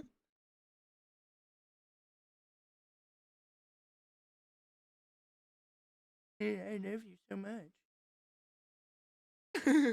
She fucking loves. Oh yeah, she absolutely will. And if you don't, like, if she can't get to your hand, she'll start. It's kind of abrasive looking. She'll start smacking her own face and head with her paws, and like she'll just like fucking rake down her face and then look at you like, see what you have to make me do? Ugh, help! Until you pet her. Someone's got a problem. Oh, dude, I love that. Oh my God, Glut, thank you so much for gifting a sub to Danica. Danica, use a bubble to the highest order. Continue being a consensual bitch. You know what's up. I fucking appreciate you. Thank you, Glut. Dude, we watched, I don't know if you've seen this girl. I'm really bad at surfing TikTok independently. These guys feed me the funniest shit and then I end up following accounts. But there was one, oh my God, I'm trying to think of what her name is. She's fucking hilarious. I'm trying to think of the origin of the story and I'm terrible at this, but essentially she made charts that were the information she had gathered about the high school mean girls she went to high school with and what MLM they worked for today. 100% of the mean girls absolutely was a house mom that worked for an MLM. And it was hilarious. It was one of the best. And this girl, I think her main shtick is that she like points out MLMs that aren't necessarily obvious why they're bad, et cetera, et cetera. Because they're all over there. For those that don't know what an MLM is, multi-level marketing, like Cutco knives or Avon calling, Mary Kay, door-to-door shit, where it's like the more people under you, the better off. Blah blah blah blah. Pyramid schemes, right? Mary Kay, yeah, pyramid scheme shit, I think was the term for it. Hail the dankest of lords. doTERRA, yeah, all those fucking essential oil motherfuckers. Young Living. There's so many out there, and they very, very gracefully dance. I mean, I'm not shitting you, dude. This girl reviewed one. This is, if I just heard about this, I'd call bullshit. There is an MLM pyramid scheme company, whatever, that's just, how do I even word this to you? I was trying to think of a cool way to word it. There's no way. It's cracking open oysters with pearls that were planted there by somebody. Like fake pearls. Like fake pearls. And these bitches like crack oysters on their TikTok or whatever while talking about how all these other bitches are going to make all this money when they make their order of 15,000 oysters. You can't make this shit up. It's crazy, and it's all a scam. It's no one down at this level is making. If you have to make a TikTok, you're not making money. You know? Cheers. Happy 420. It's sad, but oh man, the crazy shit out there that they report on is wild. Sorry, I was trying to pull up my fucking Twitter. The twats. Cheers. No, what's giving circles? Oh god, is that another? Hey, Beebs. Or Girl Boss. I've read that that's a red light. Is that one of them, Donna? Like, if any bitch on a short form content starts her shit with, "What's up, girl bosses?" or something along those lines, like, run. I've read. It's a whole, there's like a dialect, a rhetoric they start using that sucks you in before you start doing an MLM or whatever. Girl Boss is one. That's what I thought. It's very sad. The people who are successful at MLMs hop. They get into a new one, recruit as many as people, and then hop to the next one. Wow, that's dark. I believe it. I believe it. That's some dark shit. How do you live with... So they like recruit that under pyramid and then desert all of them and just fucking... Or do they keep all of them? Do they keep working with all these MLMs? Wow. Wow. How do you sleep at night? Nobody's perfect, but wow. Lego nests for them. Fuck that.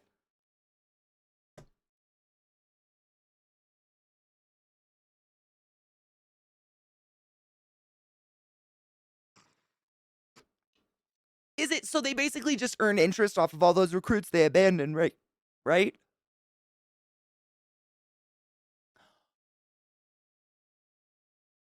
Oh my god. So do all those recruits just essentially keep funding all of them forever and never make a penny?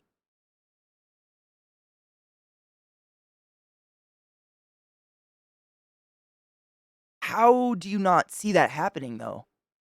Wow. There's got to be some fucking brainwash. Yeah, it sounds kind of like a cult. It's like for every person that's brave enough to leave, you got to get two more. Like a cult. I'm not saying a cult. I mean, allegedly. Sure. Maybe. I don't know. Allegedly. Whatever. But you know, like that's how cults work too. Recruits earn money too, and then they can create their own pyramid under themselves if they learn how to. But truly, like that person wouldn't benefit from that. Like the original person wouldn't benefit from that, from someone under them going off and creating their own pyramid, right? Like their goal, they kind of want to keep these people at the same level. Like, I don't know. They do. Really? So how does Ann Summers fit into all this? Like a glove.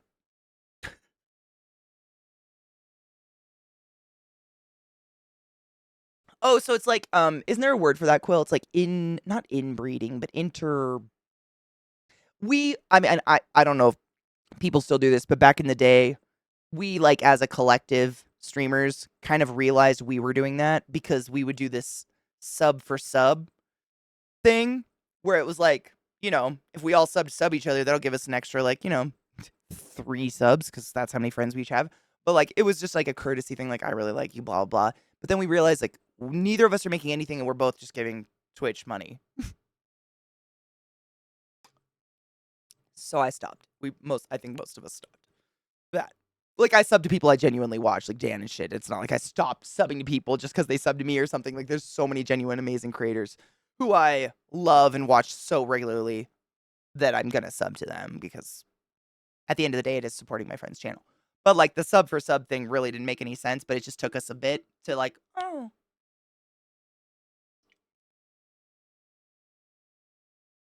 They buy each other. They buy from each other. Hero, buy your product. Yeah, so it's basically the same thing, right? Rinse, repeat. They need constant recruits or it collapses. So a lot of the comp plans tie your underlings level to your bonus. So the uplines will move recruits around to bump their direct downline up a level. Wow. It's only sometimes legal. Cute. I sold Avon for a while. I never tried to recruit anyone. Honestly, I used to buy Avon from someone I worked with at Taco Time, and she never tried to recruit anyone ever. She was just straight up happy to be an Avon girl. I think a lot of people, but I think I've watched a lot of MLMs content and people like breaking down newer MLMs these days. Mary Kay and from what I understand, Mary Kay and Avon, they are an MLM, but they didn't go out to be one. They were like established makeup companies. I remember buying their makeup. They was like Avon was legit really good makeup. I still to this day think about their perfume they had sometimes. Like they had good products. It wasn't bad quality by any means, but it had a weird stigma on it because it was like this door-to-door thing. But literally, someone I worked with would bring in the catalogs to work and be like, if you girls want to check out some makeup, go for it. Never felt pressured or anything. Ordered from her a few times. It was great. It was like good quality shit. If I remember, I actually think I'm going to get weird about it. They actually had a really nice face wash that I still miss. I can smell it. Weird. Weird! Oh, yeah. Avon citronal oil was the best anti-mosquito shit. I believe it. They had some great shit. I never realized Pampered Chef was an MLM. Is it really? And see, that's because we're the people that just are looking for a cool thing to buy and not sell. Follow any big Instagram mom and you realize that is what's happening. And it's sad because I understand needing to make money. I feel like some people, especially like stay-at-home moms and stuff, they get sucked into stuff like that really easily for some reason. And it's no fault of their own. Like these things are built to bait in people who are looking to make some money to support their family, which like, how can we fault someone for that? It just sucks that they get sucked into stuff like that and get like, at the end of the day, sometimes not making a fucking dollar. And that's really sad. Good morning, Silva. I hope you're doing well, honeybean. Mary Kay eyeliners were fucking sick. They had really good eyeshadows. Actually, my sister-in-law sold Mary Kay. But again, had no one underneath her. She just like enjoyed selling it to her friends. It was fun. It was she got free makeup. Like basically that was her payment and she was all about it. But yeah, we used to get eye shadows from her and it was great. They were great. My brother-in-law did Amway for a while. Why do I know what was that? The name is really familiar, but what was it? He tried to recruit my dad who laughed at him. Dude, I knew a guy who got sucked into Cutco knives and tried to recruit. He tried to recruit more people than he tried to sell fucking knives to. It was kind of hilarious. We were like, how many people have you sold to? 1. How many people are in your team? 7. What? Okay. How many have they sold? 0. What? All right. Sure.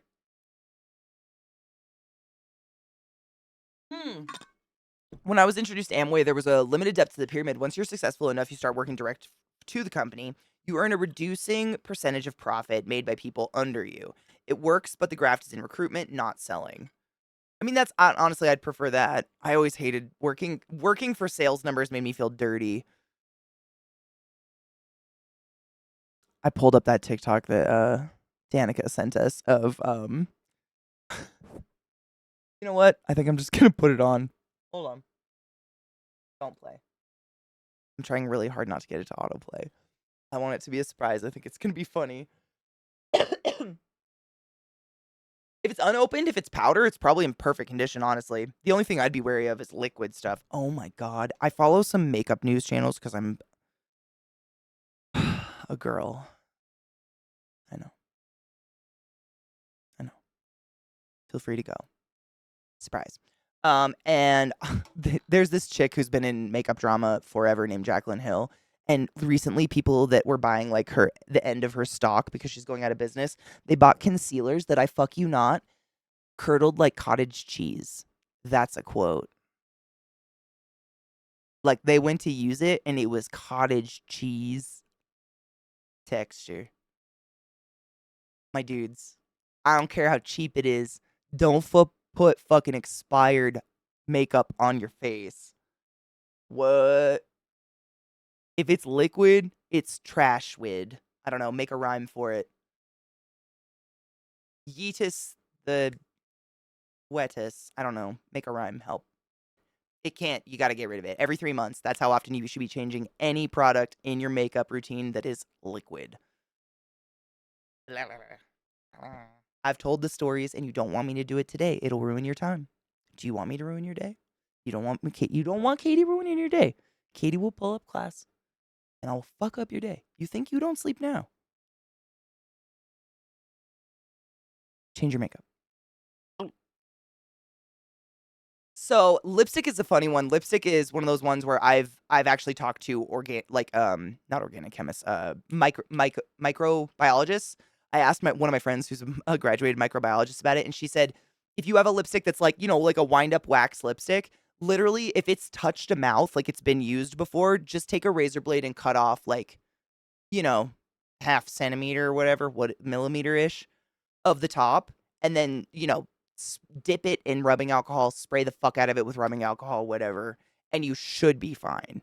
Because they're made of like solids and beeswax and often stuff like that. That's not necessarily a great environment for bacteria and stuff. Same with like eyeshadows. You can scrape the top layer off of an older eyeshadow, spritz it with rubbing alcohol, make sure it's saturated with rubbing alcohol. Saturated meaning it looks wet for 15 seconds at least. If it don't do that, it's not saturated. But that's enough to give it a good sterilization is not the word, but you know what I'm saying. Antibacterial kind of thing. But yeah, most of the time. And it's kind of common sense. Like if you can tell if lipstick goes bad. There will be weird holes in it, bored into it. Like it looks bad and starts to smell bad. It's kind of like food at that point. Like the expiration label might have said next week, give it a good smell.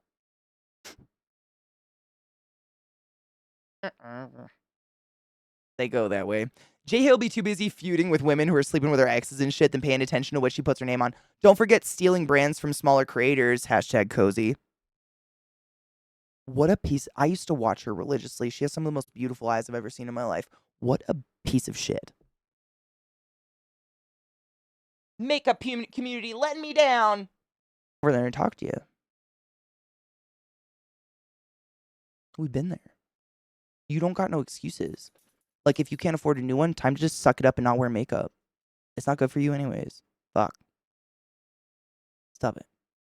So gross. So gross. So gross. Yucky McYuck face. Oh, I know, Danica. It's hard. Honestly, I think, what was it? It was one of her concealers was fucking phenomenal when it first came out. And then she just stopped giving any fucks about makeup and all of her shit went bad and it was heartbreaking. I hate it. I feel the same way about Morphe. I still have one of them. I have, oh my God, this is outing myself, but I feel like big picture is important for this. What the fuck is the guy's name who was a big makeup YouTuber who started getting in the DMs of underage boys and we definitely tried to Me Too him out and he keeps trying to come back and we're all like, no, you pedophile fuck. James Charles, I have his palette and I still use it. It's a great palette. And now Morphe sucks a bunch of nut sacks and so does James Charles. Ugh, fuck. Sucks a bunch of balls. Cheers to the makeup creators, content creators, etc., who just managed not to suck. Super appreciate you.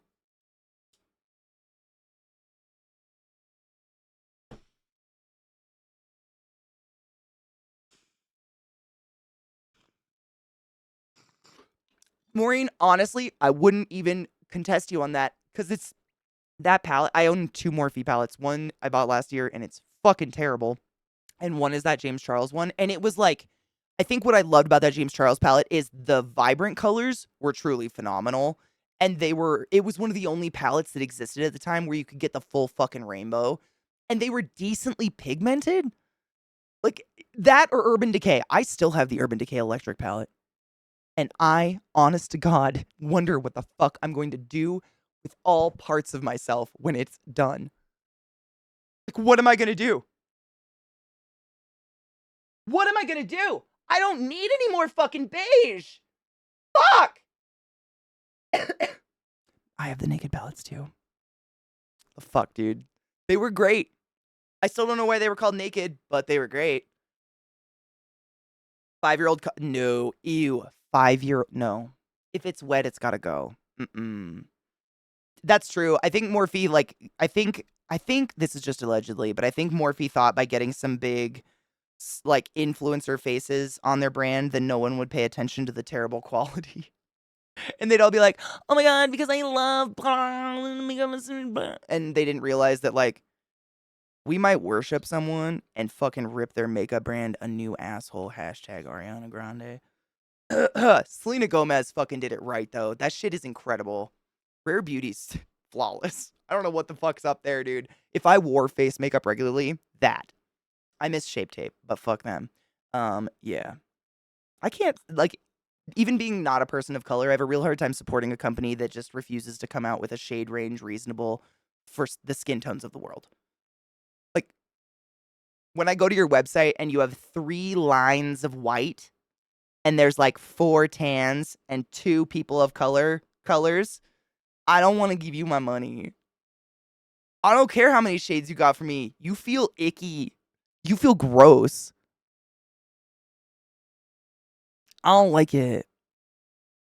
Pat McGrath. I like Pat McGrath. Mob Beauty. What does it stand for? MOB. I'll write it down. Jeffrey. I've talked extensively about that piece of shit. I've been highly aware of him. Thankfully, I just say thankfully because I'm glad I never imbibed in his content and then found out he's a racist hoe or piece of shit. Like, I got bad vibes from that motherfucker since the MySpace days. You know if you know. Yeah. When he just used to take pictures of himself, like, in hyper, like, I don't know, like, what would you call it? Like, kind of like bubblegum goth makeup with the really high eyebrows and whatnot, puking cereal on a floor. I was like, oh, that seems like I want a little bit of attention that I just don't have to give right now. Click out. And lo and behold, what a racist piece of shit. Yeah, mob. I was just asking. I can figure it out. I got the Google foo. She's within me.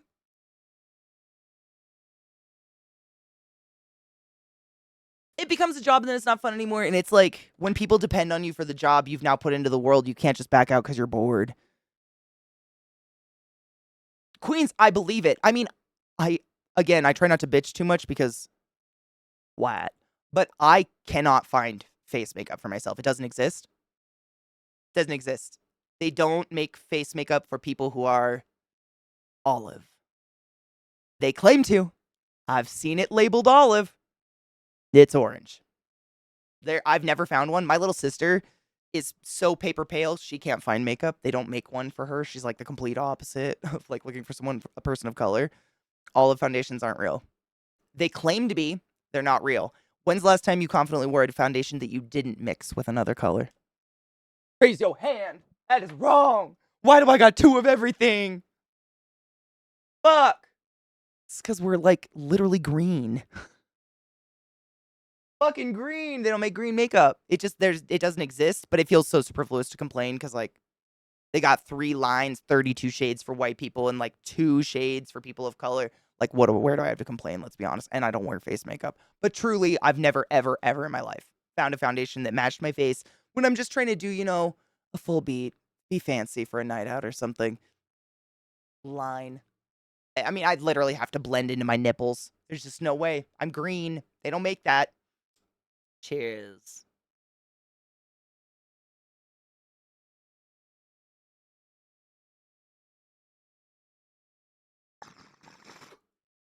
Night, honestly, it's been a bit.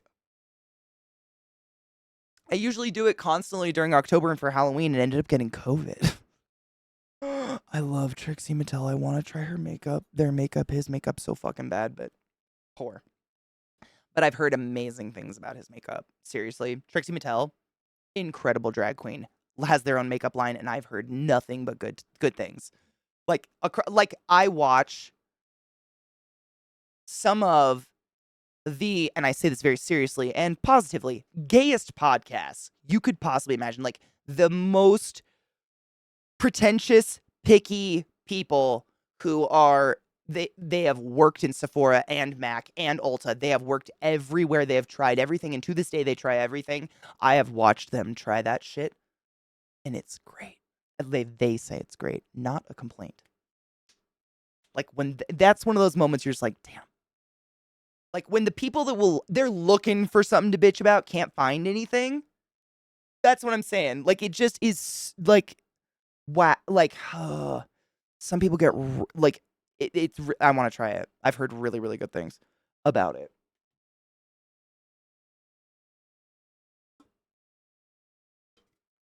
Was the tiefling? Oh no shit. I've done a ton since the tiefling. Since Preta? Preta? Oh, I've done lots since Preta. Oh yeah. Patrick One Size is amazing. Yep. I got a free sample of those fucking eye patches. And I try not to buy eye patches because I feel like they're really wasteful. Like I've never seen any that are reusable ones that I feel good about. And I hate using products that are like one use. But those, I mean, it was like one of the Sephora birthday things or something. Oh my God. Yeah, I felt like I got collagen filler in my eyes. I'm not, like, I've got makeup on right now, but I've got heavy, dark circles under my eyes just naturally. It's just genetic. It's just who I am. Yellow skin comes with that sometimes. And it's that shit, like, hot fucking magic. It was like, it literally felt like I got fillers or something. Like all those little dark purple, like bruises just were filled. I don't know. They were great, but it just feels so wasteful. I am. Seriously, no shit. I've told you guys this story before. Last one before we watch this video, and then I really truly have to take my dogs outside into the hellscape. But I used to wear like a full beat, and by full beat I mean full face of foundation down to my nipples because no foundation matches. Estee Lauder Double Wear, which is basically like latex paint for your like nothing will take that off but makeup remover, and I'd put money on that. Full face of that, everything, like eyebrows. I couldn't leave the house without my eyebrows filled in. Like I was like kind of making myself a psychosis. I never needed any of that, in my opinion. Like looking back, I don't know where this came from, why I started wearing all this makeup, but I got to a point where one morning I woke up and I looked in the mirror, like before I brushed my teeth, and I remember I just thought it in my head, like, oh, I need to fix that. And I like had one of those like record screech moments listening to myself think that, which is really weird to explain, but I'm sure you've been there. And I, stopped myself and I was like, man, what's the rest of my fucking life gonna be like if I can't handle like my clean face? Like if my clean face is displeasing. And I didn't really do anything. I didn't make a vow. I made like a personal internal vow, no makeup. I just stopped. Dry turkey, cold turkey, stop wearing makeup completely. And the first night of making this internal decision, I went to work at Hopkins and I got sent home because they were convinced I was sick. How are you? Are you okay? Are you sure you're okay? Does anybody are we overstaffed tonight? I think we could let Kitty go home. Do you want to go home? Me? What? No, I'm fine. I got here on time. What's wrong? Is there something on my face? No makeup. First time they'd ever seen me without my eyebrows drawn in, and they were convinced I was full-blown flu or something. It was the weirdest moment, and I don't know if it's because I literally have full-blown raccoon eyes without makeup on, because I just have dark circles, but like, check yourself, motherfuckers. That was weird, but at least I got to go home. Nah. Did you do the exact same thing? Nah. Did you get sent home from work? Because that's incredible. I mean, and disgusting that that's happened twice. What? No one's, and it wasn't, I mean, I worked at a hospital. No one, I mean, none of my coworkers wore makeup. I did it for fun, and because for some reason I thought I had to. But like, we didn't have to wear makeup or look nice by any means. It's be hygienic and have your hair out of your face. It was just the stark contrast between like Instagram makeup and just my skin was so daunting. They assumed I must be dying. Which is wild. It was a really weird moment. And I'm sad that happened because, like, what the fuck? If you get real about it, what's happened to both of us is the reason why we eventually have a moment where we look in the mirror and don't like our just natural fucking face. What the fuck? That's why. Like, what? It's really fucked up. Because, man, I mean, come on. I don't even know what to say. I don't have words for it. It was so weird. I was excited to go home, but the next day I came in looking exactly the same, and I was like, I truly have to explain to you that I've just worn makeup my whole life, and I decided to stop wearing makeup, and you're interpreting it as me being ill, and it's really weird to me. Thankfully, my boss was a boy, so he was very like, oh, and, just took it, and I was able to work. But, like, holy shit. I'm a sweaty beach, which I used to hate, probably saved my lack of my lack of journey from becoming psychotics. What do you mean? Oh, well, maybe. I got bit by a zombie. No shit. It was weird. And none of my coworkers wore makeup. I know. Cosmetic companies, they truly, they prey on the psychosis of, I was trying to think of the wording for it, but I saw an ad. It was actually a British makeup ad recently. And I think the actual, whoever's in charge of allowing ads to happen in Britain was upset about it because the wording of it made it feel like, I think it was Drunk Elephant or something, I don't remember. But their wording made it sound like, if you want to be a boss babe, if you want to be a girl, if you want to be feminine, you have to wear makeup. And it's geared towards 8-year-old girls. Little girls. It's like a little girl makeup line. Little. I should say little people, but that's means something else. Youngins. Anyone of it young, it's meant for youngs. And the wording truly did kind of sound like that a little bit. As an adult, I would listen to that and be like, wow, I'm not going to buy your product because you're just trying to brainwash me. But I can see how a kid, a very young, formidable mind who wants to be a woman probably could, get sucked into that mentality really bad. And it's it was expensive. It wasn't, the Wet n Wild or the whatever cheap shit we scraped into our eyes back in the day. It's expensive. Like shit I don't buy, oh, it was, I'm personally, as just a personal goal of mine, I'm trying to remove a lot of gendered language from my own vocabulary without saying it. I gotta stop calling babies it. It's the worst habit. They are not a fucking it. I just want to be respectful of a child getting to choose who the fuck they want to be based on how their brain tells them. It's terrible, but I'm trying, and I'm trying to talk like this company, but it was absolutely girl boss, femininity, woman, 100%. That was the language they were using. I'm just personally trying to fix my own, the ingrained bullshit, It's not always unnecessary, but most of the time it's absolutely unnecessary. I would just sweat off all the foundation. Quill, I'm not kidding you. If you've never tried Estee Lauder Double Wear, I'd almost guarantee you it wouldn't sweat off. It's wild. I don't know what it is, but you couldn't sweat that shit off. I could go on a 7-mile run and it would still be on.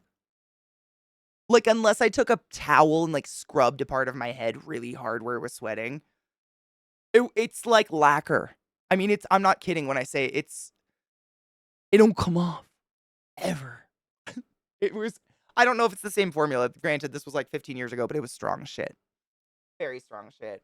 Spackle. Seriously. There is a dog fuzz haunting my life. I didn't get sent home, but I worked at the salon and I decided I need to do it. Makeup detox. Samesies. I like the way that's worded way better than mine for my mental health. I was explaining this to my coworker on the first day in barefaced, and she said, but you look better with makeup on. Oh no. Oh no. But you look so I can't even read it. You look better with makeup on, and I almost threw up on the floor. I feel like my face is getting hot with anger at this. Oh my god. What? I wanted to run and cry and go home so bad. That's kind of how I felt when I was driving home. I really felt that way. I was like, do I just look that bad without makeup on? Is it that? No, it's not, by the way. I've learned that. I totally know my face is fine without makeup. I could smear half off right now and put some shit on my face and feel totally cool. I have no hangups anymore. I do it for funsies, but like back then, I would not leave the house if I couldn't fill my eyebrows in. Like it was this super weird. I don't even know where it came from. I have no idea. They're not meant for children. So get this, Maureen, I watched way too much makeup news shit, but I just listened to this recently. So apparently, like amongst Gen Alpha, which is like 13 years and younger, I didn't even know what this shit was when I was 13. Instagram is wild for these kids, TikTok and shit. Gen Alpha, like, I don't know if they've been baited in by Drunk Alpha. For some reason, Drunk Elephant's been changing their packaging to look very like childlike. I saw it. It really does. It looks like child's bubble bath kind of packaging. I don't know how else to explain it. And it's literally labeled like cubs or childlike kind of language. And so it's very like attractive to the Gen Alpha, young, bubbly, still little age group. And the moms are just sending them in there with gift cards and they're buying all this drunk elephant shit and then going home and making TikToks. It's insane. Like their skincare is more expensive than anything I've ever owned. But they're like 12. And like if you don't have any wrinkles or dead skin that need to be chemically exfoliated from your skin, maybe you shouldn't be like smearing your body in 7 retinols. And that's what's happening. Like children that have not existed long enough to have a buildup of dead skin on their face are putting high-end chemicals on their face to eat away dead skin, and they're thinking it's going to leave them with permanent burn scars and scar tissue all over their faces. It's so scary, and Drunk Elephant's response was to just put out these ads in Great Britain that were like, this is what kids should do, and this is what they shouldn't. That was it. I saw it. It's crazy. I watched too much, but like, it's kind of infuriating. I have had Drunk Elephant products, and that alone makes me not want to support them. They won't acknowledge that very young people that have no business using some of these high-end fucking chemicals that honestly anywhere but the US are not over the counter by any means. But hey-oh, USA, let's go. It's gonna cause like horrible scarring. I don't even know. Like, what does retinol do to a flesh that doesn't have anything to retinol? I don't know. It's really scary and it makes me sad. Because like they don't know any better. They're kids. Best thing I did for myself was maintain my appointments with esthetician after my wedding, and she changed my skincare game. Dermatologist, literally. Dermatologist changed my fucking life. Because, I mean, I'm sure, I mean, I hate to I don't want you guys to out yourselves, so I'll out myself, and then you can just feel like we did it together, but, like, feel no need to join. I absolutely used to wash my face twice a day with St. Ives peach scrub. Boiling water. Like, the hottest. How do I still have skin on my face? To this day, I wonder, why am I not just a scar? Like, it's just shards of peach nut slicing you up. Like, how in the fuck did... Oh, the apricot, not peach, it's the apricot, thank you. It's been a while, which honestly, this is a good sign that I forgot the name. It's been so many years. Yeah, twice a day. How? How?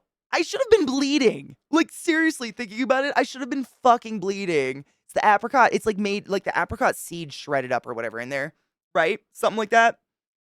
It's basically little shards of glass, but I think we all did it because, like, like anyone else, like, lay an oxy pad across your nose and just, like, go about your business for 7 to 10 hours. The pores are so real. St. Ives. St. Ives can eat my entire ass. Yeah. Seriously. It's like a sand belt on the face, and we were all convinced it was the only way to minimize pores. What was it even telling us? I don't even know. Oh.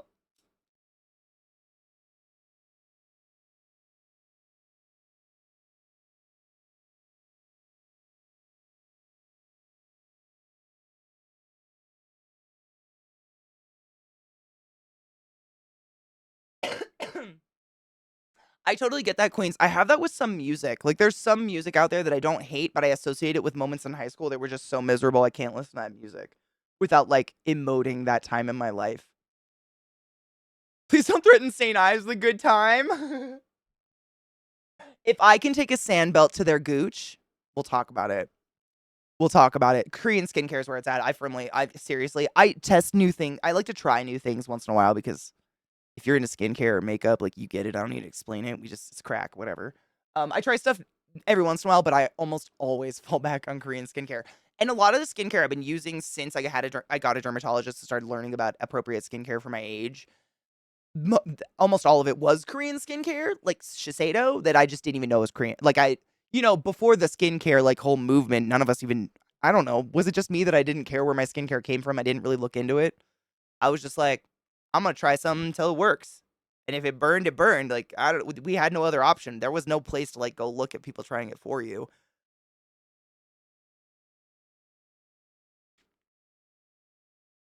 And on that note, Danica gave us a funny that I keep flocking away from because I'm just gonna stop. I think I'm excited. Part 2 of why your booty goes flat after you've given birth, aka mom butt. Oh my god. Oh, I'm very excited. I don't know what's going to happen here, but I'm really excited. Queens, I hope you have a wonderful evening. Make sure to drink water and take care of yourself, honey bean.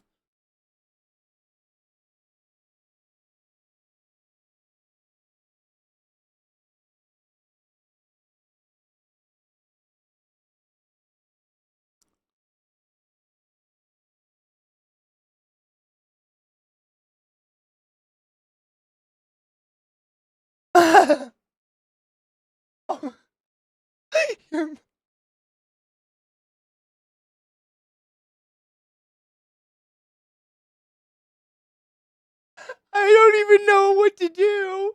Oh my god, it's so long though. Hold up, hold up. Reasons to have a child burst through your vagina. Cons. I gotta read these. A child will burst through your vagina. Fucking facts, though. Your coochie might rip in two. Your asshole may tear. These are all true. I mean, they're not just scary. They're absolutely true. Waking up every 2 hours. All right. Bitch, you ain't getting sleep. Your titties will wake you up too. Your titties will inflate, but then deflate to look like banana peels.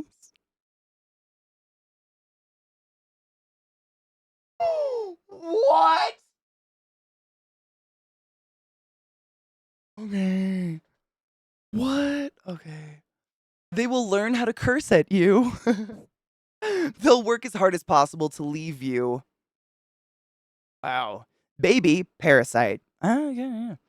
You can be allergic to pregnancy. You will get rashes on your body. Morning sickness, 24/7. Your hips will be sore for life. Your legs can swell up to the size of 2 potato sacks. Random tantrums. Oh, God. Holy shit. Hold up. It's long. They poop and you have to change them. They pee and you have to change them. They will have diarrhea and you will have to change them. Exploding poop. I see no errors yet. I don't even have kids. Point them out, moms, if you see one. Truly, I see nothing. They will have diarrhea and you will have to change them. Exploding poop. They will vomit on you multiple times at once. You will not have a social life. You cannot have sex for at least a year. Belly button hernia, both the child and the mother. Brown marks all over the body. Can get more hairy. Your hair grows everywhere. I actually worked with someone who went bald during pregnancy. True story. They will threaten to kill you. They spit on you unintentionally. They spit on you intentionally. I read it backwards, but you get the idea. Hold up. They don't sleep when you need them to sleep. Epidurals can go wrong and you can die. I mean, it is a fucking 18-inch flexible needle going in your spinal cord column. So, like, yep. Also, scary. Childcare is expensive. Holy shit, though. Screaming in the grocery stores. You lose your abs. Your hair can fall out. Your nails can fall out. What? Boom, they got the bald. The umbilical cord can get stuck. Your placenta can get left inside your coochie. Do doctors forget about it? Cause like, what? Yeah, same. Hard. I'm glad we've all stopped in the same place. Like, what? I'm sorry. What? Do doctors just straight up forget placentas? Cause what? Isn't the baby arguably still connected till you cut that shit? Cause like, it's like kinda big. What? What the fuck? They wait for it to come out? I would forget it. I didn't go to med school, but that's not my problem. I mean, I'm wondering, are you just supposed to take like a pussy shit? Like a big gelatinous pussy shit?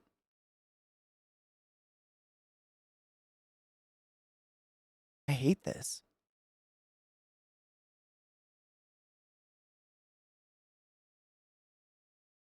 They treat moms like shit. Like, penis havers, how would you feel if I said, go home with your new baby in a few days, 5 pounds of gelatinous penis shit is gonna come out your little noodle there. Have fun. TikTok it if you're feeling fancy. If it's so easy to not leave surgery stuff in a coochie, why don't you go be a doctor? Bitch, I'm mean to be not be a doctor, but I am surgery certified and worked in it a lot. And it's pretty difficult to leave shit behind. I don't know how it happens. I'm gonna be honest.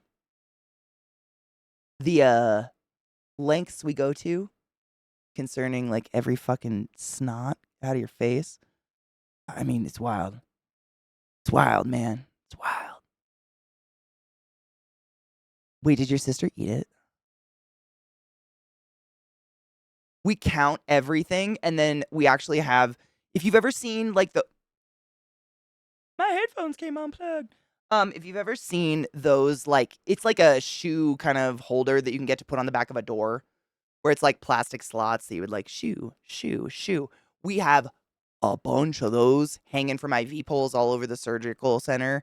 And when surgery's done, each one of those pockets gets one item, whether it's a like leftover cut suture or a fucking dirty paper towel, a snot tissue, or a knife. Everyone gets its own pocket as we go through and count them, and we count them like 20 times. I don't know how things get left.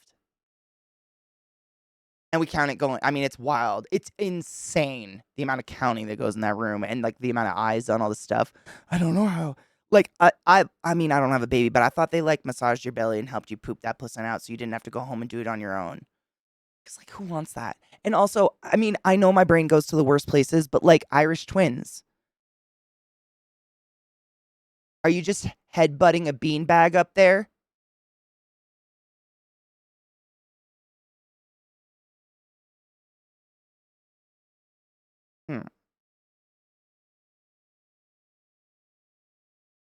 Sunday, Monday, happy day. Tuesday, Wednesday, happy day. Thursday, Friday, happy days. Saturday, what a day. Oh my god, placenta poop. What? Moms are superheroes. You're all superheroes. Just for doing any of this. For fuck's sake. Wow. Ugh. Your placenta can get left inside your coochie. This is where we left off and couldn't stop. I'm so sorry. Holy shit. Ugh. They will throw food at you. They will throw toys at you. They will sit on your face and fart. Sounds like brothers. They will poke your eyes. They will pull in your earrings. They will ruin your favorite clothes. Constant fever during pregnancy. UTIs after and during pregnancy. And sometimes literally chronically the rest of your life because your downstairs has been rewritten. Moms are superheroes. Treat them right. Constant back pain. Bleeding gums? Does that say gums? Gums? Why? Oh, Irish twin. Baby's born within the same 12-month period because, you know, they fucked that Shit. Yeah. I don't know. I don't know why. I think because like Irish Catholic people had a lot of babies or some shit. That's where it came from. Irish twins. Yeah. Born within the 12 months. Because like, maybe they liked that hot. We're just, that poor woman. Like the amount of sutures most people come out of pregnancy having in their downstairs and imagining like A, that someone enjoyed that up and down their penis sides, and B, what I just can't. I don't know what to do here. Oh no. Nope. Nope. Oh my god, the fucking husband stitch. Yeah. What the fuck? Dude, that better not be real anymore. Fucking Christ. Okay, so bleeding gums. I still don't know where how this, like, what? Bleeding gums. How? Those poor women. We waited 12 weeks after I gave birth and it was still sore as fuck. That's what I'm saying. Like, I'm thinking it must be some of those weirdly religious situations. And I just say religious because that's the only context I've heard it in, where it's like, the man is the leader of the household and you must bend over to his whim, even if he wants to fuck your post-surgical pussy or whatever. It's got to be something like that because, god damn it. Ow. Giving birth, I mean, I don't need to say it. I mean, all of us, if you've had a big shit, imagine a watermelon. This is lists not to have babies, and it's fucking hilarious so far. Literally, it's the best. Bleeding gums, constipation during and after pregnancy. Jesus Christ, no, yeah. Diarrhea during and after pregnancy, gas and bloating during pregnancy, shitting yourself while pregnant. Oftentimes, you shit yourself while giving birth. There's a large portion of babies that are born into a slip and slide of feces, my dudes. It's a magical world we live in. Frequent urination, acne breakouts all over your body, hemorrhoids during pregnancy, fatigue, varicose veins, pressure on the hips, pelvic area, swollen ankles, whole body swells. Yum. You have to sign up the child to school. You have to sign the child up to school. An extra expense in general. I think on average, actually, I learned this when I was in college, which was a while ago. It was on average about $1 million to raise a kid in America. Over the course of their lifetime under your roof or whatever. Your body swells, you have to sign the child up to school, an extra expense in general. You have to wake up early to be Santa Claus on Christmas. Okay, are there parents out there that wake up early? Because my parents totes made us go to bed at 8 o'clock and lock ourselves in the bedroom. Even if we had to pee, we weren't allowed out. What is this? You're saying there's parents who put themselves at a disadvantage? I know, I didn't realize this was the kind of video, let's be real. I have 15 minutes. That's my ultimate cutoff. We'll get there. Don't worry. It can't be oh, we'll get there. This is amazing, honestly. It's not like it's gonna get more cold. It's fucking freezing. You woke up at 7 a.m. Wait. We got to bed at 7 p.m., right? Same. The fuck was with this wake up early shit? I mean, nurses are in general wondrous. Let's be honest. I mean, seriously. But if it happens simultaneously, we're always gonna like take preference on the baby. Like, I'm not gonna go wipe your shit before catching the baby. Obviously. I feel like you probably know that. I don't need to say it. Varicose veins, pressure on the hips, pelvic area, swollen ankles, swollen body swells. Wait, whole body swells, excuse me. You have to wake up early to be Santa Claus. Your house will turn into a childcare facility. You can't take them out to many places. You have to know what shots they need to have. Probably. Do you? Doesn't a doctor just figure that out for you? I'm a bad person. They will call you ugly. They're brutally honest. I know why you have big fat thighs. It's because you're old like my mom. Oh, fuck. Oh, I did it. They sneeze on your face. They cough on your face. They will eat your food and not their own that you spend time preparing because they asked for it. Jesus. Irregular period after birth. Your nipples get blisters. No.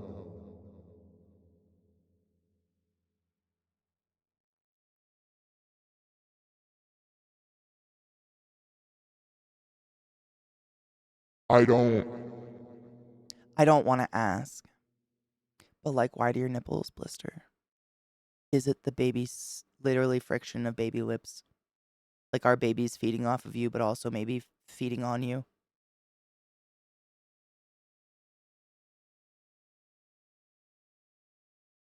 This is I mean, seriously, suit your fucking tools, my dudes.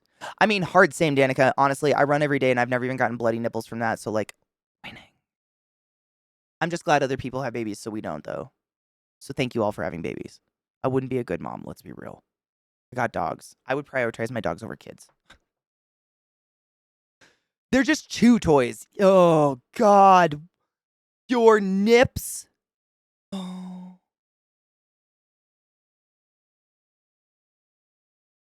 I was just gonna say, is that because they're literally teething on your fucking nipples? Okay, I've asked this before and I've gotten answers because I know a lot of awesome moms out there. But this is something I struggle with as like I've just thought about it, try to put myself in that place. Like, how do you go from being like a sexual being where your boobs are like a sexual part of your body, probably, to being just a milk farm for your baby? Like, and I say that in a positive form. Like, I'm all for pro breastfeeding if you can. Like, no shame if you can't. Lots of people can't. But like, if you can, that's a super awesome bonding experience. Like, free food made out of your titties, amazing. But if those babies are literally chewing on, they're chewing on your nipples, how the fuck do you feel great about your partner then mouthing them later? Do you just have to kind of black out for a bit? Because I know I say you're superheroes all the time, but like, I know some people that are like, a stranger grazed my tit in the subway 17 years ago, and therefore I don't like when people touch my boobs, even during sex. And you're all out there like, yeah, little Billy chewed that one off, but let's fucking party. Something happens to moms. I don't know what it is. I don't know if I need to know. But like, dads, maybe ask. Like, how'd you feel about me playing with these after that little fuck tried to eat one? I knew you leaked and stuff, but man, I mean, I imagine it probably caused terrible chafing too. Chapping? Ow. Yeah, it's like licking your lips constantly. Like if you're ever in a super dry or hot environment and you just cannot stop licking your lips, they get really chapped. It's consignment titty. I mean, I like a massage is probably incredible, especially if you like are still producing milk and you can get engorged and shit. Boobs are off limits during sexy times because ouch. Yeah. I imagine like they're probably like damaged goods, and I don't mean that in like a physical presentation. I just mean in terms of like your relationship with your tits. Like, man, because like if I need to feed my child and they just so happen to nibble my tit, I'm probably not going to be like whack. But if my partner bit down too hard on my tit to the point where it was teething ish, I would hit them in the face. Like, ow, bitch. Like, bite your own hand. When does it hurt? Figure it out, motherfucker. Yeah, they belong to the baby, but like afterwards, even. This, and again, I'm so sorry, but this is coming from the standpoint of never having done this, which I think a lot of us can relate with. You know, like you can't, it's like, uh, for a certain X amount of time, like little monsters, like, and then at a certain point, you're like, all right, fucker, here's some powdered shit. Is it immediate? Like, is your, if you have a partner at the time, like, are they just allowed to go and go, or do you like have a guru walk you through the steps of like, it's okay to let someone touch your boob in a sexual way. Don't let them chew it off. I don't know. That transition for me is rough. I don't know. Yeah, different strokes, different folks. I ain't here to judge. So many questions, so little answers. I seriously, I'm just glad a lot of you are moms and you can answer these questions. Cause like, I would think half of this was fake if you weren't here. Like, by the time I read nipple blisters, literally, if Yad had been like, in chat already, my brain would have disproved it so much. Like, that, what? Nipple blisters. That's a hell thing. That's what Satan does on a fun day. Not the little cute babies. So all these little babies I laugh at, they're just cannibalizing mommy. I don't know how I feel. I love it. No, I love me a crisis. Honestly, this is going to fuel my fire of walking in negative degrees because it's butt fall cold outside. Butt fall? I don't know what that is, but we're going to go with butt fall. This is honestly on point. I love this. It's the best. We're going to be talking about this for weeks. I can already tell. Irregular period. Your nipple blisters. We're back. Hate it still. Your baby daddy might leave you. Your high blood pressure for life, for many reasons. Can't eat what you want during pregnancy. Infections during birth. Child can get infections. Gain extreme weight. Lose extreme weight. Stretch marks everywhere. I got them too, bitch. Wear your tiger stripes. Be proud. You created life, and like no one else can do that. Increased shoe size. I've heard about that. That's insane. Like, what is that? I've heard about this. Crazy.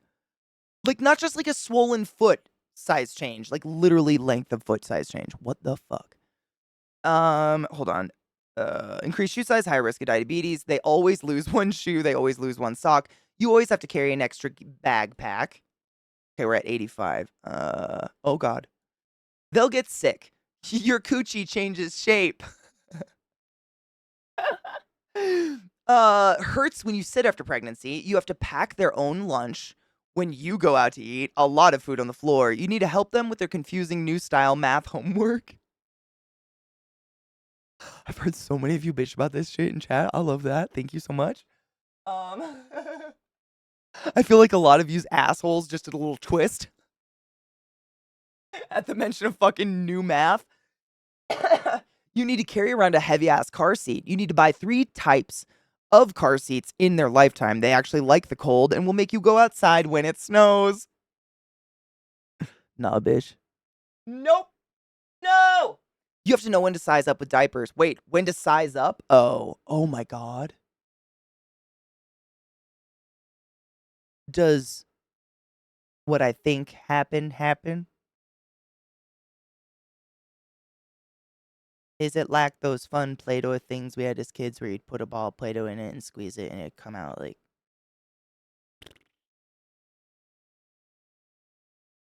in various shapes and whatnot?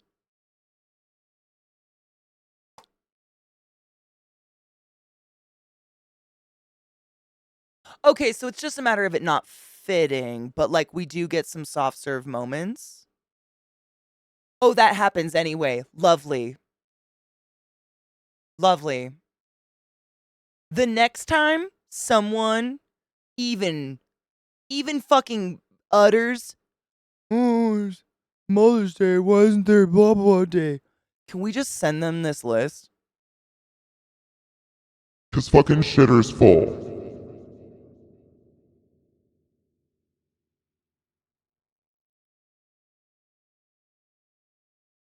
Because goddamn.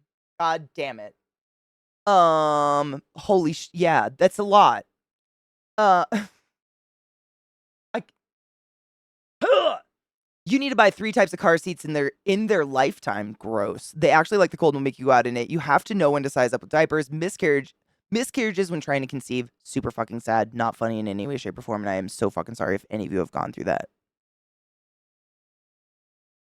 So sad. But absolutely realistic. They can become bullies. True. You could literally give birth to just a little asshole. And you have to love them. Ha ha ha ha. They can become bullies. They can get bullied. Super sad. They will get hurt and leave you with medical bills. Broken bones. They can kick your intestines while pregnant. They can kick a lot more than that. Hold on. Oh God. Oh God.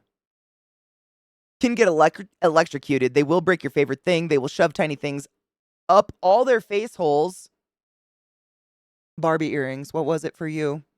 You can shit yourself while giving birth. You do shit yourself while giving birth. C-section gone wrong. Super rare, at least around here. Gain a child, lose a tooth. Again with the teeth. I'm so nervous about the teeth. Bleeding gums.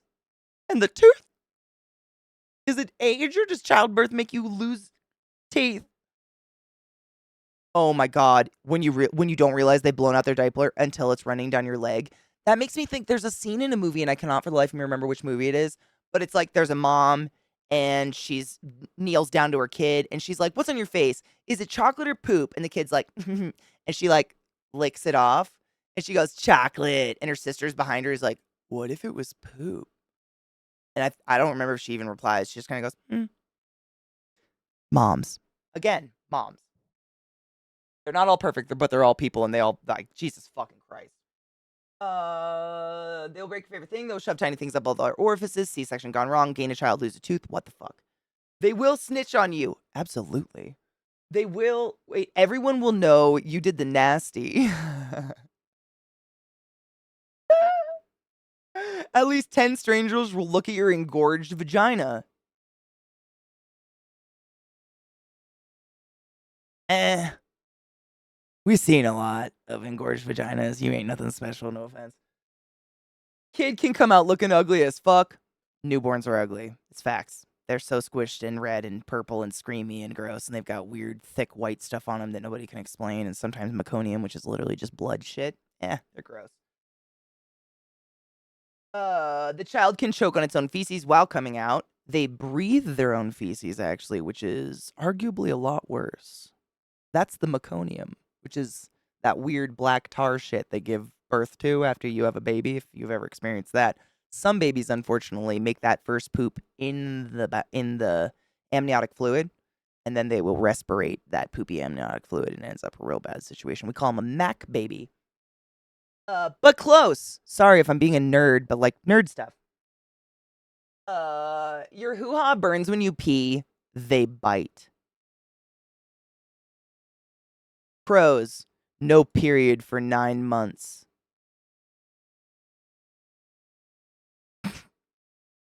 Your booty may go flat. Oh, is it Knocked Up? I love This Is 40. That's one of my favorites ever. Knocked Up was okay. It was a little much for me. A little much.